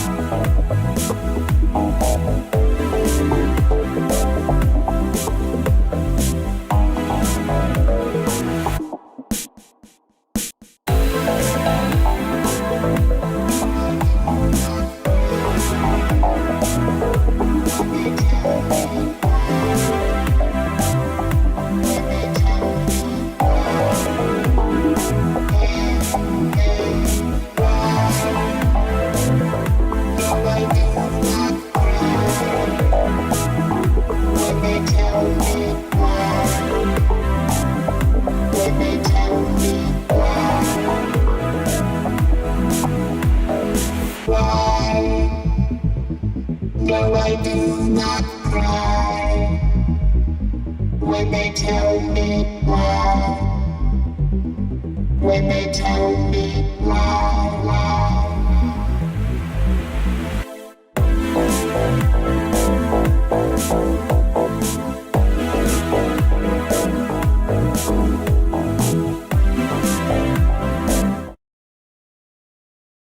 All right. Calm down. We're back. Bolted to it. Thanks for the cuts. Appreciated. All right, let's get in and have a look at their website, shall we? Let's see what it's about. That's the DSA, if you weren't here before. Let's have a look. Where are you? The program of the DSA. Let's check out these woke commies and their agenda. Here it is. Can you actually see that properly? No, I need to change that a bit. There we go.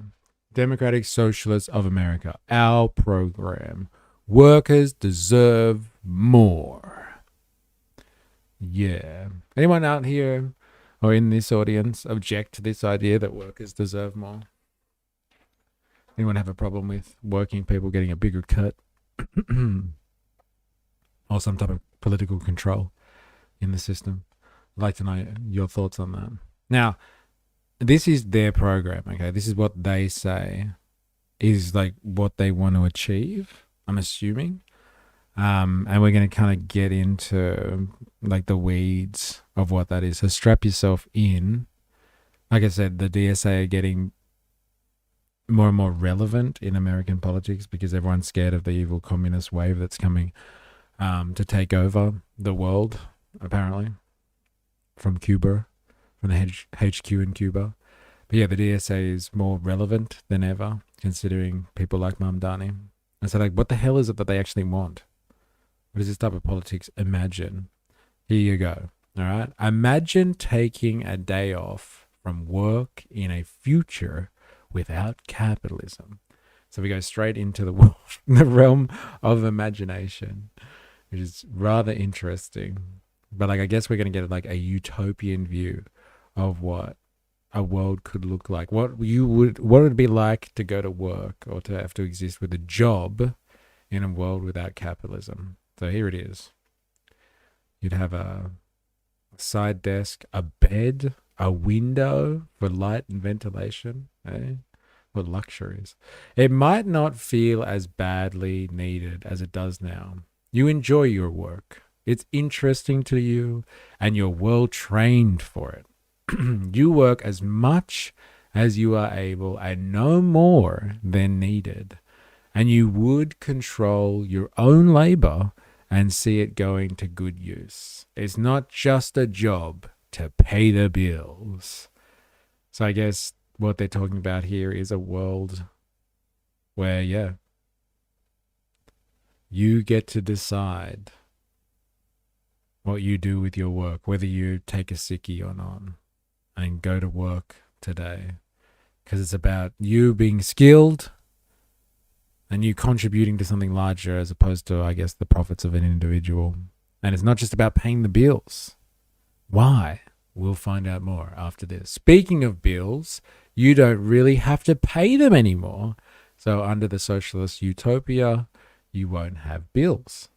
Now, the reason that I'm doing this with a sarcastic tone, if you're wondering, is not because I don't think that this is achievable or like what they're talking about is utopia nonsense, but like the idea that you can project into the future and try to predict what life will be like under socialism or something like that is pretty fucking outrageous, in the sense that like who knows what the future holds, like whether you're going to be in a world where you can just like sleep in the morning and not have to go to work. Like, will there be work functionally as we know it? Like, will we even call it work? Like, why would it be work in that regard if you're just doing something that you're trained to do and like you have full control over it? Is it even work as we understand it now? It's kind of ridiculous, like in an endearing way, like in a nice way. It's kind of just ridiculous speculating on what life would be like under socialism. But I could see why people would want to write this stuff down to make it attractive to people, because some people might be like, oh, but why would I want to join the DSA? Like, why would I want to get involved in this socialism stuff anyway? And they're just like, whoa, no way. I get to enjoy my work? Enjoy and work in the same sentence? That's amazing. And like, what? I don't have bills? Hell yeah. Everybody hates bills. So I think they're trying to paint the picture of this lovely alternative, but like based on what? Who the knows? But somebody's imagination. That's why they're in bed, being lazy, not pulling themselves up by their bootstraps. What? Can I stop now? Oh, Bill. Yeah, no, there's no bills. But Bill is mean to me and always wants money from me. What? That's cray-cray. All right, let's listen. Let's continue, shall we? Remember, this is what the DSA apparently stands for. So, like, as a card-carrying member, I guess Mamdani must stand for some of this stuff as well, right? Speaking of bills, fuck you, Bill. You don't really have them anymore. You have no debt. You don't need health insurance. You don't pay a mortgage or have a landlord, because comfortable housing is a human right. Your retirement is publicly funded. Food, education, medicine, and transportation aren't for-profit businesses. They are common goods and utilities. So you may be familiar with the idea of public transportation. Seems to be a scary concept. Things that are public, like apparently healthcare, education, even transportation, they aren't run as for-profit businesses. Like these things, again, like they're not particularly socialist, as in they don't talk about workers' control over these institutions. They're just talking about the fact that, like, in a future socialist world, people will be provided with things like education, transportation, food, energy, medicines, be provided by society, by the state, you could argue. These things might be nationalized. Whatever they are, they're provided off the market. That's the main thing. And so, like, while these things aren't particularly socialist, it doesn't center around the workers controlling society somehow, like workers taking over politics. And these things are typically socialist values. Like, socialists care about this idea that people should have food, and good quality food, and not have to pay for it. You should have energy. So, like, if you're ever upset with your power bill or something like that, and you're upset with all these damn greenies out there, this woke solar power or something like that, like, really, and you're like pushing up my energy costs, like, why should I have to fund the green transition, etc., etc., etc., when I have plenty of coal to burn in the ground, etc., etc., etc. Like, the question you should be asking yourself is more along the lines of, in an advanced industrial society that has access to energy infrastructure, like if we have a fully electrified society linked to a grid, why is that on the market? Like, honestly, why is that on the market? If we can have public transport, for instance, like you can have trains, and like it's controlled by the scary state and the government. Ooh, then like, why should you have to pay for energy on the market? Shouldn't that be the same style of system? It should be nationalized, which is what it used to be in Australia, in New South Wales anyway. I don't know if that's the same with all of Australia. I could probably guess that it was completely nationalized at one point, the electricity infrastructure, until they privatized everything and sold off assets to the highest bidder, or to the not so highest bidder, let's be honest. But like, nationalizing stuff because people need things in order to live a modern existence, that's what socialists believe in. And so, like, any type of future socialist utopia that the DSA is going to bring in would have things like food, education, energy, medicine, transportation, not on the market. And like, you hear a lot of people, I would say, talking about why they have to pay ridiculous amounts of money for energy, like why their power bills are going up. And I would respond to that by like, that's a really good question. Why in Australia, in such a wealthy country as Australia, and we pay taxes, we all contribute to social wealth somehow, maybe some more than others, definitely not the streamers out there, but let's not talk about them. We all contribute to society to a certain extent, and if there is electricity infrastructure out there, why the hell do we need to pay to get access to that electricity on a market? Just make it public, make it a public good. And like, if you want to charge some prices to cover the cost, to cover some of the costs of it, fine. Do it like you do with the public education system, or Medicare, or public transportation. Yes, like, people pay for that through their tax money, and that's how it's provided. But like, why do we have to get energy on the market? If you're really asking yourself, and you sit down there one day and you think to yourself, well, why is my power bill going up? Hey, it must be the evil government that's done something. It must be all that renewable energy, or it must be the fact that we don't have nuclear power. Like, why don't you ask yourself an alternative line of questioning to that and go straight to the source? Because there is a market for that. For some reason, we have our energy, our electricity provided on a marketplace. I can only speak for the Australian example here. And that market is really convoluted and really warped. Like, the way that they price things, where like the prices set for the energy provider on the market, where they're constantly basically auctioning off prices at certain times of the day, depending on what is happening, and like everybody gets charged the highest price for the most expensive form of energy. Like, if you ever looked into the mechanics of how electricity is supplied in Australia on the market, it's awful. It's a really bad, awful system, but it's a market system. And so like we could reduce some of the stress that are put on everyday Australians, like working people like you and me. We could reduce that stress by like taking it out off the market. But like that's a conversation for another day. I guess. Energy specifically, you can see it all the way back to Edison and Tesla.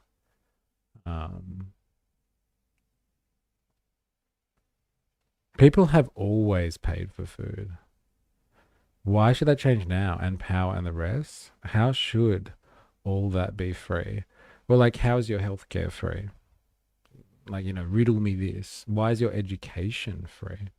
Like, the assumption that people have always paid for stuff may be true for up until a certain point of industrial society. But if, in order for industrial society to function, you actually need to produce humans that are able to work in an industrial society and contribute to an industrial society.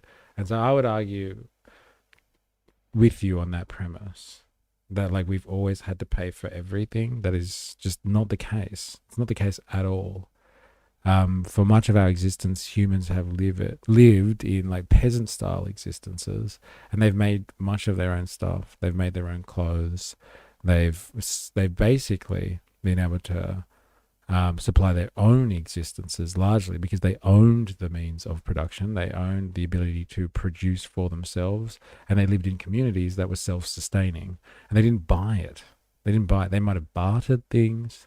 They might have produced a little bit more and then sold the extra on markets, produced an extra pair of shoes, produced extra clothes, maybe produced tools, maybe produced extra food, sold that in a marketplace and traded it for other things.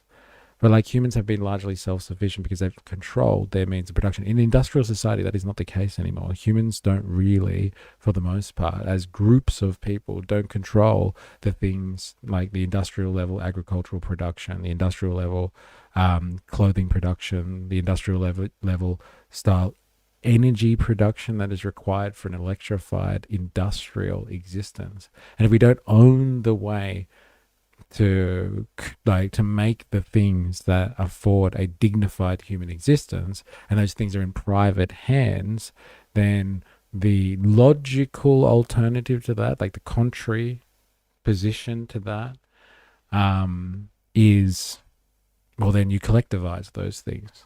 You take them off the market. You take them out of the hands of private individuals and nationalize them, or like put them in public hands so they're not there for profit, but they're serving the community, because the community requires those things in order to live a dignified existence in an industrial world where we don't control things. Like you might have like a community garden, or you might grow some herbs in your backyard, or more. You might be able to eat largely off the produce that you have in your own little greenhouse or something like that.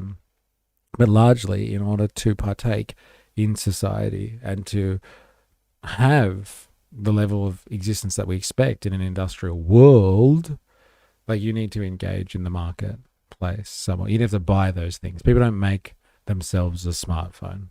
People don't make their clothes anymore. They don't make the things that are constantly around them. All those things are provided through the market system. And like, so if that's the standard of living now, is like we expect to have electricity, like these things, these utilities, let's just say, like I'm not talking about commodities like consumer goods exactly, but like these utilities that provide us a certain standard of living, like fresh water, electricity, sewerage, education to a certain level. Like we expect an industrial society to have a certain level of education in order just to exist. Like people need to be able to read and write in modern society to have a modern industrialized society. You cannot get away with not reading today. You must be able to read in order to be able to exist in modern society. It's very difficult to do it otherwise, and it's increasingly rare to see people that are illiterate. They might be able to speak, but they don't know how to write, and they just put an X every time they want to sign their name. That used to be a thing. That's not a thing anymore. It's a hallmark of industrial living. It's like these things are basic necessities of industrial age society, where we're at now. And so, like, in order to continue that existence and to have a certain, like, dignified existence or a standard of living, the question really has to be asked, like, whether or not you have those things on the market or not. And, like, do we just pool our resources together like the nice little society or nation state that we are and provide those things? Now, education, I think a lot of countries have public education, so it's not that scary. People don't see that as communism. But, like, we talk about energy or food, and people are like, whoa, don't, I want to be able to pay for my food and pay for my energy and stuff like that. Apparently that's important to people, it would seem. I don't know why, but, like, people want to pay for electricity. I don't know how they think that the energy market is somehow, like, reduces energy prices. It's the energy market that is fucking people over right now. And it's not like it's competition that keeps it down, because there's energy providers that have a monopoly on the market, and they just basically create a cartel-like scenario where they just price fix between them, and then they just split up the profits of providing energy on a market. So it's like a market that is cordoned off by private interests. So there's no competition there. They might be heavily regulated, but they just split the profits amongst themselves and enjoy that system. It's really a system of rent. They're extracting rent from you by supposedly providing you with electricity. But, like, again, people aren't scared of public education. In Australia, we're not scared of public health care. In Australia, we're not scared of something like public transportation. Then, like, why is it scary to have food or housing? Even, I don't know why they haven't listed housing here. I'm surprised at that. Housing is a goddamn human right, if you ask me. And, like, all of these things are requirements of living in an industrial society. We require food, we require housing, we require education. Like I said, you need to be literate in the modern world. You require electricity. Like, go and make yourself, I don't know, unless you're in the bush right now and, like, you're sitting across a campfire or something like that, go and make yourself a cup of tea or coffee, whatever you feel like, without a kettle. Good luck to you. Like, is the kettle's electrified, and, like, you need energy to have some basic luxuries in life, like a cup of tea or something like that.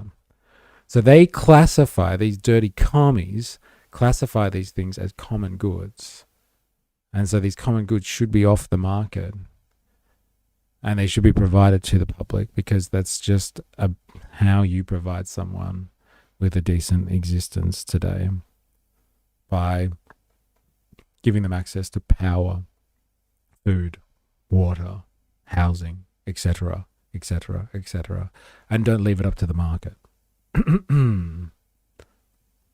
Legal cartels, yes, they are legal. We produce so much food that we'd rather throw it away than make sure people are fed. That is one of the contradictions, they say, of capitalism, right? Is that it is so productive that we've made such amazing productive forces with industrial level society that we actually produce more shit that we can consume. And the real balance in capitalism and the market is actually getting people, the real balance in a market society or in capitalism is actually getting people to consume all the stuff that we make. We produce first and then think about consumption after. It's the first time in human history that we've really lived like that. Normally we have consumer requirements and produce to meet those consumption requirements. And that's why, like, you know, the seasons were so important. Having a good harvest was so important, because if you didn't have a good harvest, like, that's it. Everyone starves. Like, you know, there's going to be a lot of people that get shed from your local population today. The only way we produce the food we do is with synthetic fertilizers. Without it, we starve. But again, that is a product of synthesis, like that synthetic fertilizer phenomenon is a product of industrial society. And so industrial society gives you industrial level populations, but industrial level populations mean you need to continue industrial society in order to feed said industrial populations. It's obviously cyclic. You can see how that's related there.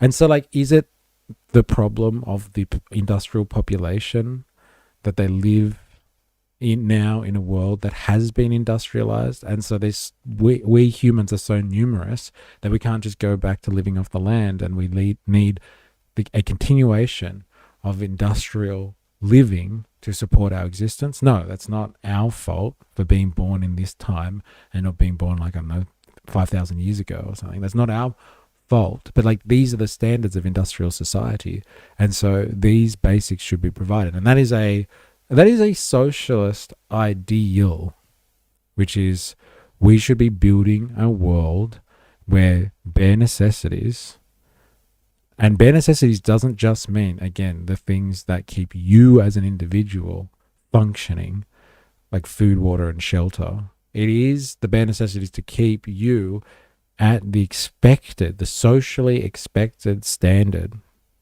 for industrial society. So you need to have access to electricity. Like today, I would even argue this is limited.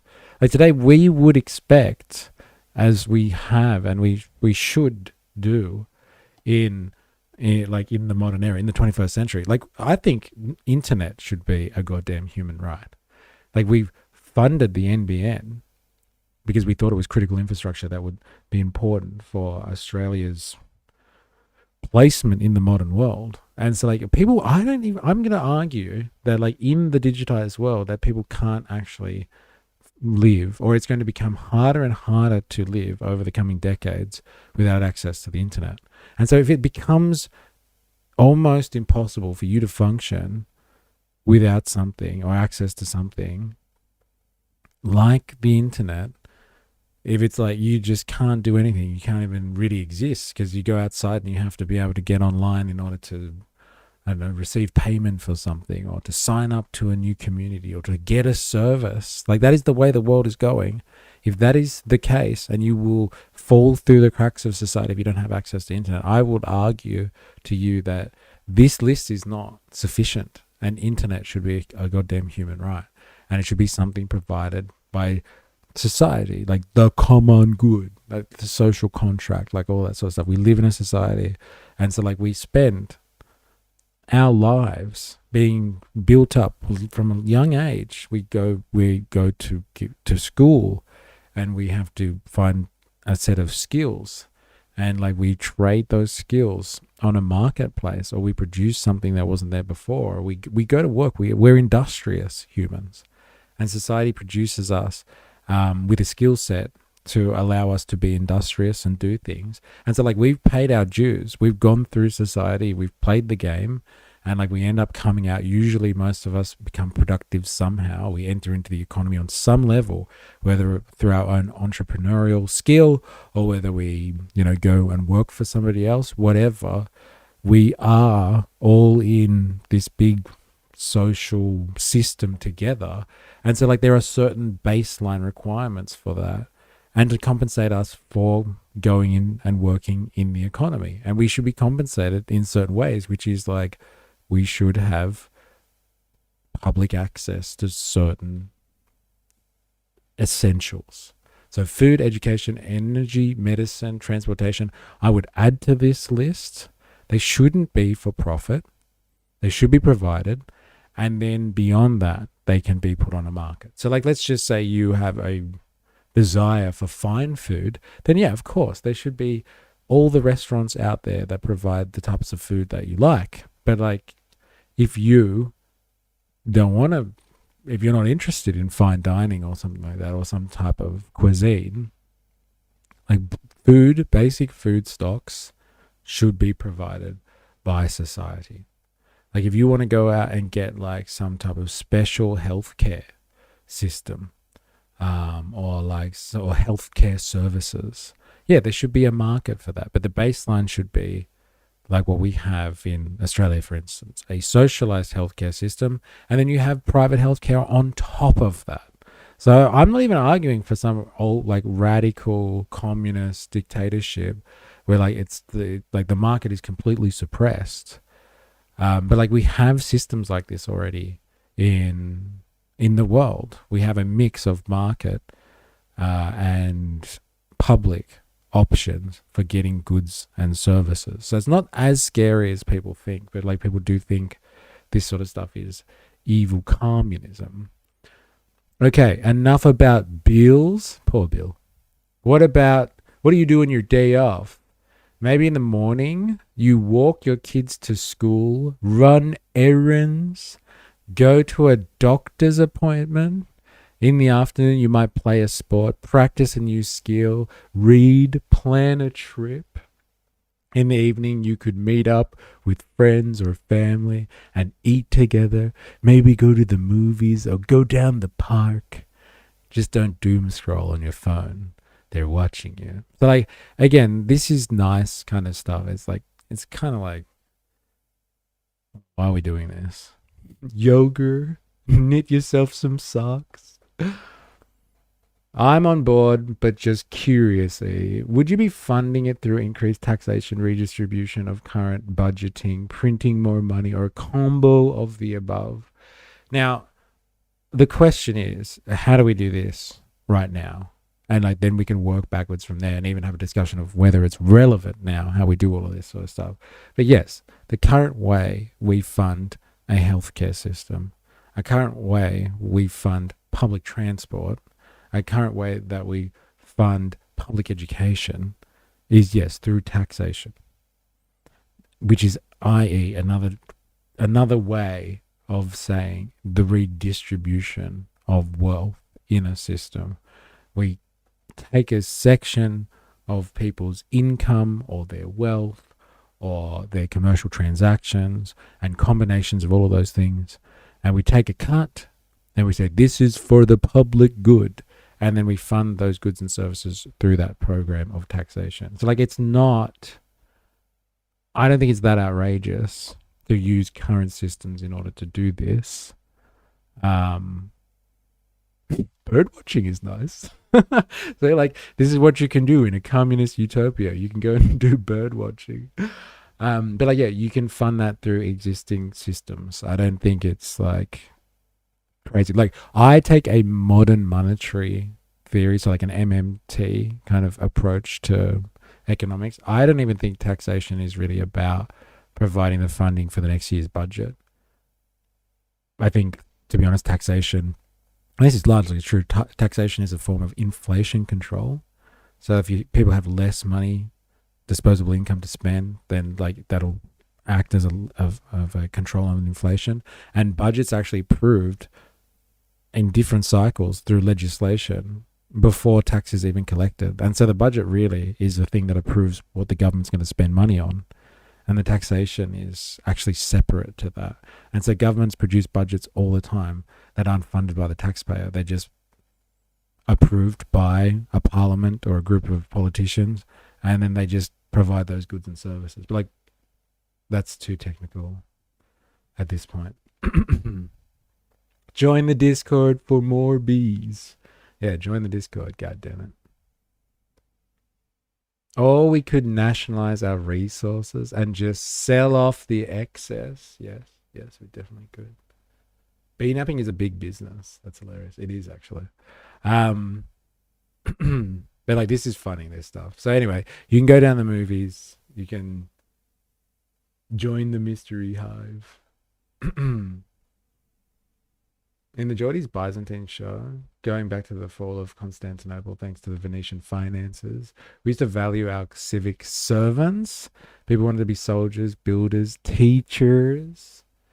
Very interesting. Okay, fair. So in theory, using tax just as an inflation tool would essentially leave funding through just printing more money if we're talking immediate change. Well, like, again, that's why I said, like, that's getting too much into the weeds of it. But, like, the current public services that we provide are funded through systems of taxation. So just continue the same, effectively. Yes. I would say that we could figure that out. We have the ability to do that. To provide these, again, if these are requirements of industrial society, electricity, housing, internet, like, they shouldn't just be provided on the market. They could be provided by both. But there needs to be a baseline, like we have with healthcare in Australia. We have a baseline, and the public healthcare system provides that baseline. Like with public education, like if you don't like public schools, then you can go to the market and find private education. It's not illegal, but there should be a baseline. It's really not a controversial take, I think. These are all familiar, everyday activities. A socialist day off could be like any good day now. A socialist day off. We should have that. That should be a segment. What are we going to do on our socialist day off? Yeah, sorry, getting deep into it. I was just thinking how it's gone historically. We've seen a lot of dollar devaluing, corruption, parallel black markets. I just wonder if you've gotten that deep into it. Again, I provide an alternative to that. Like, you can have both in the sense that, like, what we do, like, as I was saying before, or if you don't want to go that deep in stream, because fair enough. No, but like in the sense that, yes, black markets are a thing. There is corruption in systems, all that sort of stuff. But like look at our current health system. We have a socialized base and a private system on top of that. It's actually, I think, the socialized base that actually keeps the private sector honest, because like private health insurance has to at least provide what the Medicare system does, or like no one would take out private health insurance. No one would bother. Actually, you're finding that a lot now. Like, people are paying way too much for private health insurance, and they're not even realizing much of a benefit from it. So they're just like, oh, if they're not going to provide me with something better than fucking Medicare, why am I paying for this shit? Like, why bother? So like maybe that system is actually better in the sense that it's a balance between both, because it keeps the bastards honest, like all that sort of rhetoric. These are all familiar everyday activities. A socialist day off could be like any good day now. But what if you were free to spend your time how you like without worrying about cost or dreading going back to work? What if you didn't have to think about paying rent or loans at the end of the month, or saving for college, or affording groceries? What would that be like? DSA has the answer. It's been said that it's easier to imagine the end of the world than it is to imagine the end of capitalism. But just because it isn't easy to imagine now doesn't mean we shouldn't try to make it happen. It's beautiful. It's beautiful. I dig it. No, wait, sorry. Yeah, I think you're nailing it on the health market example. I feel like those systems keep each other in check. Yeah, it's kind of, that balance, that system. Because, like, we're not just going to get rid of a market system. Like, that is socialist utopian nonsense, if you ask me. That, like, you can go from, like, full-blown capitalism to, like, just eradicating the market or something like that. Like, markets have existed for all time. Like, talking about, like, people have bought things, but, like, markets where people trade things have existed. Humans naturally, I think, do that sort of stuff between communities. Between groups, between individuals. And so, like, you could, keep the bastards more honest. No mortgage is great, but bills don't stop. Could we have a world without them? We have nailed the food problem here. Families having less kids. More money to pay those 60-month interest-free. Oh, man. Pay to live will never change. No, I beg to differ. Again, like, this is actually a very recent phenomenon of industrial society. If you look historically, most society have been largely peasant based, and humans haven't paid to live. It's a very new phenomenon. I'm gonna have to argue with you on that point there. Pay to live is a relatively new way of human habitation. Like, in cities, in urban areas, yes, humans have had to like pay for something because like, you don't have enough room to look after yourself kind of thing. And so like, yeah, in towns and cities, it's been pay to live. But like for the first time in human history, there are more people living in urban areas than in like regions or countries or like however you want to say it. Like it's flipped. The script is flipped because of industrialization. Like what do you think labor is? Again, like, and even the idea of wage labor hasn't been predominant. Peasants had to work for food, no difference. Yeah, but they didn't have to pay to live. That was the language we're talking about, paying to live. They worked to live, which is kind of what they're talking about here, is working to live. So you do work, you contribute to society, and you do it in a way that is like based on your skill set, not based on paying the next bill or being pressured because you're in debt, but like you're working because you contribute because of your skill set. You contribute to society. So like they're kind of talking about that here.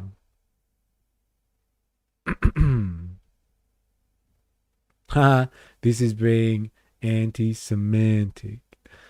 Yeah, but peasants also existed in feudalistic society. They could rely on the king for their grain. Yeah, but like where did the king get the grain from? The peasants. Or the peasant classes, anyway. All right, so let's get on. How did we get here? How did they get to this utopian nonsense? Our perspective. Again, we're doing this deep dive. If you've just come in and you're not sure what is going on right now, we're doing this deep dive because the DSA is incredibly popular. It would seem there's a lot of candidates that are vying for political power in the United States right now, which is interesting because like we live in a system that is kind of controlled, like especially Australia. We're controlled by, I would say, America's imperial interests, and we're a vassal state of that. And so let's just say wildly, if we can, speculate here, more and more of these DSA types start getting elected into office. And I'm not even saying through the Democratic Party, but like just generally start getting elected to office and start somehow having influence or even control over America's political system. These DSA types might start to have an impact on the way we all live as vassal states in the vast imperial network. It could have impacts on us. Oh, and yeah, he was agreeing, saying yes, peasants had to pay for food, but only because they gave their grain to the king. Got it.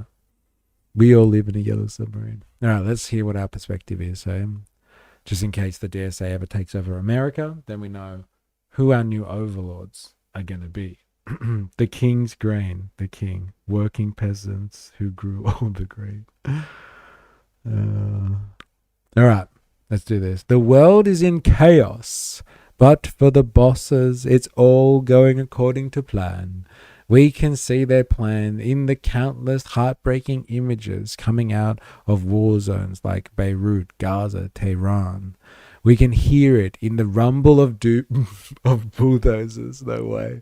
All right, everybody do the sound. What sound does a bulldozer make? Grrr. We hear it in the rumble of bulldozers making way to build detention camps and data centers. That's so poignant, isn't it? We can feel it in the air as the summer heat becomes unbearable and in the pits of our stomachs when we're faced with the price of gas and rent. We are promised magical technology with AI, but in reality the bosses lay us off and track our every move. That's not wrong. They do track us well. Shout out to all the Amazon employees out there. The billionaire class is dividing workers against each other, and it's making us desperate and miserable. Grr, grr, grr. The political and economic system, it's true. There's a lot to say there, a lot to unpack there. I'm never going to get through it, though, at my rate. Apologies. The political and economic system under which we live is built on private ownership and profit at all costs.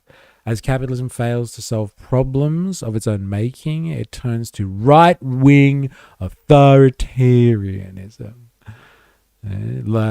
Big business makes deals with the government to line their pockets, and politicians stoke hatred between working people. Yes, they do. And working people perpetuate it on both sides of the political spectrum, might I add. Don't be elitist about it. Instead of offering real solutions to employment and the cost of living, they attack immigrants, communities of color, and trans people. Rather than fixing our broken healthcare system, they push snake oil and circulate conspiracy theories. The Republicans are in on it. The Democratic Party is asleep at the wheel, and both are funded by the same criminal class of billionaires and war profiteers. Here is the trillion-dollar question. Then, if these guys are so adamant that you have the Democratic Party not only asleep at the wheel, but funded by a criminal class of billionaires and war profiteers, why are the DSA so keen on fronting members to move into the Democratic Party machinery? That is beyond me. What's going on there? Why does everyone hate my belly? What's going on there? Why? I need to know. Democratic Socialists, no. When I was a kid, I couldn't get away with much because the community's eyes were watching and reporting. The Mums Network. No difference to spyware or surveillance. Huh. Yeah, but like, who are you gonna... who do you feel safer being watched by? A bunch of mums? Or Alex Karp and Peter Thiel? Can't trust like that. But what's going on there? Why front Democratic candidates to the Democratic Party and accuse them of being funded by criminals and billionaires, or a criminal class of billionaires and war profiteers? That's a interesting take, I must say. Because they think they will infiltrate them and then break away. Interesting. More like, yeah, what were you doing, to require the mass surveillance of the Mums Network? The government, I don't care. Democratic Socialists know that no one has to live like this. If we lived in a classless society and governed ourselves, we could freely build a world without war or poverty. We could build a world where no one suffers for their race, gender, or religion, and everyone is free, equal and cared for. Building this world is the guiding star of our movement. When we labor, they spelled labor like labor. That's so good. American. When we labor for our common good instead of private profit, or we can always have a secure and dignified life and use our time and talents how we wish. There's a lot to unpack there. But like, this classless society thing really confuses people. If we lived in a classless society, what the hell does that mean? Now, you're just gonna have to appreciate that this is the way that socialists and dirty commies and all that sort of stuff view the world. I go on about it all the time, that like we are the large group, like the large majority of the human world is made up of the working class, which is a very, very large drag term that captures so many people out there. But it's typically people that work for a living. So that is inclusive of not just like people that work for somebody else, but like that produce value in the economy. So like small business owners or business owners that produce value, that actually put effort. They don't just own assets or have private control over, I don't know, resources like a mine or like large scale industry or something of that nature, or like just own heaps of land.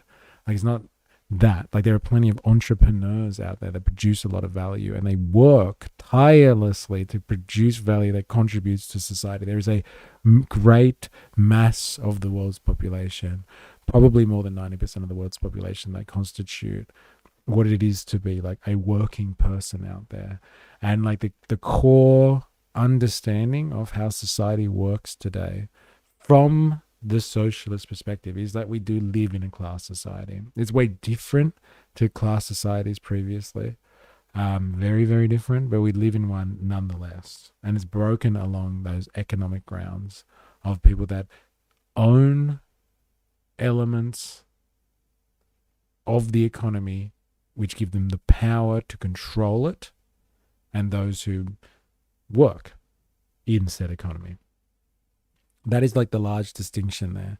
And so people like this believe that in a classless society where that divide is broken down and nobody owns or like has control over the economy because they just own stuff, like taking away that level of ownership in a very few and concentrated amount of hands, like the 1%, like taking away their ownership over the assets that control the world's economy, taking away their ability to centralize that power that comes with that ownership, would be akin to creating a classless society. Will there be cultural differences? Will there be differences between people based on multiple factors? Yes, of course there will be. But like a classless society is literally this idea that people who own the means of production, as a scary word or phrase, those types of persons won't privately own that stuff and be able to control society, politics, or the economy anymore. That's what a classless society is like taking away that private, that institution of private property, which allows people to control the world's economy. And with that control, then they have all that power, that political say. They can control politics, they can influence people and get things done which serve their own interests at the expense of everybody else. Rogue in the house. I'm sorry if I missed other comments of yours. Are landlords working class? Generally not, but like it also depends on what, and this is why the distinction is made like this. It also depends on what type of landlord we're talking about here. Is this a landlord who's like, who owns, half of the Pilbara or something like that? That type of landlord, and they just use ownership of the Pilbara to become a multi-billionaire? Or is it like a landlord who owns a house and like rents it out to someone to supplement their income so they can struggle like everyone else in the economy? I would say largely that person, while they're not producing value, is not part of like the class that controls or dictates the economy. So like I'm going to go with depending on the scale of the landlord. Do they have an actual say over the world's economy? If the answer is no, then like landlords are more relatable to working people than anyone else because they feel the pressures of the modern economy and modern life just like everyone else. I worked very hard to be a landlord. Me lord. There it is. I don't have a lot of class, so I might be appropriate for a classless society. That's what I was inclined to say, but they do tell the plumber to come over sometimes. Sometimes. Emphasis on the sometimes. I worked to be an investor. I took a lot of grueling years of labor. And so like if that is the case, you're fully engaged in the struggle. Like more so than the Epstein class, let's just say.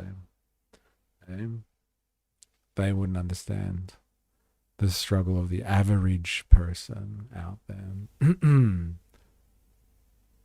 To achieve this future, let's see how the DSA, how Mamdani and co want to achieve this future. Hey? To achieve this future, our class must organize. The Democratic Socialists of America is building a party whose goal is a democratic society of the working class. Our enemies are not just individual bosses, but the entire global system of capital. Not just this or that cop, judge, or president, but the entire anti-democratic structure of society. We are workers fighting to transform society, to win the battle cry for democracy, draft a new constitution, and create a democratic socialist republic. There it is. They're coming for our homes? Soylent Green is needed.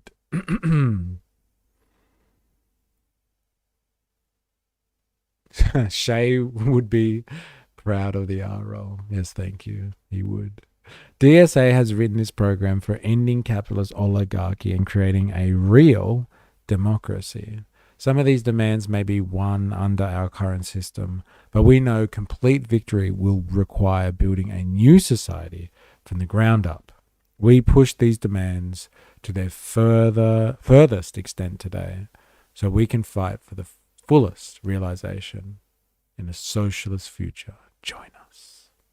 Join us. One of us. So there's a lot of talk of this idea, and they're called the Democratic Socialists of America. All right? And there's a lot of talk of this idea of democracy.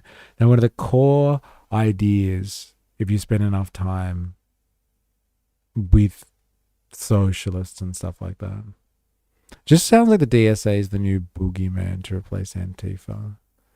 Like in what? Like in political, American political discourse, like when everyone's like, oh, DSA coming to get you. Oh, there's a DSA takeover of the Democrats, like that sort of thing. So like they're kind of shifting away from Antifa and now they're going to go after DSA. Or like if that's the case, dilemmas, that's why I thought it would be interesting to talk about this, because if DSA is going to be used as the new, oh, the commies are coming to get you. I thought it'd be interesting to know what they think about. And so far, it doesn't seem that scary. Maybe very utopian, and some people would argue kind of outrageous. But like, is it scary? I don't know.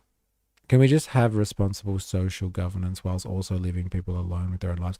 Now, I hear your question, dilemmas, and I put it to you. If the current system and leaving it in a free market setting has not delivered that for you, has actually produced the grievance that you have, would you not look for an alternative to provide you with the responsible social governance and leaving people alone? Wouldn't you think that an alternative political structure is needed to provide that thing that you are that you are asking for all the time? If it's the current conditions and the current politics and the current economy that has produced the environment you find reprehensible, then wouldn't there need to be a change of politics and the economics of it all to give you what you're looking for?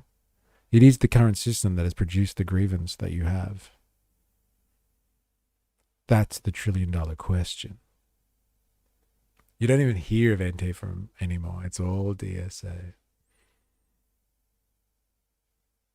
Ministry, the video I posted today actually talks about the scapegoating made by the US on political opponents. Which one's that? Is that the one that you put in? Oh, this the anti-Zio one? Like this one here? It's worth a look if you have time on another day. Yeah. Interesting. If it's that one. Well, it is an organization, unlike Antifa, which is an ideology. That's an interesting point, actually. At least you can put your fingers on DSA. Or you put your hands on it. Yeah, it's the one that says it's about your destiny, but it's actually about it's not real. Okay. All right, so let us continue then learning about DSA. If you're just joining us and you're not sure what's going on, we're going through DSA. Seems to be, according to Dilemmas, I think it's an interesting theory actually. The DSA, so the Democratic Socialists of America, who are people that are backing politicians, largely in the US and in the Democrats anyway. They're taking America by storm, and everyone's really worried about it. Like the Trump administration, the Trump regime is worried about the commie takeover. DSA seems to be the boogeyman that they're going to go after. So we're learning about the DSA if you're just joining us. If there was that option, perhaps. But something like the DSA wouldn't support the kind of things that I would. But look, then I ask again, the question begs, like, then what, staying in the current system will produce the kind of things that you want? If the answer to that is no, keeping the current system the way it is, which has produced the grievances you have, why not seek an alternative?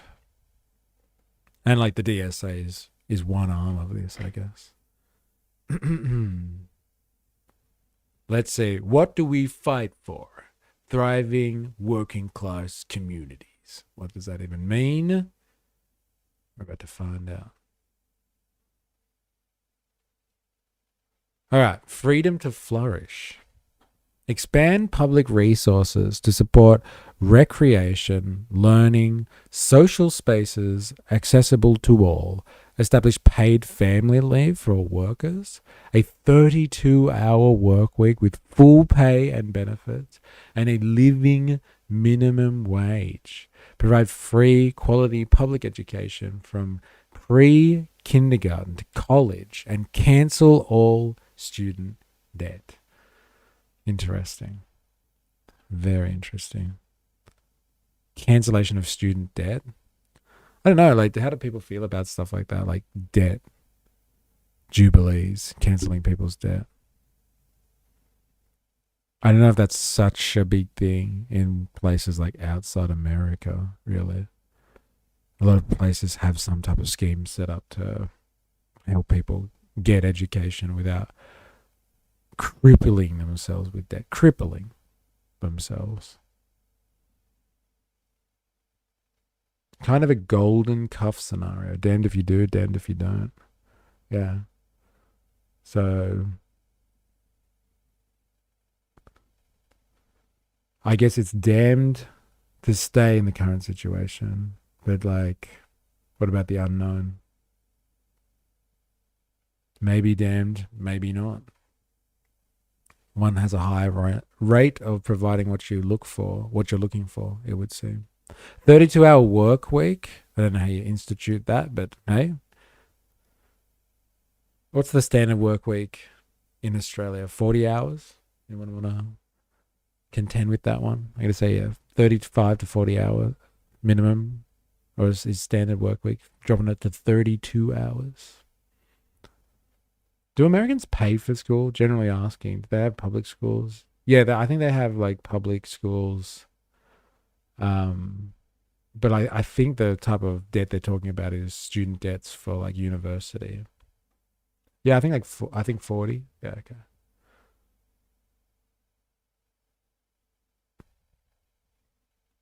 Healthcare for all. Again, this is not an extreme point for like Australians. But it's funny how like this has to come up. This comes up as extreme. Like Americans would look at this. Like here's an example for you, dilemmas. Like people would look in this in America and be like, I don't know, man. Damned if you do, damned if you don't. I don't know about this whole public health care stuff. Fuck that. Healthcare for all. Guarantee universal health care at no cost to individuals, including complete access to reproductive and gender-affirming care.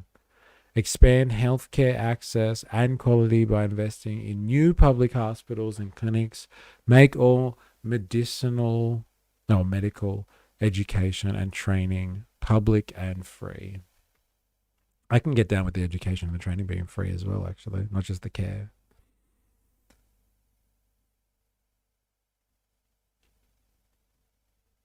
Also, the answer changes if we're talking strictly American or Australia. DSA, I assume, support the First Amendment, for example.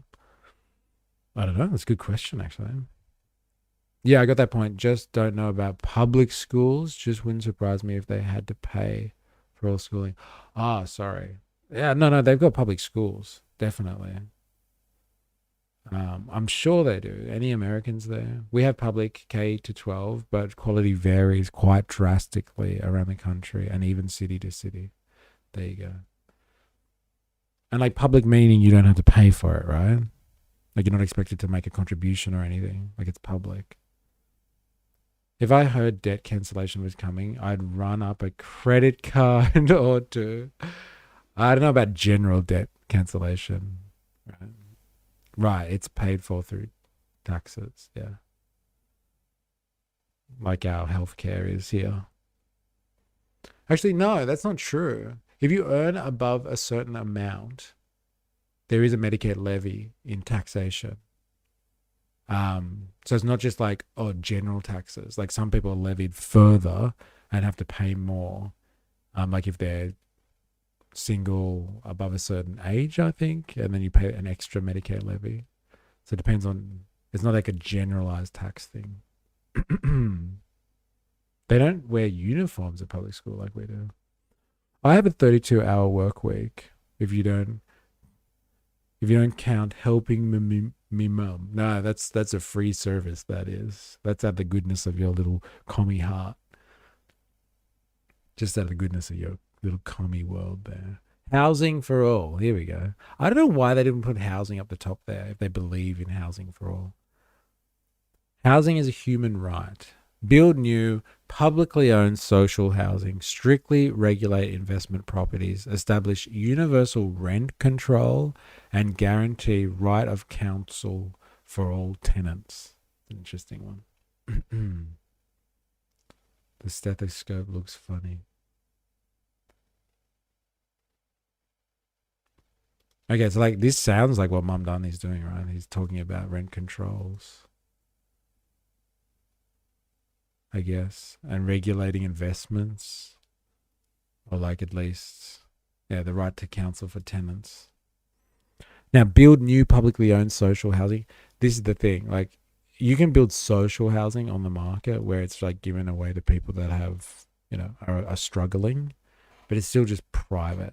At the end, it's some developer profiting off that and scraping profits out of that system somehow. It has to be publicly owned. It has to be a true alternative to the market system. Even if it's like private for social housing reasons, it's still private. And some profiting off the fact that people are struggling to buy housing. They literally make their money knowing that the housing system is fucked and people are struggling and can't afford housing. So like it incentivizes them to ensure that the market sucks so they can continue providing social housing for profit or as part of a profit system. It has to be publicly owned to be a true alternative to the market. That's a big qualification there. What's this one? Finish Reconstruction. This is very specifically American, right? And the legacies of slavery and colonialism. I guess we have colonialism heritage here, but slavery. Reinforce anti-discrimination laws, honor all treaties and tribal sovereignty, enact reparations, and massively invest in good jobs, quality housing, and infrastructure in neglected minority communities. Now, can I just say, and like this is just a matter of fact as opposed to whatever you want to say, but like outside of the culture wars, like this stuff has nothing to do, let me just highlight, this stuff has nothing to do with socialism, okay, including complete access to reproductive and gender affirming care. That's got nothing to do with, like those are choice, like they think that people that are associated with their movement care about reproductive and gender affirming care. That's not a worker specific position there. That's just like, people that like the DSA must also like reproductive and gender affirming care. I think what you could say beyond any reasonable doubt that like working people could all benefit from universal health care, but then going into specifics about what type of care that is exactly, that is another question. And here as well, like the idea that socialism is somehow tied to supporting neglected minority communities specifically is I don't know where this stuff comes from, honestly. Like it's not about like looking after, providing quality housing and infrastructure in neglected minority communities, if you are looking after all working people, like the entirety of society, you wouldn't have to be like, oh, we have to focus on neglected minority communities or something like that, because you would be doing that for everyone. Like you wouldn't actually be like trying to pick out who's the most oppressed or something like that and providing them housing or something like that. You do it for everyone. And like you wouldn't even go there really with like discrimination laws and stuff, like, because you would be setting up a society through providing everyone with, you know, housing and food and water and electricity, all those things. Like you would be providing a system that isn't based on forms of discrimination anyway. And so you wouldn't have to go to this level of specificity. Like you wouldn't have to go there at all. I know the types this is targeted to, and that's a problem. That's a problem. Because like if you are mixing up like progressive politics into working politics as a socialist organization, then you risk alienating people that don't consider themselves progressive. That's a problem.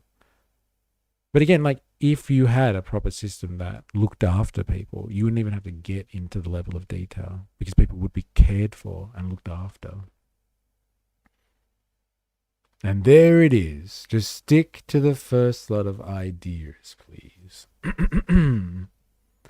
Yeah, we looked at social housing when we moved to Vic just to get our foot in the door. It was privately owned and cheaper, but not much of a difference. Yeah, like it's cheaper. Like basically what they do with social housing is they're just like, all right, we just cap the rent. And like that's it. And so like these developers get extra incentives. They get to build more units and they walk away with more value after they finish being social housing, and they just like cap rent a little bit. It's fucked. It's still a business model. It needs to be public housing. Spaniel, yeah, making it about identity politics and equitable investment. Bleh.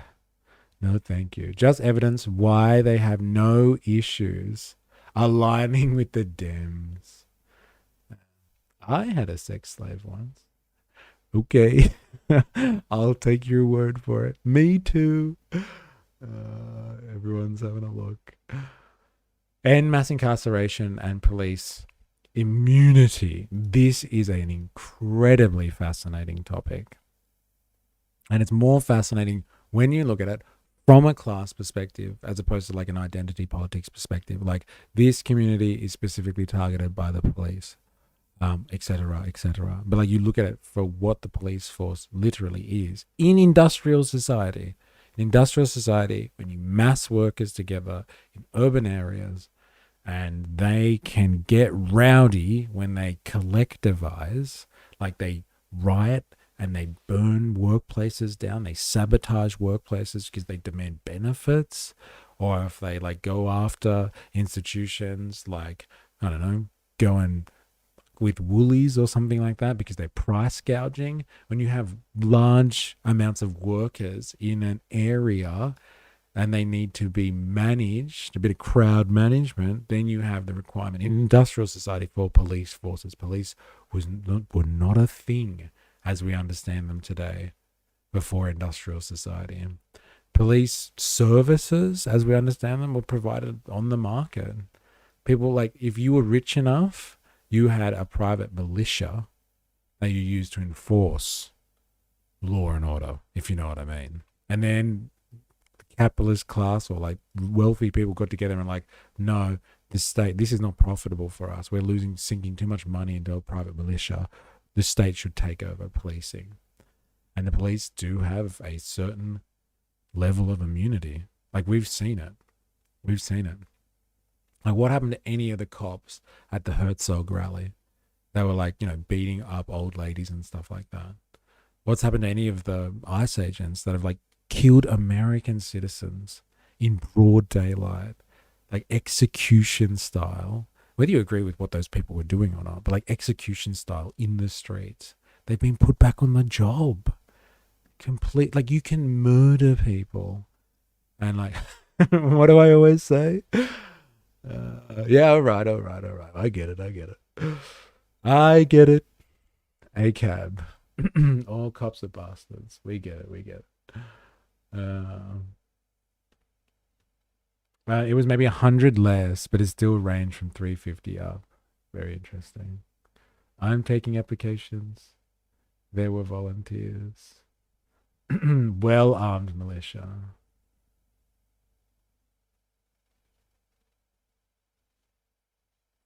All right, let's read what they have to say about police then. Demilitarize police departments, disempower police unions, and redirect their... Isn't that so funny for an organization that's so hardcore on unionization? They recognize that the police unions are a reactionary force. That is a really interesting contradiction. Very interesting. Demilitarize police departments, disempower police unions, and redirect funding to public services as steps towards fully abolishing the police and prison system which protects the rich and jails the poor. Treat drug addiction as a mental illness and mental illness as health issues, not crimes. I think everyone can get down with that. Like anyone who's got a drug addiction or a mental illness, like why not treat them as health issues and not crimes? Like, come on. Like, have some humanity. End qualified immunity and empower civilian oversight bodies with real authority over the police. End qualified immunity and empower civilian oversight bodies with real authority over the police. That would change policing instantly. If you had civilian oversight bodies on the police...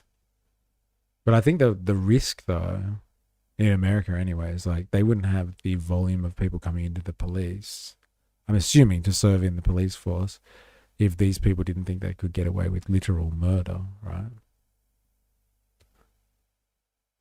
I don't know about that one. So what do we do with the pedo or murderers? Yeah, it's an interesting... That's funny how divisive this one is. Like you're talking about like completely defunding the police, right? Getting rid of it. Yeah, it's very, this is divisive, this one. Abolishing the police. I think there are still services that police assume the function of in society that aren't traditionally what the police were established for.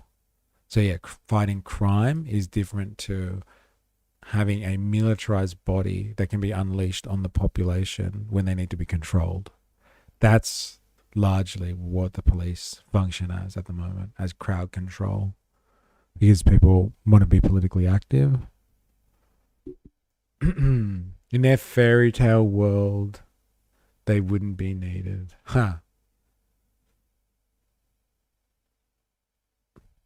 Some of those who were in forces, who work forces.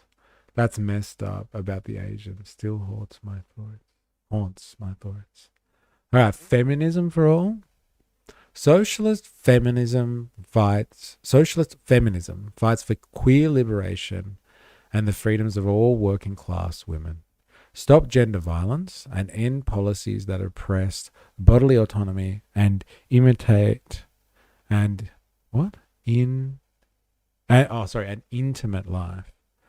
Including patriarchal restrictions on abortion, childbirth and child raising, gender expression and transition, marriage and divorce, ban sex discrimination and ensure fair compensation and support for all forms of labor, including care work.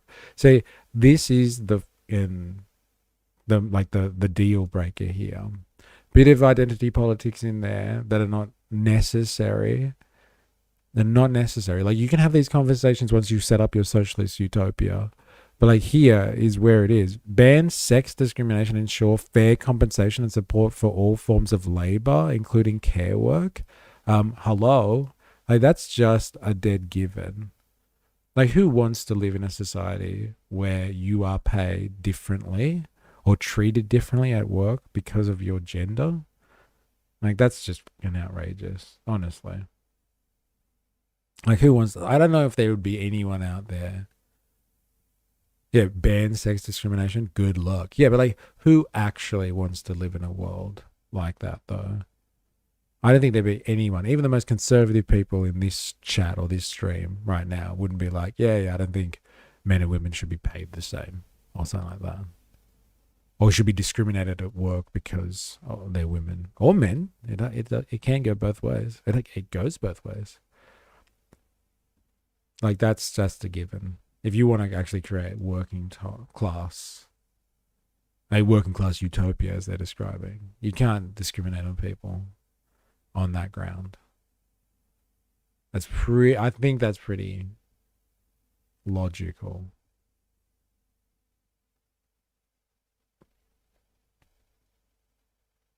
Okay, the Green New Deal, and again, this is specifically American, but I think most countries, most industrial nations, industrial societies are dealing with some level of transitioning from fossil fuel dependence to a mixed form of energy policy, or reliance on renewable energy.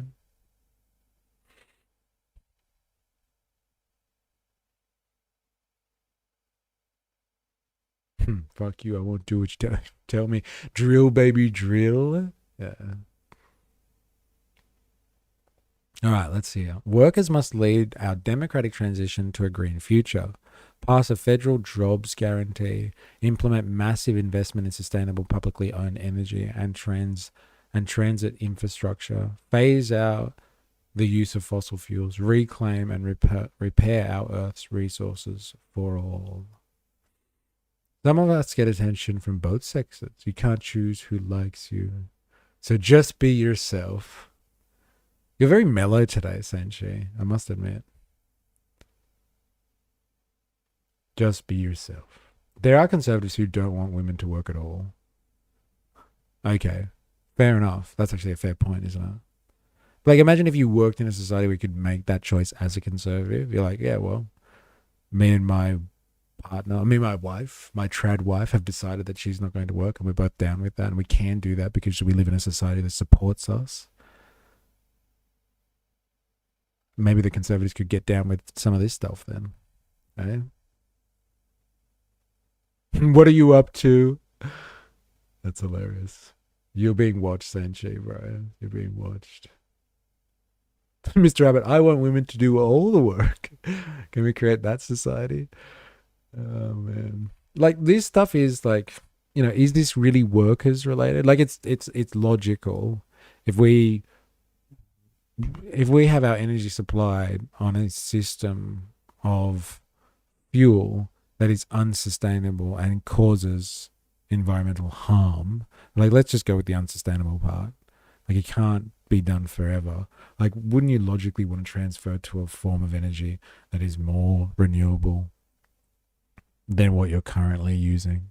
Especially if you know your energy requirements aren't going to go down. They're only going to go up as you get more advanced. Wouldn't you want to find better, more productive and more sustainable energy? Like, how this relates exactly to, the working class movement.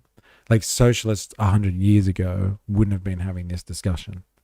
So, like, how this exactly relates to the working class movement, I'm not sure. Like, is this just common sense these days? Finally get to say common sense.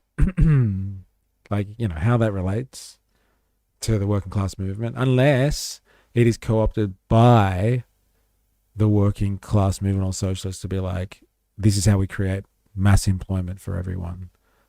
And it wouldn't be the first time in history where you have a huge infrastructure project that employs heaps of people. It wouldn't be the first time. Wouldn't be the last.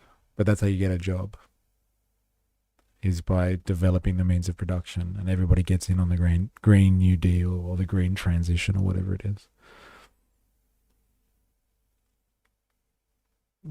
The patriarchy. Uphold the patriarchy. I'd be a great lefty trad wife. Fuck yeah. I've heard of all your cooking escapades. Wouldn't mind getting in on that. I want to be like the lion and have the woman bring me dinner. And why just one? Lions have like a whole group of females that do all the hunting and everything for them, right? A whole harem. Feels more like a party platform for an organization that doesn't want to be a party. Literally just bake some bread and making a roast now after working on my motorbike. I'm someone's dream girl. Surely.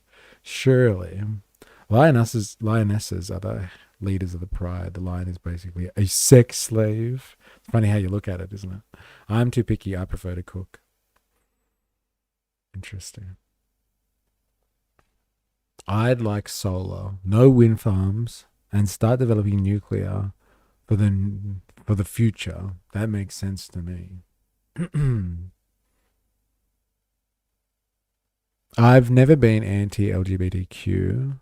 I was trying to protect my American identity before when I feel it is under attack. We're never attacking American identity, let's just say. If I can clarify that for you, Sanchi. But we do critique this, like the state, I guess, the imperial force of American society, but not the identity of Americans themselves. Unless they're Nazis, then we critique all the way there, I guess. And we make fun of them. Okay, Heidi, convinced me. I would like to be a lion as well. Oh my god. Here we go. Oh man. Alright. Working class foreign policy. Let's see what that's about. Ending the US war machine. I think we can all get down with that. Defund the Department of War. End all foreign wars and close overseas military bases. Fuck yeah. Support and fully employ veterans. Again, this is just like general working society kind of stuff. You would seek to try and create a system of economy that has full employment, especially for those who want to work, right? End immunity for US war criminals and support the International Criminal Court's mandate to prosecute war crimes. That one's a bit contentious at the moment, isn't it? Very contentious. So defund the Department of War. Good luck. Not happening. End all foreign wars and close overseas military bases. Not happening. As in not from just electing members into the Democratic Party. Not happening.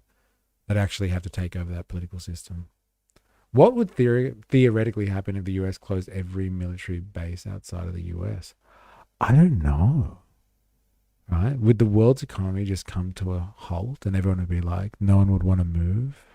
It's wait, what's going to happen?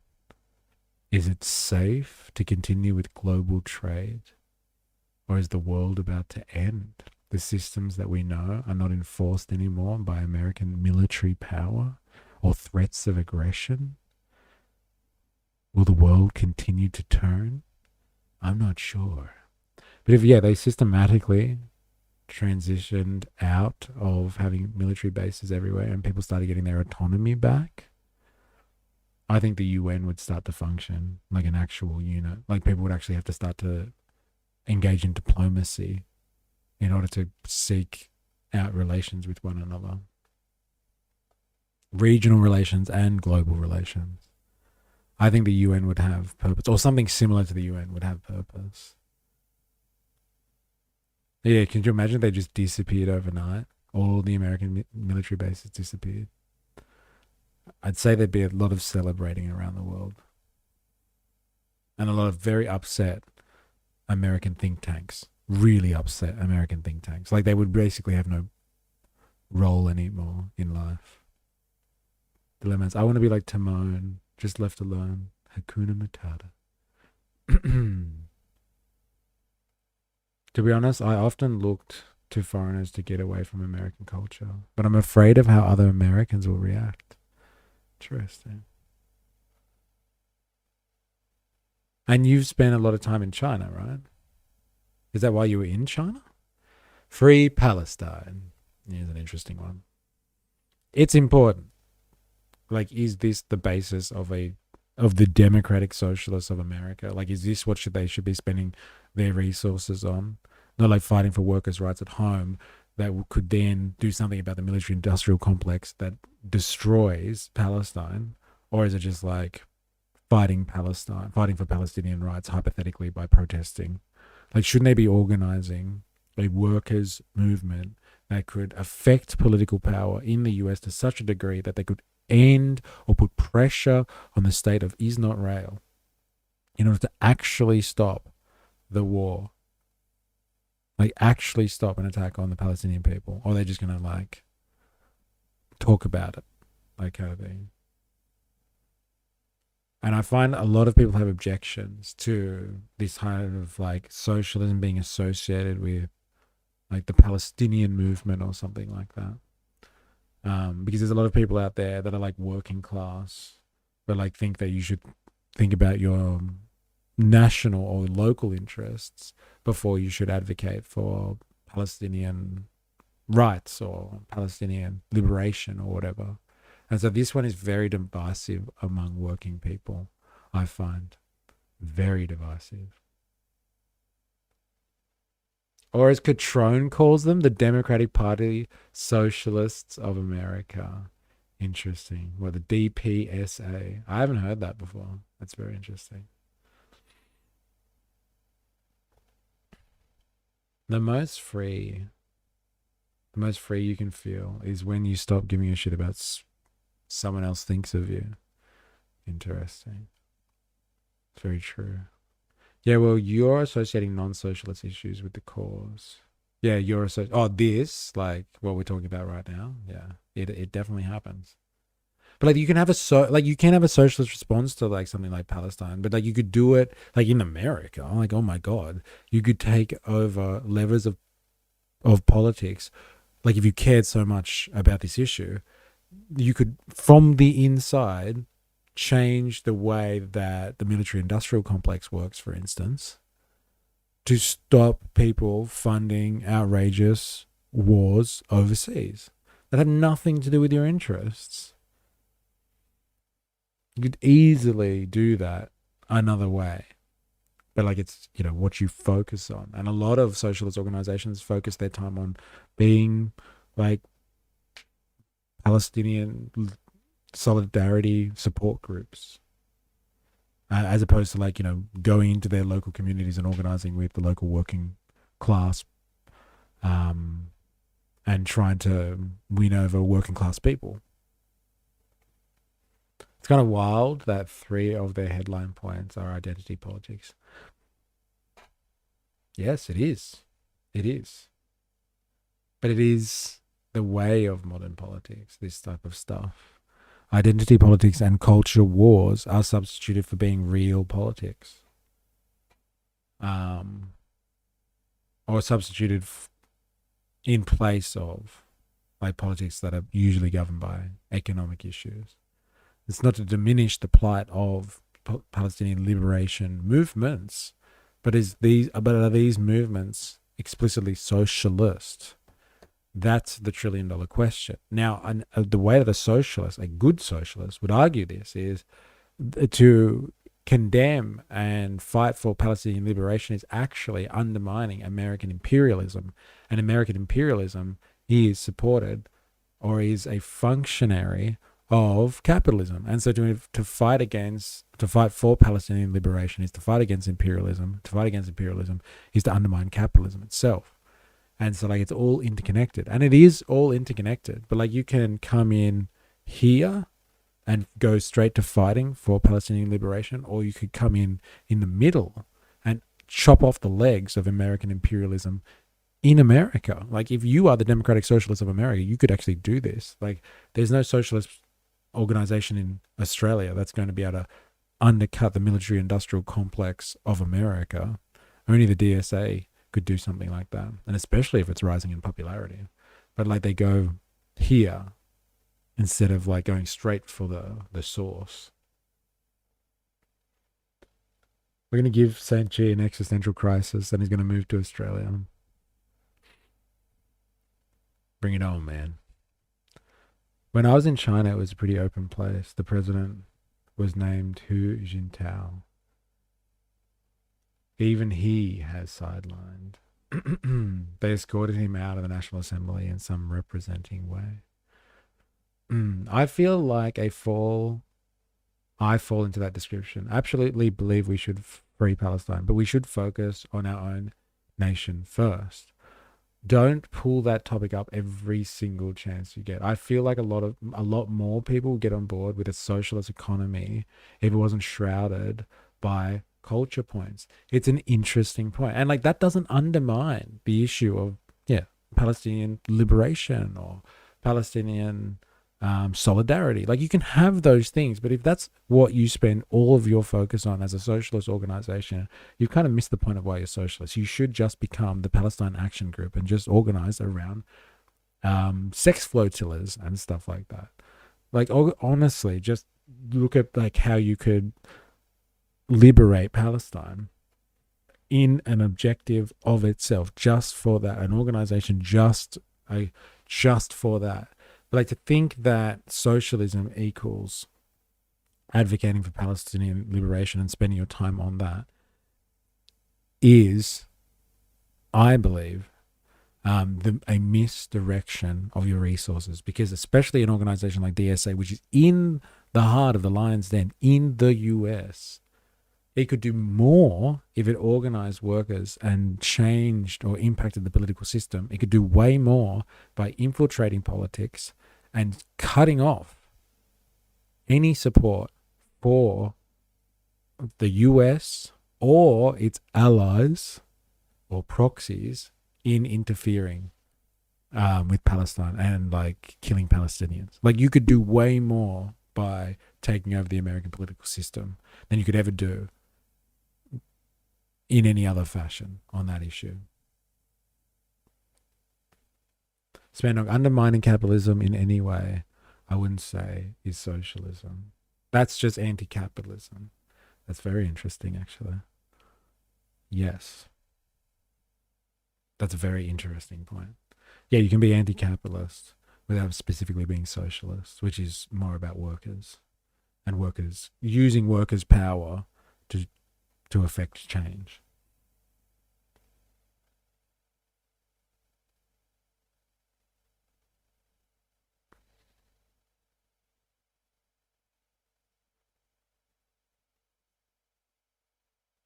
I mean, killing kids is not okay. No, it is not. It is not.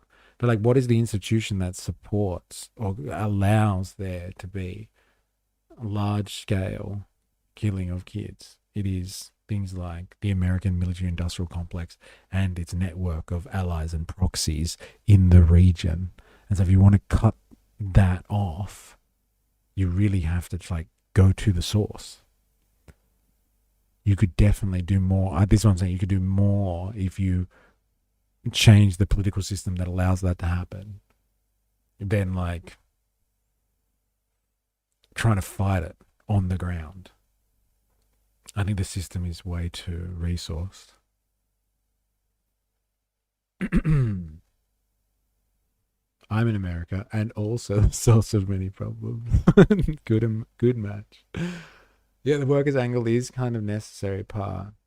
And the Palestinian issue, feminism, race, equity, politics, all could be linked, but not directly workers related. And taking a black and white stance is only going to lose potential members through division. That is a big problem. That is a big problem.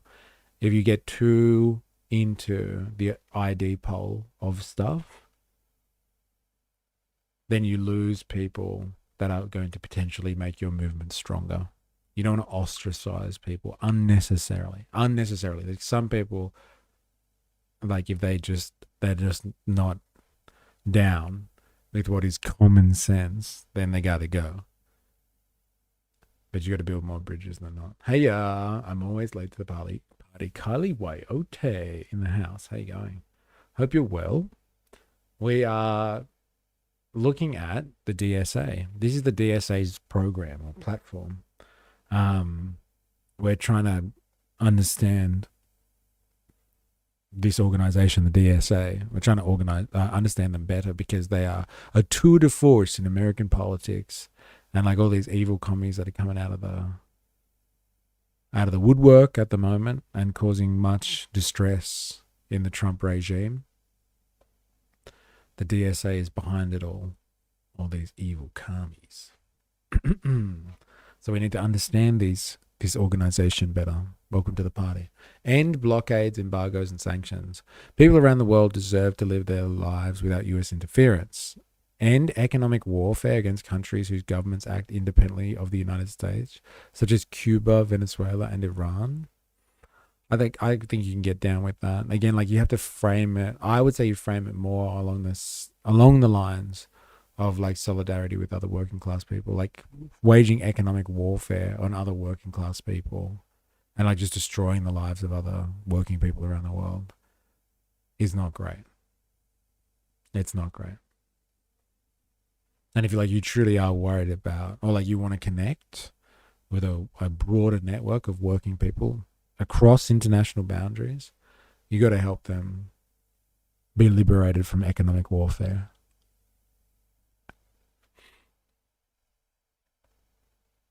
Should I post the clip somewhere else? No, that's good. That's fine.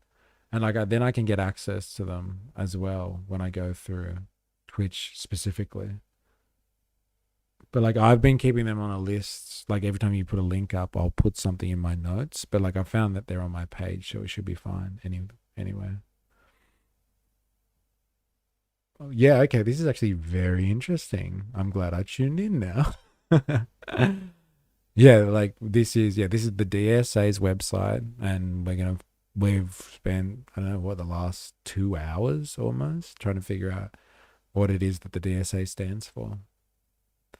And like, it's mixed in there. We've got working class policy and politics mixed in with a good smidgen of identity politics, which is what you expect from a socialist organization. It is mixed in with the wokies. That's how you sell identity politics within your main causes boundaries. But like, if they really want to be effectual, and as we were talking about before, the DSA seems to be pushing the Overton window as a force, and like, people are like starting to be more open to the idea of socialism as an alternative to whatever the hell is going on in the US at the moment. If they want to capture more of that volume, they've got to reduce the identity politics down, because it will ostracize people if they are truly authentic or true about wanting to build a workers' movement. Chop off some of the identity politics, the culture wars, and like focus more on the workers' issues. And like, the other things will sort themselves out. But you don't want to limit your base. Surely they would be. Don't bet on it, mate. Don't bet on it. Yeah, it definitely needs grounded mass appeal to be effective. They're just trying to appease the wokies, because as we all know, they can be very loud and angry. Yes, they can. They can definitely.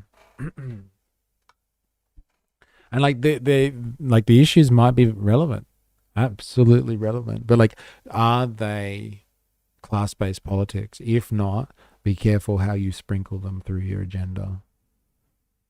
Be careful. What about the minorities?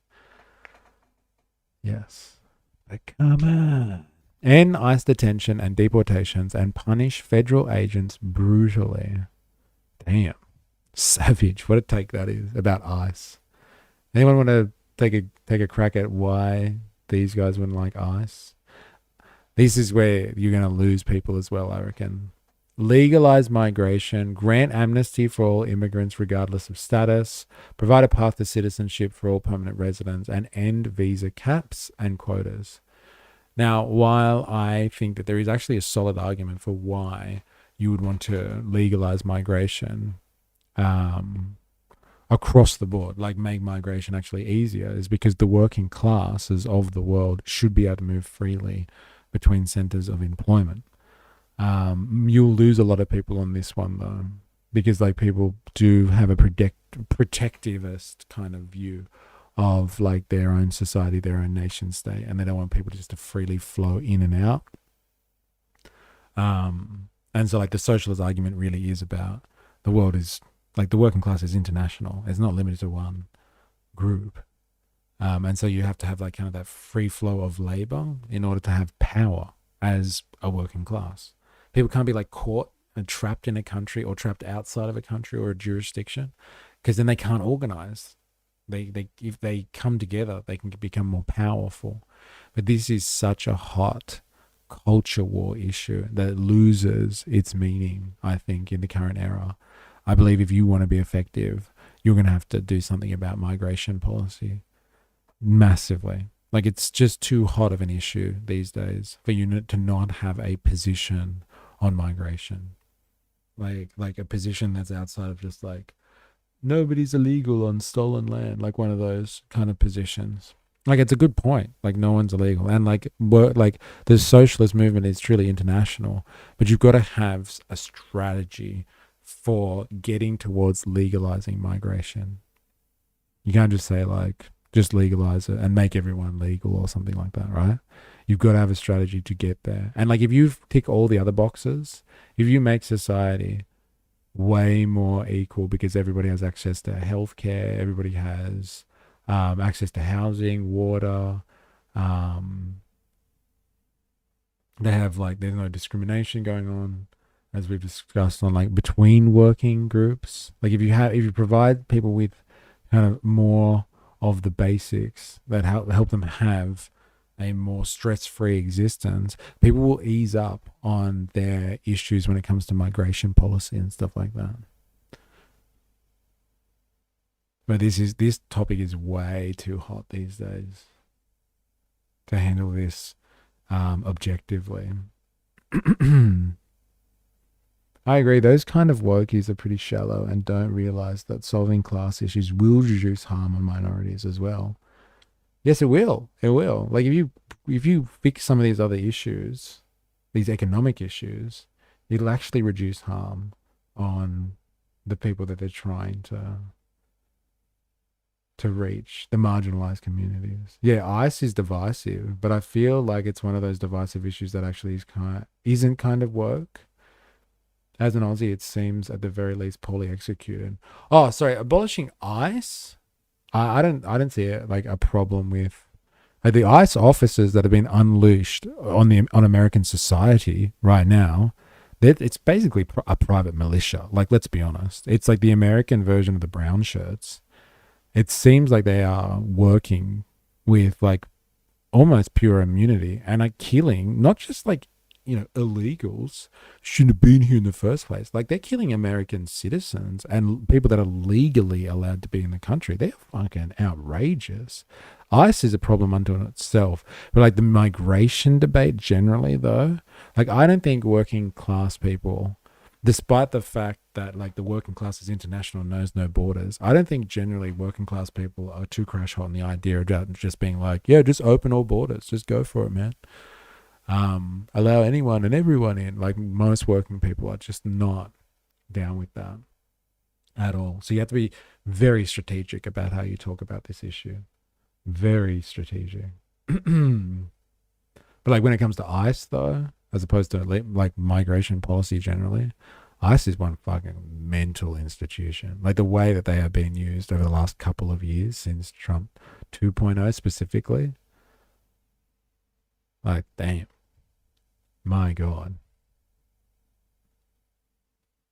I mean, kind of fair, unless the global system is more socialist too, then your national socialist system could get taken advantage of by outside capitalist nations. National socialism? Uh-oh. Yeah, you'll lose people at borders for that reason. At borders, as in at the border issue. Not literally at the borders. Yeah, thanks for clarifying. Actually, I was a bit confused. All right. Yeah, I think most Aussies, you're right, Kali Wayoti, like, most Aussies look at like what's going on with ICE, like in the news and stuff, and they're just like, whoa, what the fuck? I don't want to ever see that shit happening here. Something needs to be done about migration. That's not necessarily the nuance of my personal opinion, but within the context of the current political landscape, it's what people want and need it to some degree. Yeah, like I've spent interesting times like going to, March for Australia rallies and stuff, and like talking to people about like what it is that they care, like why they care about migration and why it's such a big issue. And they're just like, I'm not anti-migration, like I just don't like mass migration. And then they just go on to list like all of these economic problems. Can't afford housing, cost of living's crazy, getting squeezed out of this suburb. Like it's all economic considerations. And like, yeah, I'm sure immigration adds or exacerbates those issues. But like they connect the two. And so like it's, if you're building a working class movement in this day and age, under the current condition, the current material conditions, like, and you want to appeal to working people, like you're going to have to try and manage that one. You're going to have to manage that issue that people have, or concern that people have. Working class democracy. Democracy for all. Extend full voting rights to all permanent U.S. residents and restore the right to vote for incarcerated people. Oh, wow, that's interesting. And people with criminal convictions. Establish statehood for Washington, D.C. and recognize the right to self-determination for all U.S. territories and colonies. Expand and protect voting rights and end voter suppression. That seems to be all very uniquely American stuff, right? I don't know if we need to really go into that one. Like, again, if you want to know my opinion on voting, I think it's fucking essential. Like, if you want to live in a society where you have political freedom, like what we're doing right now, talking about politics, like then go and exercise your democratic right. Like, even if that means going up onto the ballot paper and drawing a dick on it, like just do it. Like get involved. They feed on your apathy, and they'll be able to institute a society where you don't have political representation or any type of political involvement soon enough. They're working on that, or they're trying to. And so like the less you get involved with politics or like participate in like the simplest function of politics, and they're trying to squeeze that out, especially in the US right now. Like Trump is trying hard with the Save America, or is it just Save Act, to try and like wipe American voters out? Because that suits them. They don't want people active. America experiences a lot of people from all over the world trying to live here. No country would put up with the illegal immigration we did for decades. Hungary allowed none of those people and pushed them along into Germany.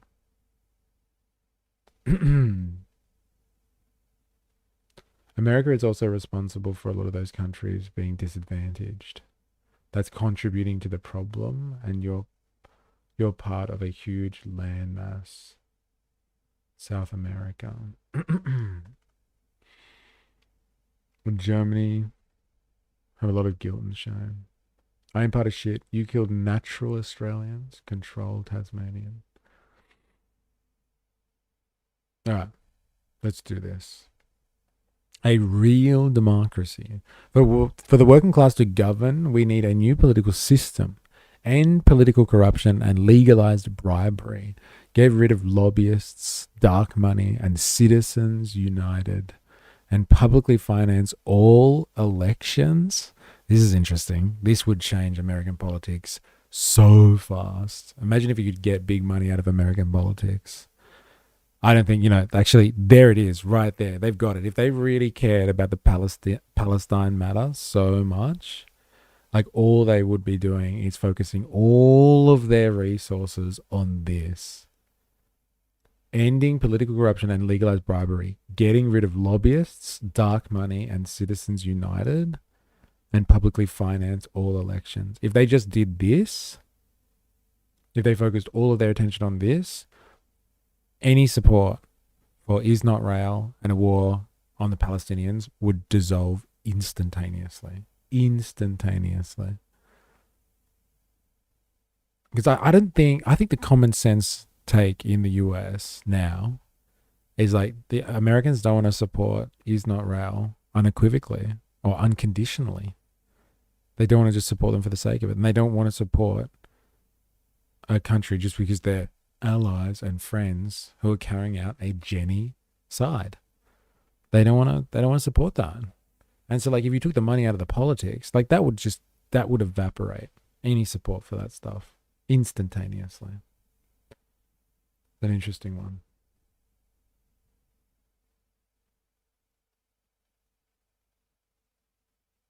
Abolish the Electoral College. Replace the president and the Supreme Court with an executive. Replace the president and the Supreme Court with an executive and a judiciary chosen by and subordinate to Congress. Wow.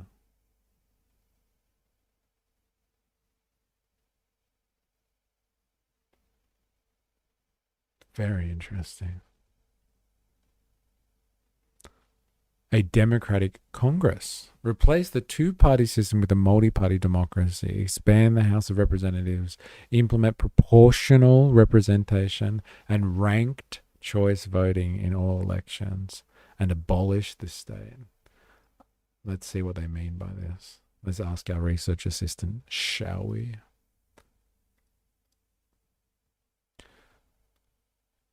Can you briefly describe the main concepts in this statement?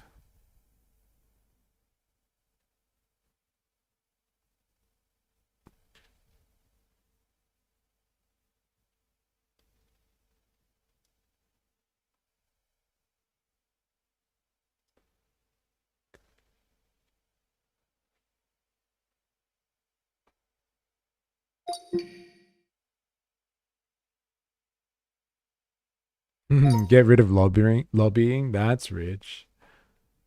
Yeah, no, tell me about it. Now that's rich. But, like, could you imagine how instantaneously American politics would change if they could get rid of lobbying? My God.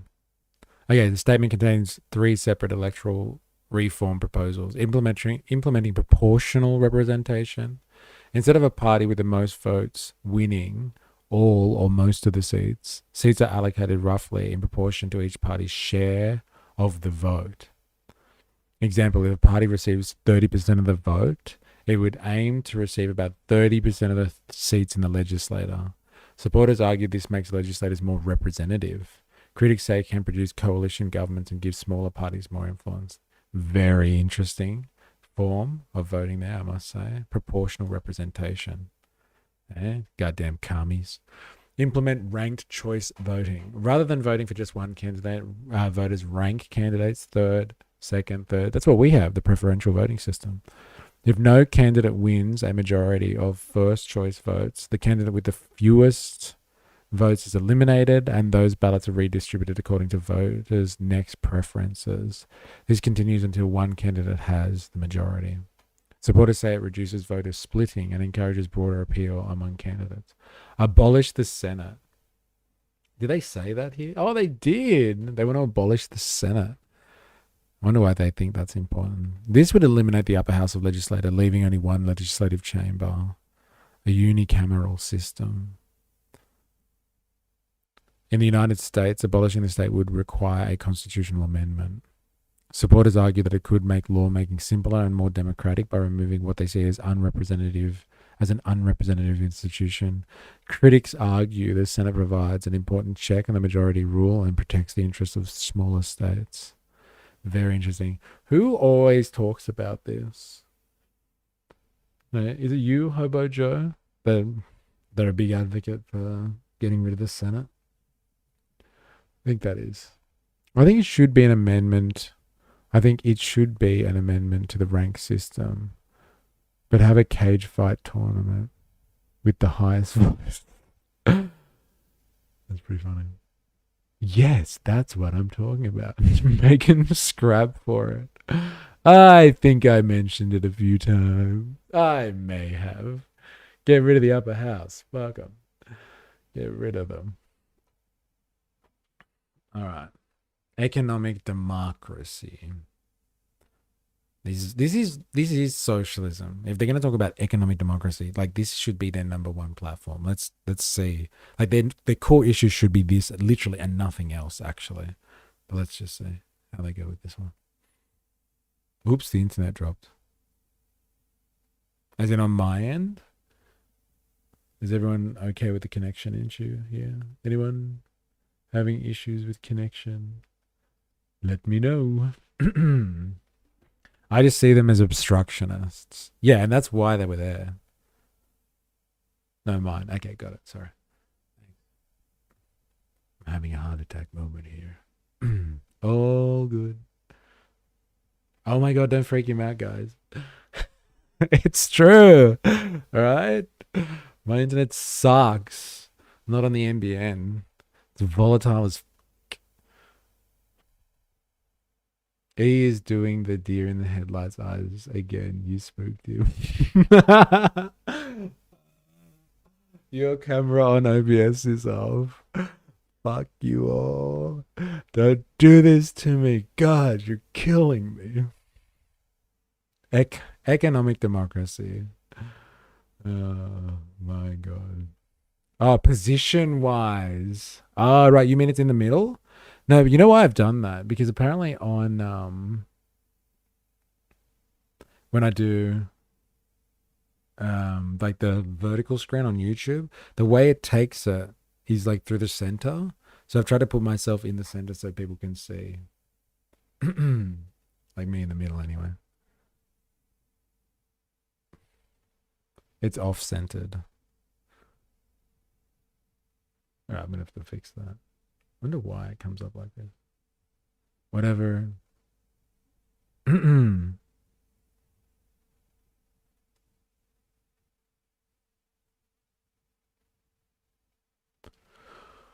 All right, let us do this one then. This one seems to be like down with socialist policy for sure. Establish public ownership of the largest corporations. This is socialism right there, man.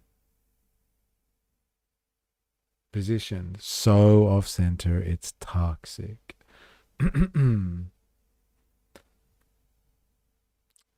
This should be the number one issue, or like these should be in the top 5. I don't know why we had to get this far down the page to get to this one, seriously. Establish public ownership of the largest corporations and essential industries to ensure democratic control and accountability for the people. Enact aggressive wealth taxes on the richest individuals and corporations to spend on public goods and infrastructure. Like, this is pretty much bread and butter class war. Like, come on. It's been triggering my tism.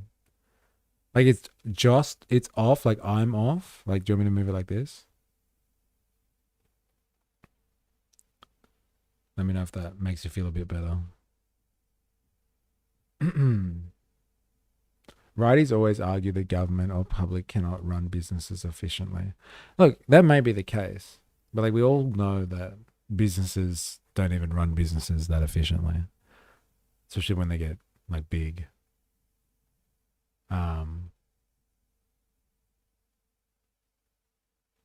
So I wouldn't say it's just the public sector that can't run businesses efficiently. Many businesses are pretty inefficient themselves.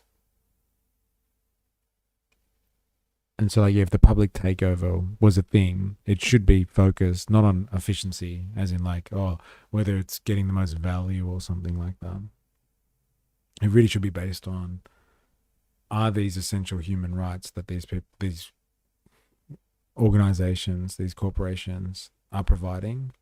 Are they like extracting wealth from your society based on the fact that they're taking your natural resources or something?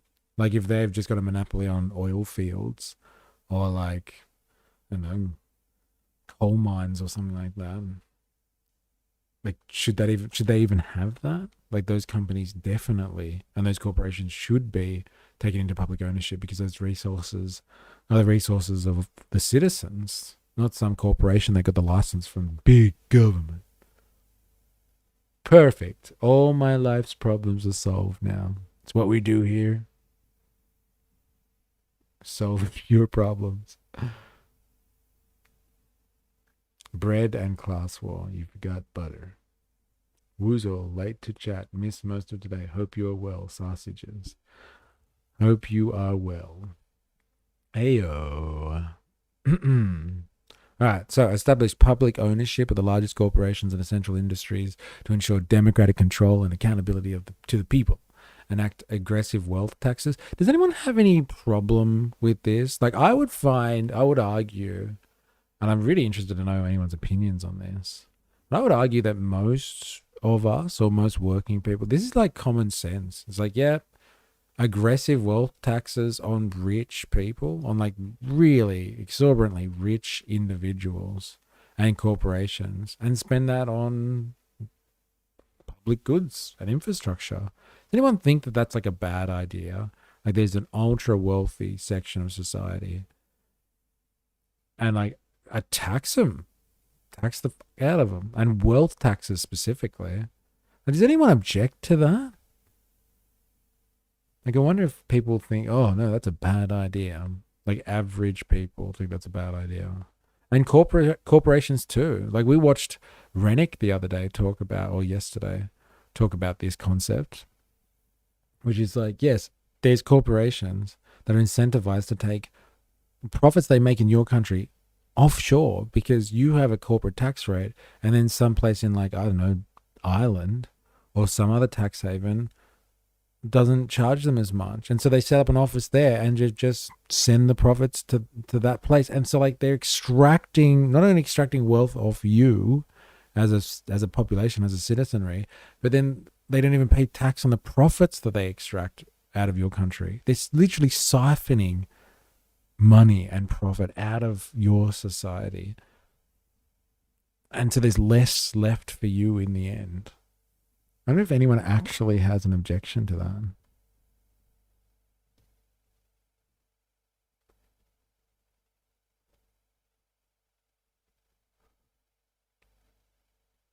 Let's see. For all the late arrivals and newbies, don't forget to activate the like button on the way in. Fair point. I always wondered why these corporations take the resources almost freely and then pollute and destroy the infrastructure. Here. Who pay all in tax? Joe Rogan thinks it's a bad idea. I wonder why. And I get all my opinions from him. Hell no, tax them. The common talking point from the right wing and people in their comment sections are, it's punishing success. Well, like, fair enough. Like, is that really, like, punishing success? Okay, yeah, you get taxed more if you make a lot of money. But, like, that means that all taxation is just a form of punishment. So, like, no one should be taxed. If we're going to have levels of taxation in society, then, like, we need to be equitable, or more equitable, about how we tax. Like, we're not talking about abolishing taxation across the board. We're talking about a fairer taxation system. So if these people are worried about people being punished, then, like, they should just abolish all taxes then. But that's not the case. Let's be honest. No taxes if a family of 4 makes less than $125,000 a year. Like, yeah. Same taxes. If it's 10%, it's 10%. No dodging. Also shifting between corporations. Leaving a lending corp broke so public picks up the tab, or they quietly close, evading taxes.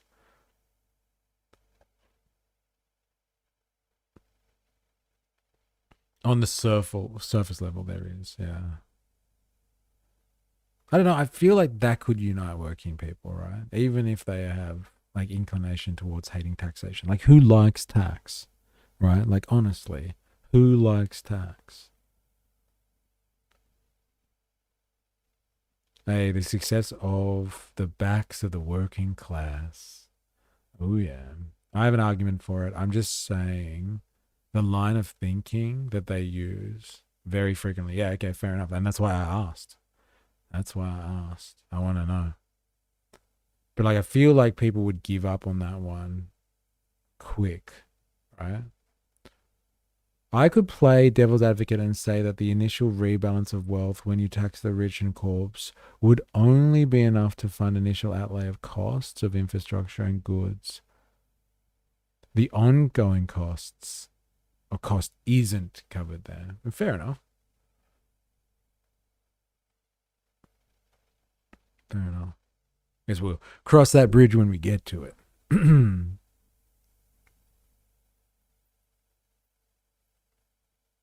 I used to think that, but then you realize that people who get millions of dollars in bonuses do all, and I don't believe it anymore. There you go. Righties will say if you tax the rich, they will leave. You know what? It's fair, and they leave anyway. They're already leaving anyway. They've set up tax systems where they just offshore. I find it's similar. It's the same reality anyway. They're already evading it. You've got to find ways of taxing them somewhere. Democracy at work. Like, this is literally socialism. Okay, like right here. I don't know why it's taken 2.5 hours to find this one, but if you want to know what socialism is, like, it's pretty much this. Why isn't this their number one priority? Empower workers to come together to fight the boss, protect, expand, and enforce the rights of workers, of all workers, to form, join, and strike with their unions. It's already human right. I don't know why this is so controversial, but okay, regardless of their industry. Support union members who organize reform caucuses, democratize their unions, and take political action. Okay, so this is democracy at work. Okay, like, this is not far enough. Like, democracy at work is setting up a situation where work is actually controlled democratically as opposed to just being unionized. Like, the corporate structure is changed to include democracy. So if you work in a workplace, you can, vote for the board of directors and vote for the CEO, like you would vote in politics. Like, if you live somewhere, like you live in a particular state, you vote for your governor, or you vote for the members of Congress or whatever, or parliament, etc., etc. That's how a workplace should work. A workplace that is large enough, you should vote for the board. You should vote for the CEO. You could even vote at a micro level, like in a team, to vote for your manager or your team leader or something like that. That democratization of work, where humans spend a lot of their time in the employ, in the economy, that democratization of work is actually one of those things that socialism is actually supposed to advocate for. I can't believe it's so far down the list for these people. I guess that tells you a lot of what you need to know, potentially, about an organization like this. It's in their name, Democratic Socialists of America. It's so far down the list. I'm surprised. It would be like if you got paid shares, enough shares to vote with your paycheck or as a signing bonus. But like, even beyond that, like, if you're an employee, there's like 500 employees in your organization, one vote for your employment contract. If you are employed in that organization, you get a vote. Like, be outside of shareholdings in a company. Like, shares kind of give the illusion, I find, like, ostensibly make it out like you own a company, because, like, you get to have a right to vote on company policy and like what direction they're going to take, and you can vote in the board, and you can hold the board responsible and all that sort of stuff. So, like, yeah, that's democratic control over the company from like an external sense, because you've invested in it. But I'm not talking about like you're actually employed in that organization. You should have democratic control over it. That's socialism 101. And for an organization called the Democratic Socialists of America, like, why isn't this fucking first? Yeah, shares infer public trading too. Sorry, ownership rights. I should have said. I'm surprised that isn't number one for these people. Anyway, author's note. Oh, we did it. We got through it. Our program was drafted between the months of April and June 2026 by committee members of the DSA, elected through a process established by DSA's 2025 National Convention. That's the program. Okay, so the program has been voted upon by the people. Hey, look at them, instituting democracy in their organization. Isn't that wonderful, eh? Isn't that beautiful? That's lovely, that is. We did it. What's their history? Let's have a look. Congratulations, you commies. You did it. History. So the DSA Here's the history of the DSA. The Democratic Socialists of America, DSA, and its predecessor organizations, the Democratic Socialist Organizing Committee, DSOC, and the New American Movement, NAM. Is that right? Did I read that right? NAM, yeah. Had their origins in the early 1970s at the beginning of the long-term rightward shift of US and global politics. This shift to the right symbolized by the triumph in the 80s of the Ronald Reagan, Margaret Thatcher, somewhat overshadowed the central role these organizations played in the movements of resistance to corporate domination, as well as in today's ongoing project organizing an ideological and organizational socialist preference among trade unions, community feminists, and people of color and other activists. DSA made an ethical contribution to the broader American left by being one of the few radical organizations brought out of a merger rather than a split. DSA also helped popularize the vision of the ecumenical, multi-tendency socialist organization, an ethos that enabled it to recently incorporate many thousands of new members, most of the Bernie Sanders presidential campaign. If you are committed to a pluralist, democratic conception of a just society, then you can join DSA's collective project, regardless of your position or lack thereof, on some arcane split in socialist history, or even whether you believe in the possibility of independent electoral work inside or outside the Democratic Party ballot line. Interesting. Okay, so they are a movement that have come together recently. 17, so 9 years ago. Is that right?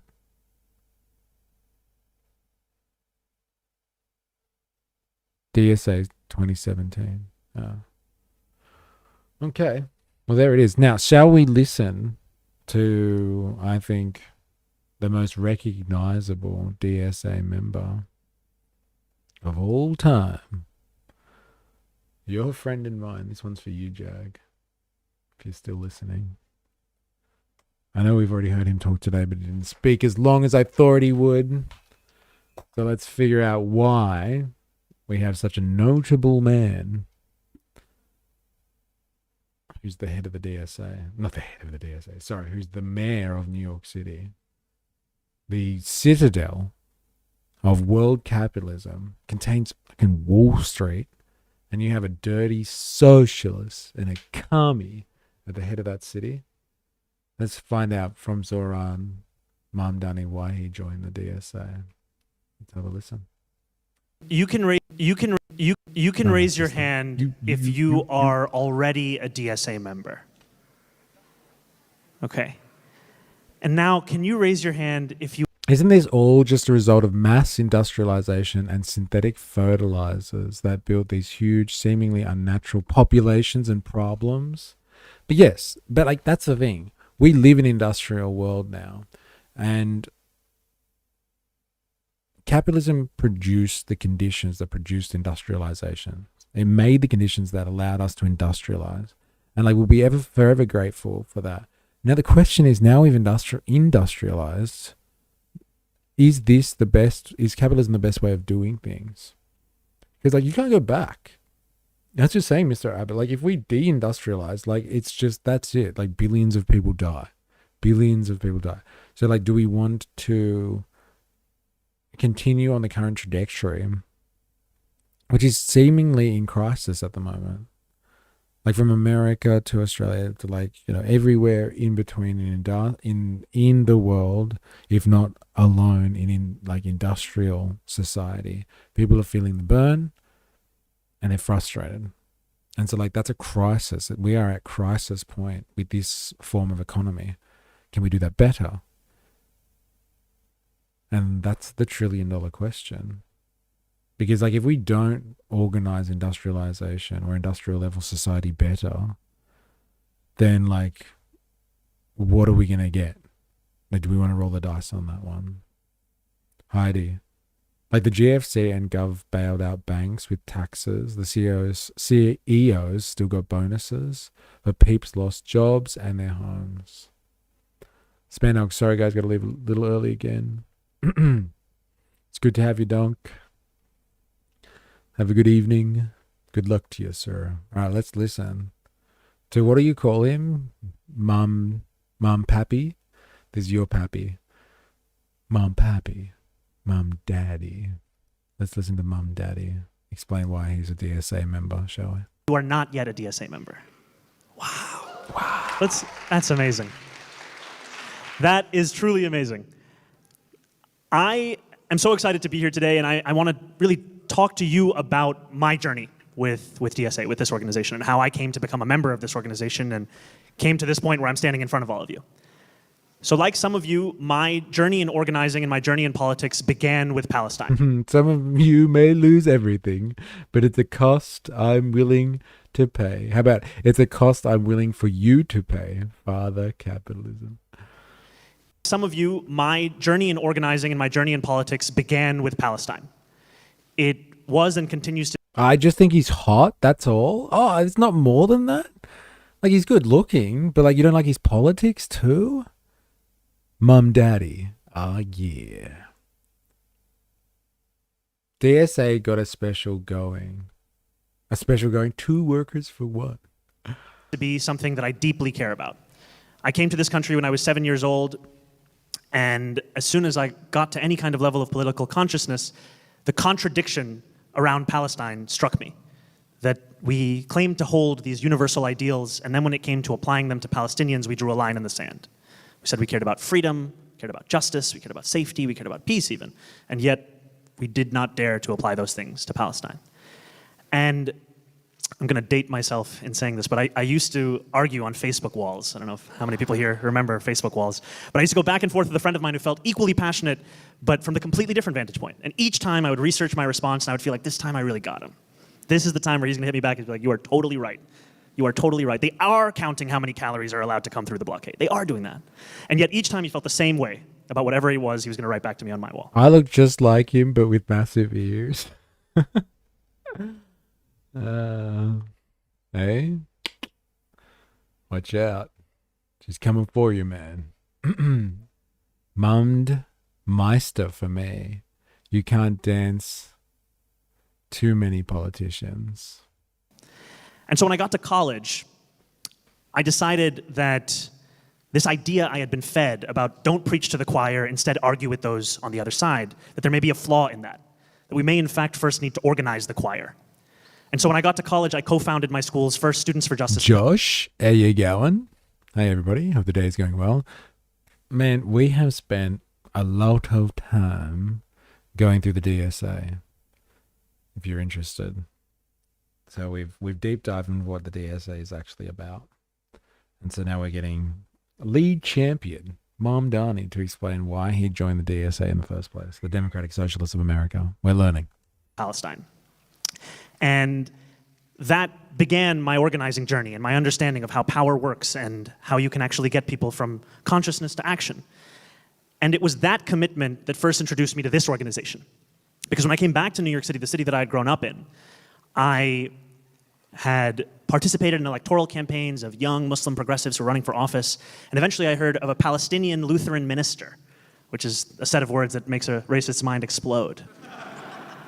But a Palestinian Lutheran minister by the name of Khadr el-Yatim was running for city council in Bay Ridge. And I remember reading that article, and I decided that this had to become my life. I had to do everything I could to get on this campaign. And it was in that campaign that I first met New York City DSA in the real sense of the people in this room. And I met this organization, and what stood out to me about DSA was that DSA meant what it said. That it wasn't just empty rhetoric. That this was an organization that understood a fight for a worker here is the same fight for a worker anywhere. And whatever our brothers and sisters deserve in our own neighborhood is what every person deserves everywhere. And a complete opposition to drawing any line in the sand about anyone. And so after that campaign, I decided I had to join DSA. And so I took that first step. And I ended up becoming a member of Queens DSA. Do we have anyone from Queens in the house? I actually was on the subway platform on my way to get here, and I met a constituent of mine who said they were coming to this for the first time. So a big round of applause wherever you may be. And I joined DSA, and the first time I went to a Queens DSA There you go. Isn't that interesting? We spent a bit of time talking about like their platform on Palestine. Like Palestine is its own separate point in their program. Out of all the national liberation struggles and fights against imperialism, like capitalistic imperialism out there, Palestine has its own section in there. And he joined DSA not for his socialist politics primarily, but for his position on Palestine. I hope I'm wrong, but I just feel Mamdani is Obama 2.0. There's a number of people I would say that frequent this stream that would have that exact same feeling as you would, Josh. There, it definitely has that vibe to it, and especially now we understand Obama post Obama, that like he was just the smiling face of the same old kind of thing. If anything, on certain issues, he dialed back really hard, regressed very hard. But he just like, hey, he was like, he had that vibe to him. Mamdani gives those vibes sometimes, not gonna lie. But like, it all come out as proof in the pudding. Like, will he be able to do all the things that he said he was going to do? And like, there is arguments either way already. Voted a fake socialist, culture socialist, a token socialist, post-Obama. Yeah, that's interesting, isn't it? That he came to his DSA journey from Palestine activism. It's very interesting. DSA meeting around electoral politics, there were, I think, 8 or 9 of us in a room in Astoria. And I ended up running, and I'm going to now say a number of words that if you're not a member of this organization will sound like absolute gibberish. But I ended up running to be on the organizing committee of the electoral working group of Queens DSA. And what that means in English is that I became one of the leaders of our branch for local elections. And there were a number of us, and we had just come off of winning the fight against Amazon's attempt to build a headquarters in Western Queens. Filling a church just like this one all those years ago in Astoria. And my first big campaign in being a member of the organizing committee was to be one of the... Remember Nick said that the left cares more about Palestine than they do about America. Like Nick Shirley, like surely not, he said that. But like he would, and that's such a shit critique as well, because I think most people who have been exposed to the Jenny side, like most people are just sick of it.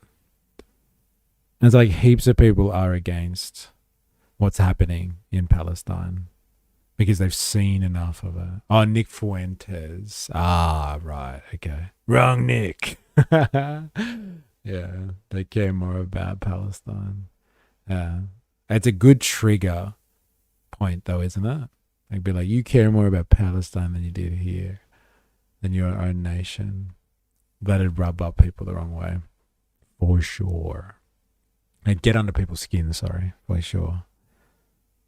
Leads for our organization in Tiffany Caban's run for District Attorney of Queens. And it was an incredible race, one where we came within 60 votes of winning a race to represent more than 2 million people.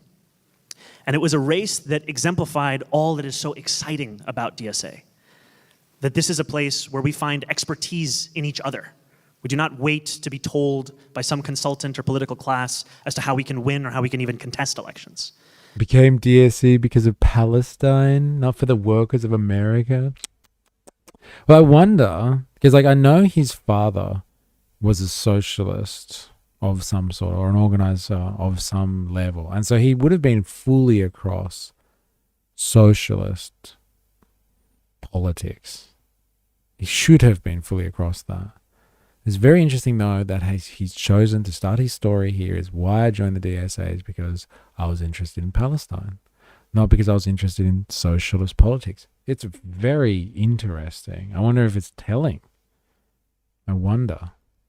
And so many of us, many of whom are in this room still today, gave everything we had to that campaign. We're talking about, you wake up at 5 in the morning to go for GOTV on election day and you're out for 15 hours that day to try and make sure that everyone who can vote will vote. And at the end of that campaign, where we lost by, I think it was 55 votes, a friend of mine who I'd grown close to over the course of our organizing asked me to run for state assembly.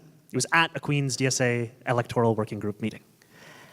And the answer I gave to him was that I would think about it, and I made a few calls to people that I respected, to mentors, to people who had really brought me into the world of New York City politics. And eventually I said yes. And we ran that campaign in 2020. We faced an opponent who spent more than 2.5 times as much money as we had. We had the support practically was from this organization and a few others who were willing to take a brave stand. And despite all the obstacles in front of us, we won that race in 2020 in June. And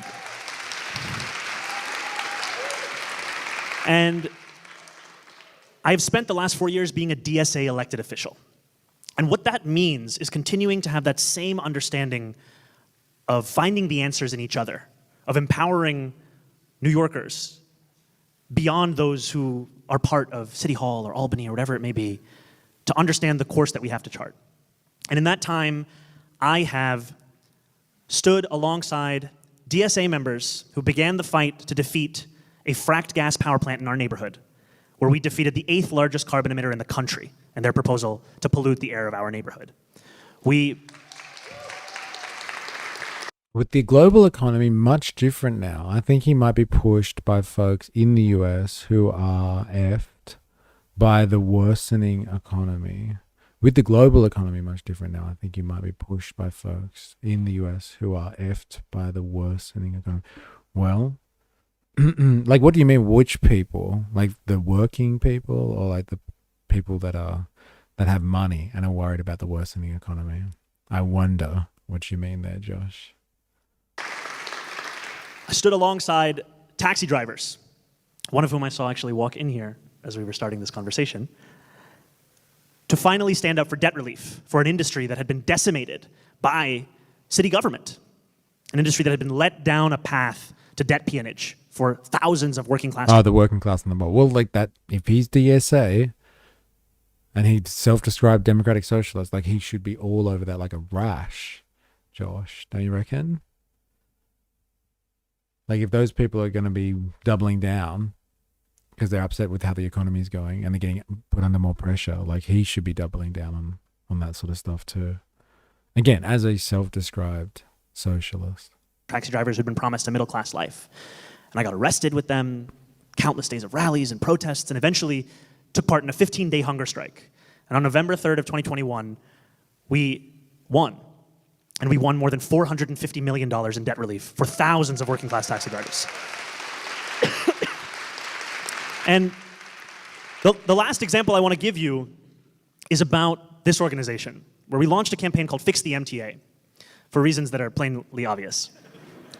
And we were having all these meetings, what is it that we should foreground as our demands, that we should talk about as the things that working people deserve? And I had a meeting with a DSA member who is sitting right over there. Alicia, I'm not, is that okay, yeah, well, I should have asked you before I did that. And Alicia said, why don't you have free buses as part of your platform? And that is now one of the things that I am most known for, an idea that my comrade had. And that is what typifies this organization. Yes, there are co-chairs, there are candidates, there are... Socialism is free buses. Hey, why not? Hey. It's a bit of a joke, but like if you've just tuned in and you're not aware of the discussion that has ensued, socialism is not when the government does stuff for free for you. So like if you want to provide free buses or something like that, or free public transport, like that's fantastic. And that helps the working people. And like that is good working class politics. But like when people are like, oh, it's socialism or communism or something, it's like when the government does stuff, like it's really got nothing to do with that. Like an organization like DSA, Democratic Socialists of America, are about creating a society where workers take control of the political system, and then change the economy and life itself to mirror the wants, the desires, and the necessities of working people, like full employment, great benefits, and great conditions, and like high living standards. That's like what most working people want, right? They just want to have a decent form of employment or occupation of some kind, and they want to like live a high standard of living. Like I'm not talking about living some opulent existence. in wealth and luxury, but like just having a high standard of living and getting good access to stuff. Like that's what socialism is supposed to be about, creating that environment. But it's not like, you know, when the government like builds roads or something like that. That like that's the usual thing that the government does to help society function properly. When the government does stuff, that's communism. Like that's a piece of useful propaganda that really doesn't make sense if you think about how society actually functions. There are elected officials, there are leaders of all sorts, but the beauty of this organization comes from the rank and file spirit of this organization. And so I want you to know that when you come here into this church tonight, what you are doing is joining, potentially, an organization that believes that you could have the very answer to the questions that are being asked. Because I think for far too long we have waited for elites of all kinds to tell us what we are supposed to do, when in fact they're too busy benefiting from the status quo to come up with any kind of alternative to it. And the answers actually lie in these pews as opposed to from these politicians, except for myself and other DSA-endorsed politicians. And before I speak a little bit more about what this mayoral campaign will look like, I do want to ask each and every one of you to look at the sheet that you have in your hands and to join DSA. Because the strength of these movements, the strength of these wins, whether it's defeating NRG, whether it's fighting alongside the New York Taxi Workers Alliance, whether it's winning the first free bus pilot in New York City history and increasing ridership by 30%, decreasing assaults on bus operators by nearly 40%, taking 11% of new riders out of cars and onto public transit, those are wins that I would never have been able to be a part of were it not for this organization being a part of them and sometimes even creating the fights in the first place. So I ask you to consider being a part of this organization because its strength comes from each and every one of you. And there are so many of us who have had incredible ideas, but we too know that the time is coming for us to pass the torch to the next generation of members so that we can finally make New York City politics look more like New York City itself. Not just in terms of the representation, but in terms of the concerns that people are feeling in an everyday level. Because if people don't see their pain recognized, and if they don't see it rectified in any of the proposals you're putting forward, why should they come out and vote? And it's up to us to finally answer that call. So that is my pitch to join DSA. And yeah, join DSA. All right.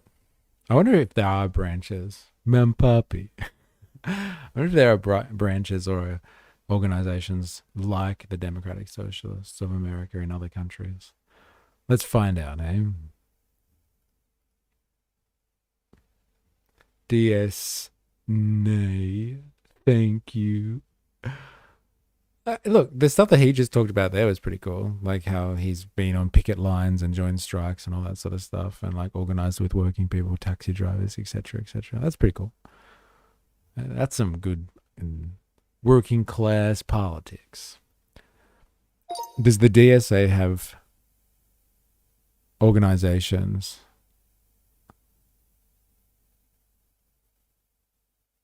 outside of the US? Are there similar Democratic Socialist parties or in other countries?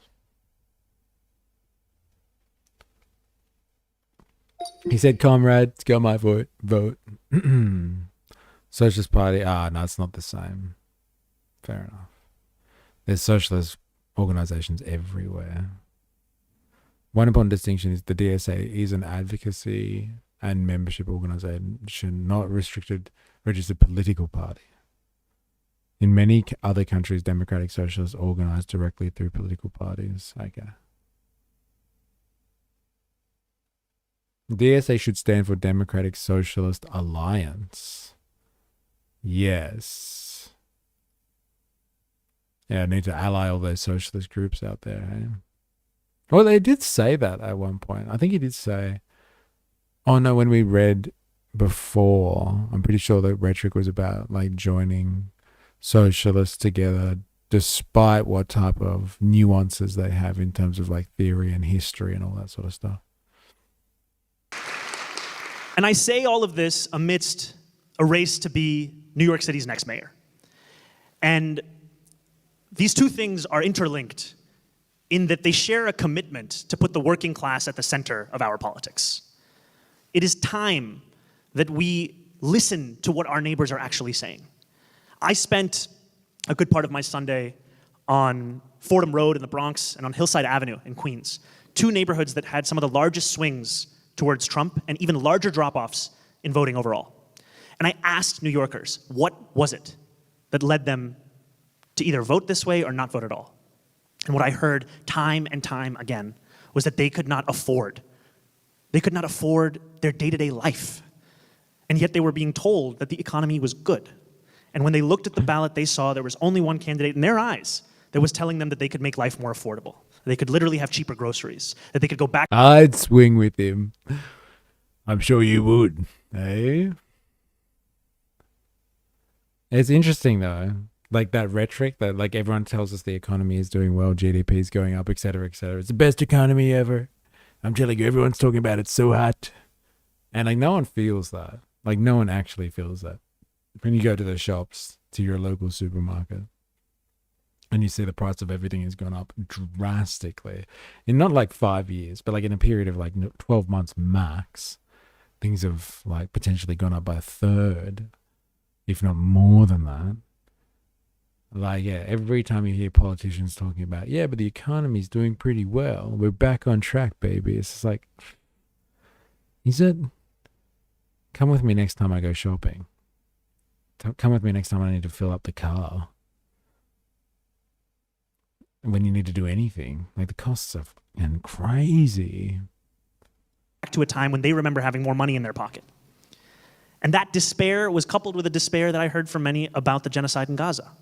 And a feeling that while they couldn't afford their day-to-day life, here this government somehow had $18 billion and more to afford killing children halfway across the world. And I think it is time that we answer the call of this despair. Because if we do not, someone... Isn't there a few different ones in Australia? New South Wales, Victoria Socialist, Socialist Alternative, Socialist Alliance. Yeah.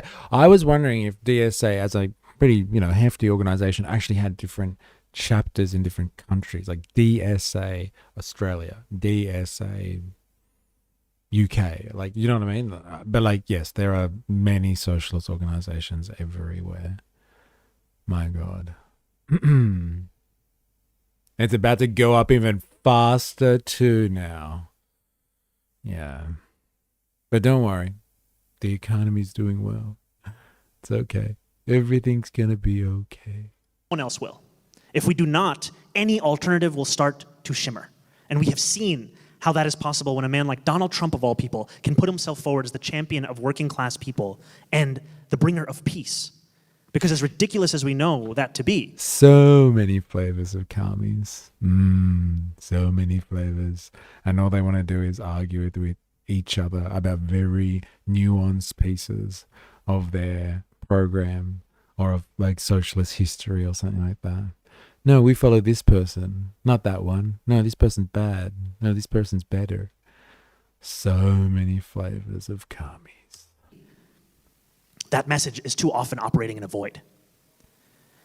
And so what we're going to do with this campaign is answer that call across the 5 boroughs of New York City.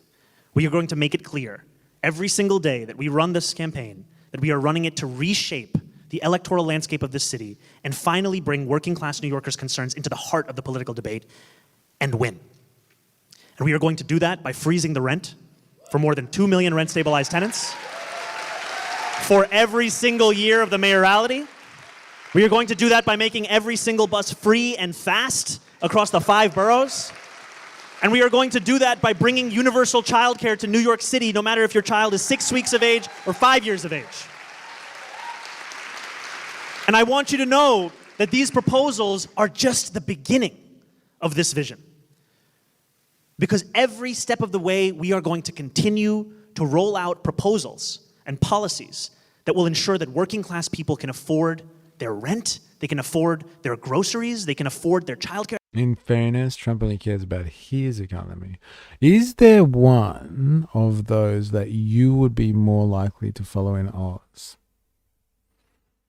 Like, again, like we've had this conversation before, and I don't want to be disparaging, but like I find that the organizations in Australia that I've come into contact with are like specifically, and I'm not sure, I haven't heard this from the DSA. They seem to just be like, generally socialist kind of thing.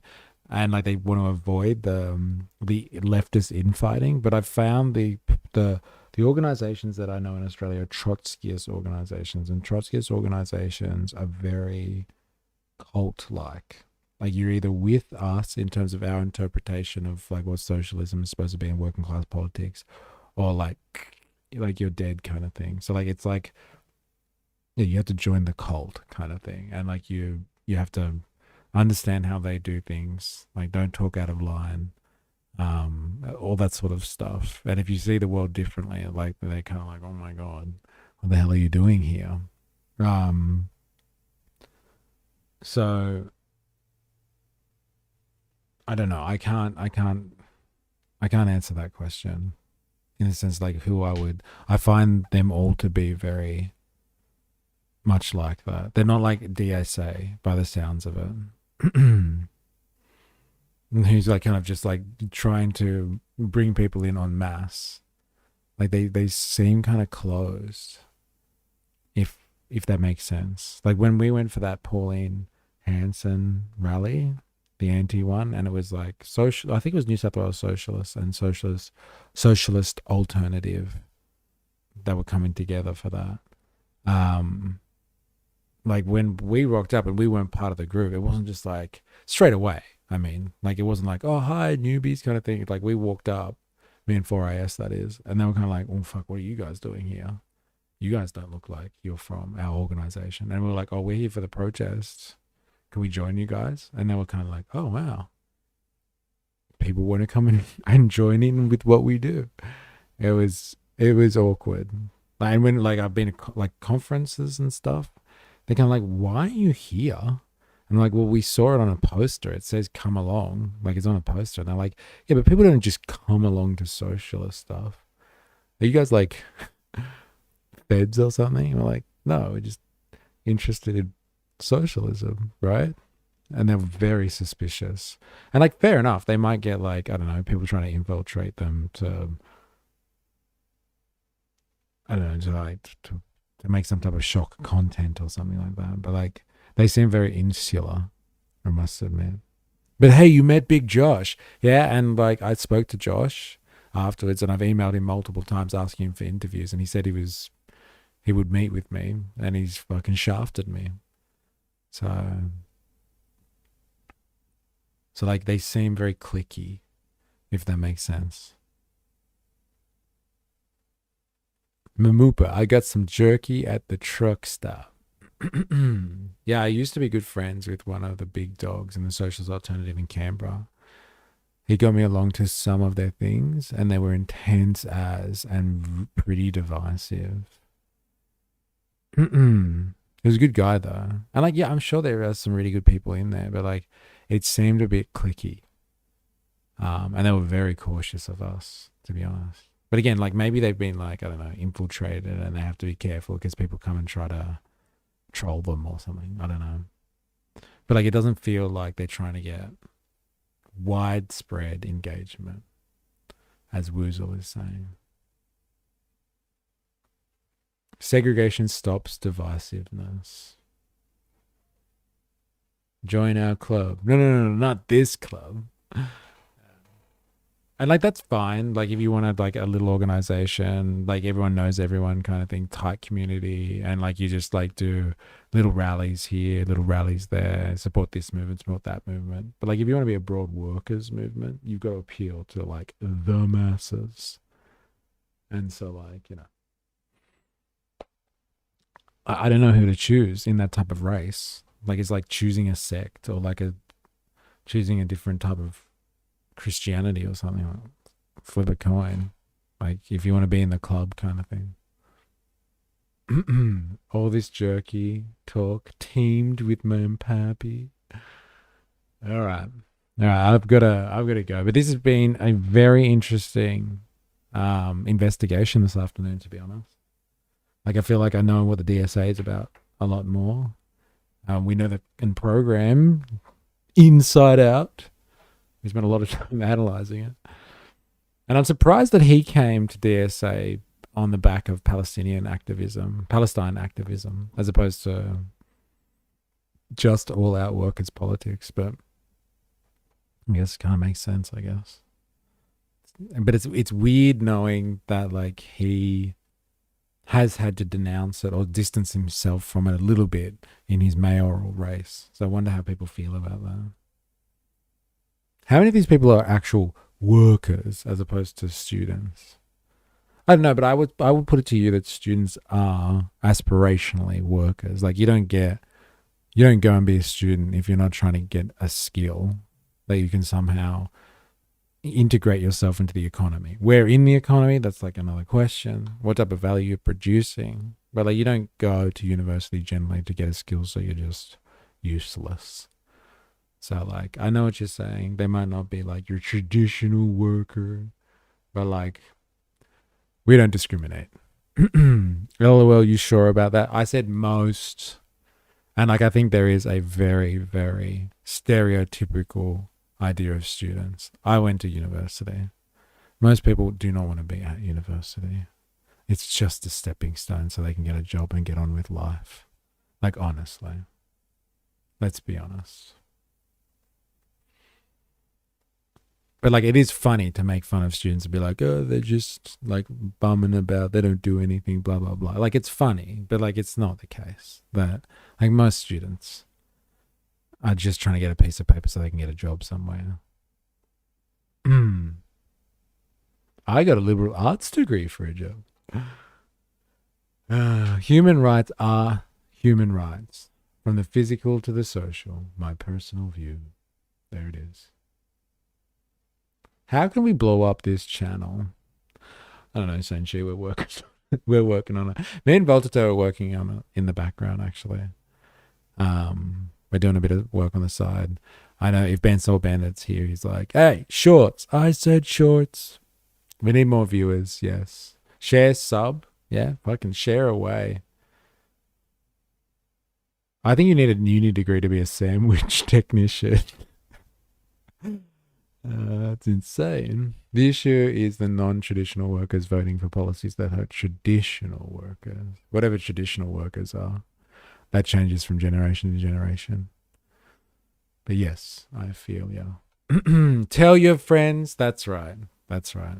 Shorts, you lazy bum. We're working on it. All right. We are working on it. And I've got support now. So we are working on it in the background. But I appreciate the sentiment, Senshi. Appreciate the sentiment. Tell your mum he says hi. Yeah, that's right.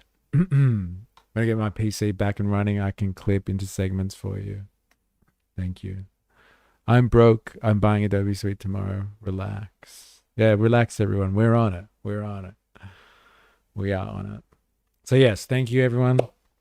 If you've been hanging out today, I really appreciate it. You know who you are. Thank you for interacting. Massive shout out to Govan for the super chat today. Straight into the stream, my friend. I do appreciate it. You're a great orator and content coordinator. Appreciate it, man. I really do. If you need a hand, message me. Let me know. Thank you. Thank you. And yeah, thanks for the support, everyone, as well. Day in, day out. It's really good to have this community and like watching it grow and change over time. It's big. It's really exciting. Mr. Abbott, Ravy Baby, Benso Bandit, Say Chi, Voltateur, Benso Bandit, Dilemmas, Woozle, Kaliwayoti, Mamupa, I Did the Sausage, Hobo Joe. Who else we got here? Who else we got? Josh coming in for the afternoon session. Spandunk. Who have I missed? Who have I missed? Apologies if I have missed you. I cannot go all the way back. Who have I got here? Oh, yes. Rogue was in the house earlier too. Jag 4AS was hanging out. I think Blaz was in earlier today as well. Yeah, but yeah, thank you, everyone. And we'll be back tomorrow. I think we got theory Thursdays again tomorrow, but we've done a lot of theory today, so I'll think about that one. Thanks, chat stream. I'm off to No Comment Chick and Mod there. Good luck. Good luck. All right. We'll be back tomorrow. Until next time, as always, please remember, I am, you are, we are a mystery. Catch you on the morrow. Thank you all.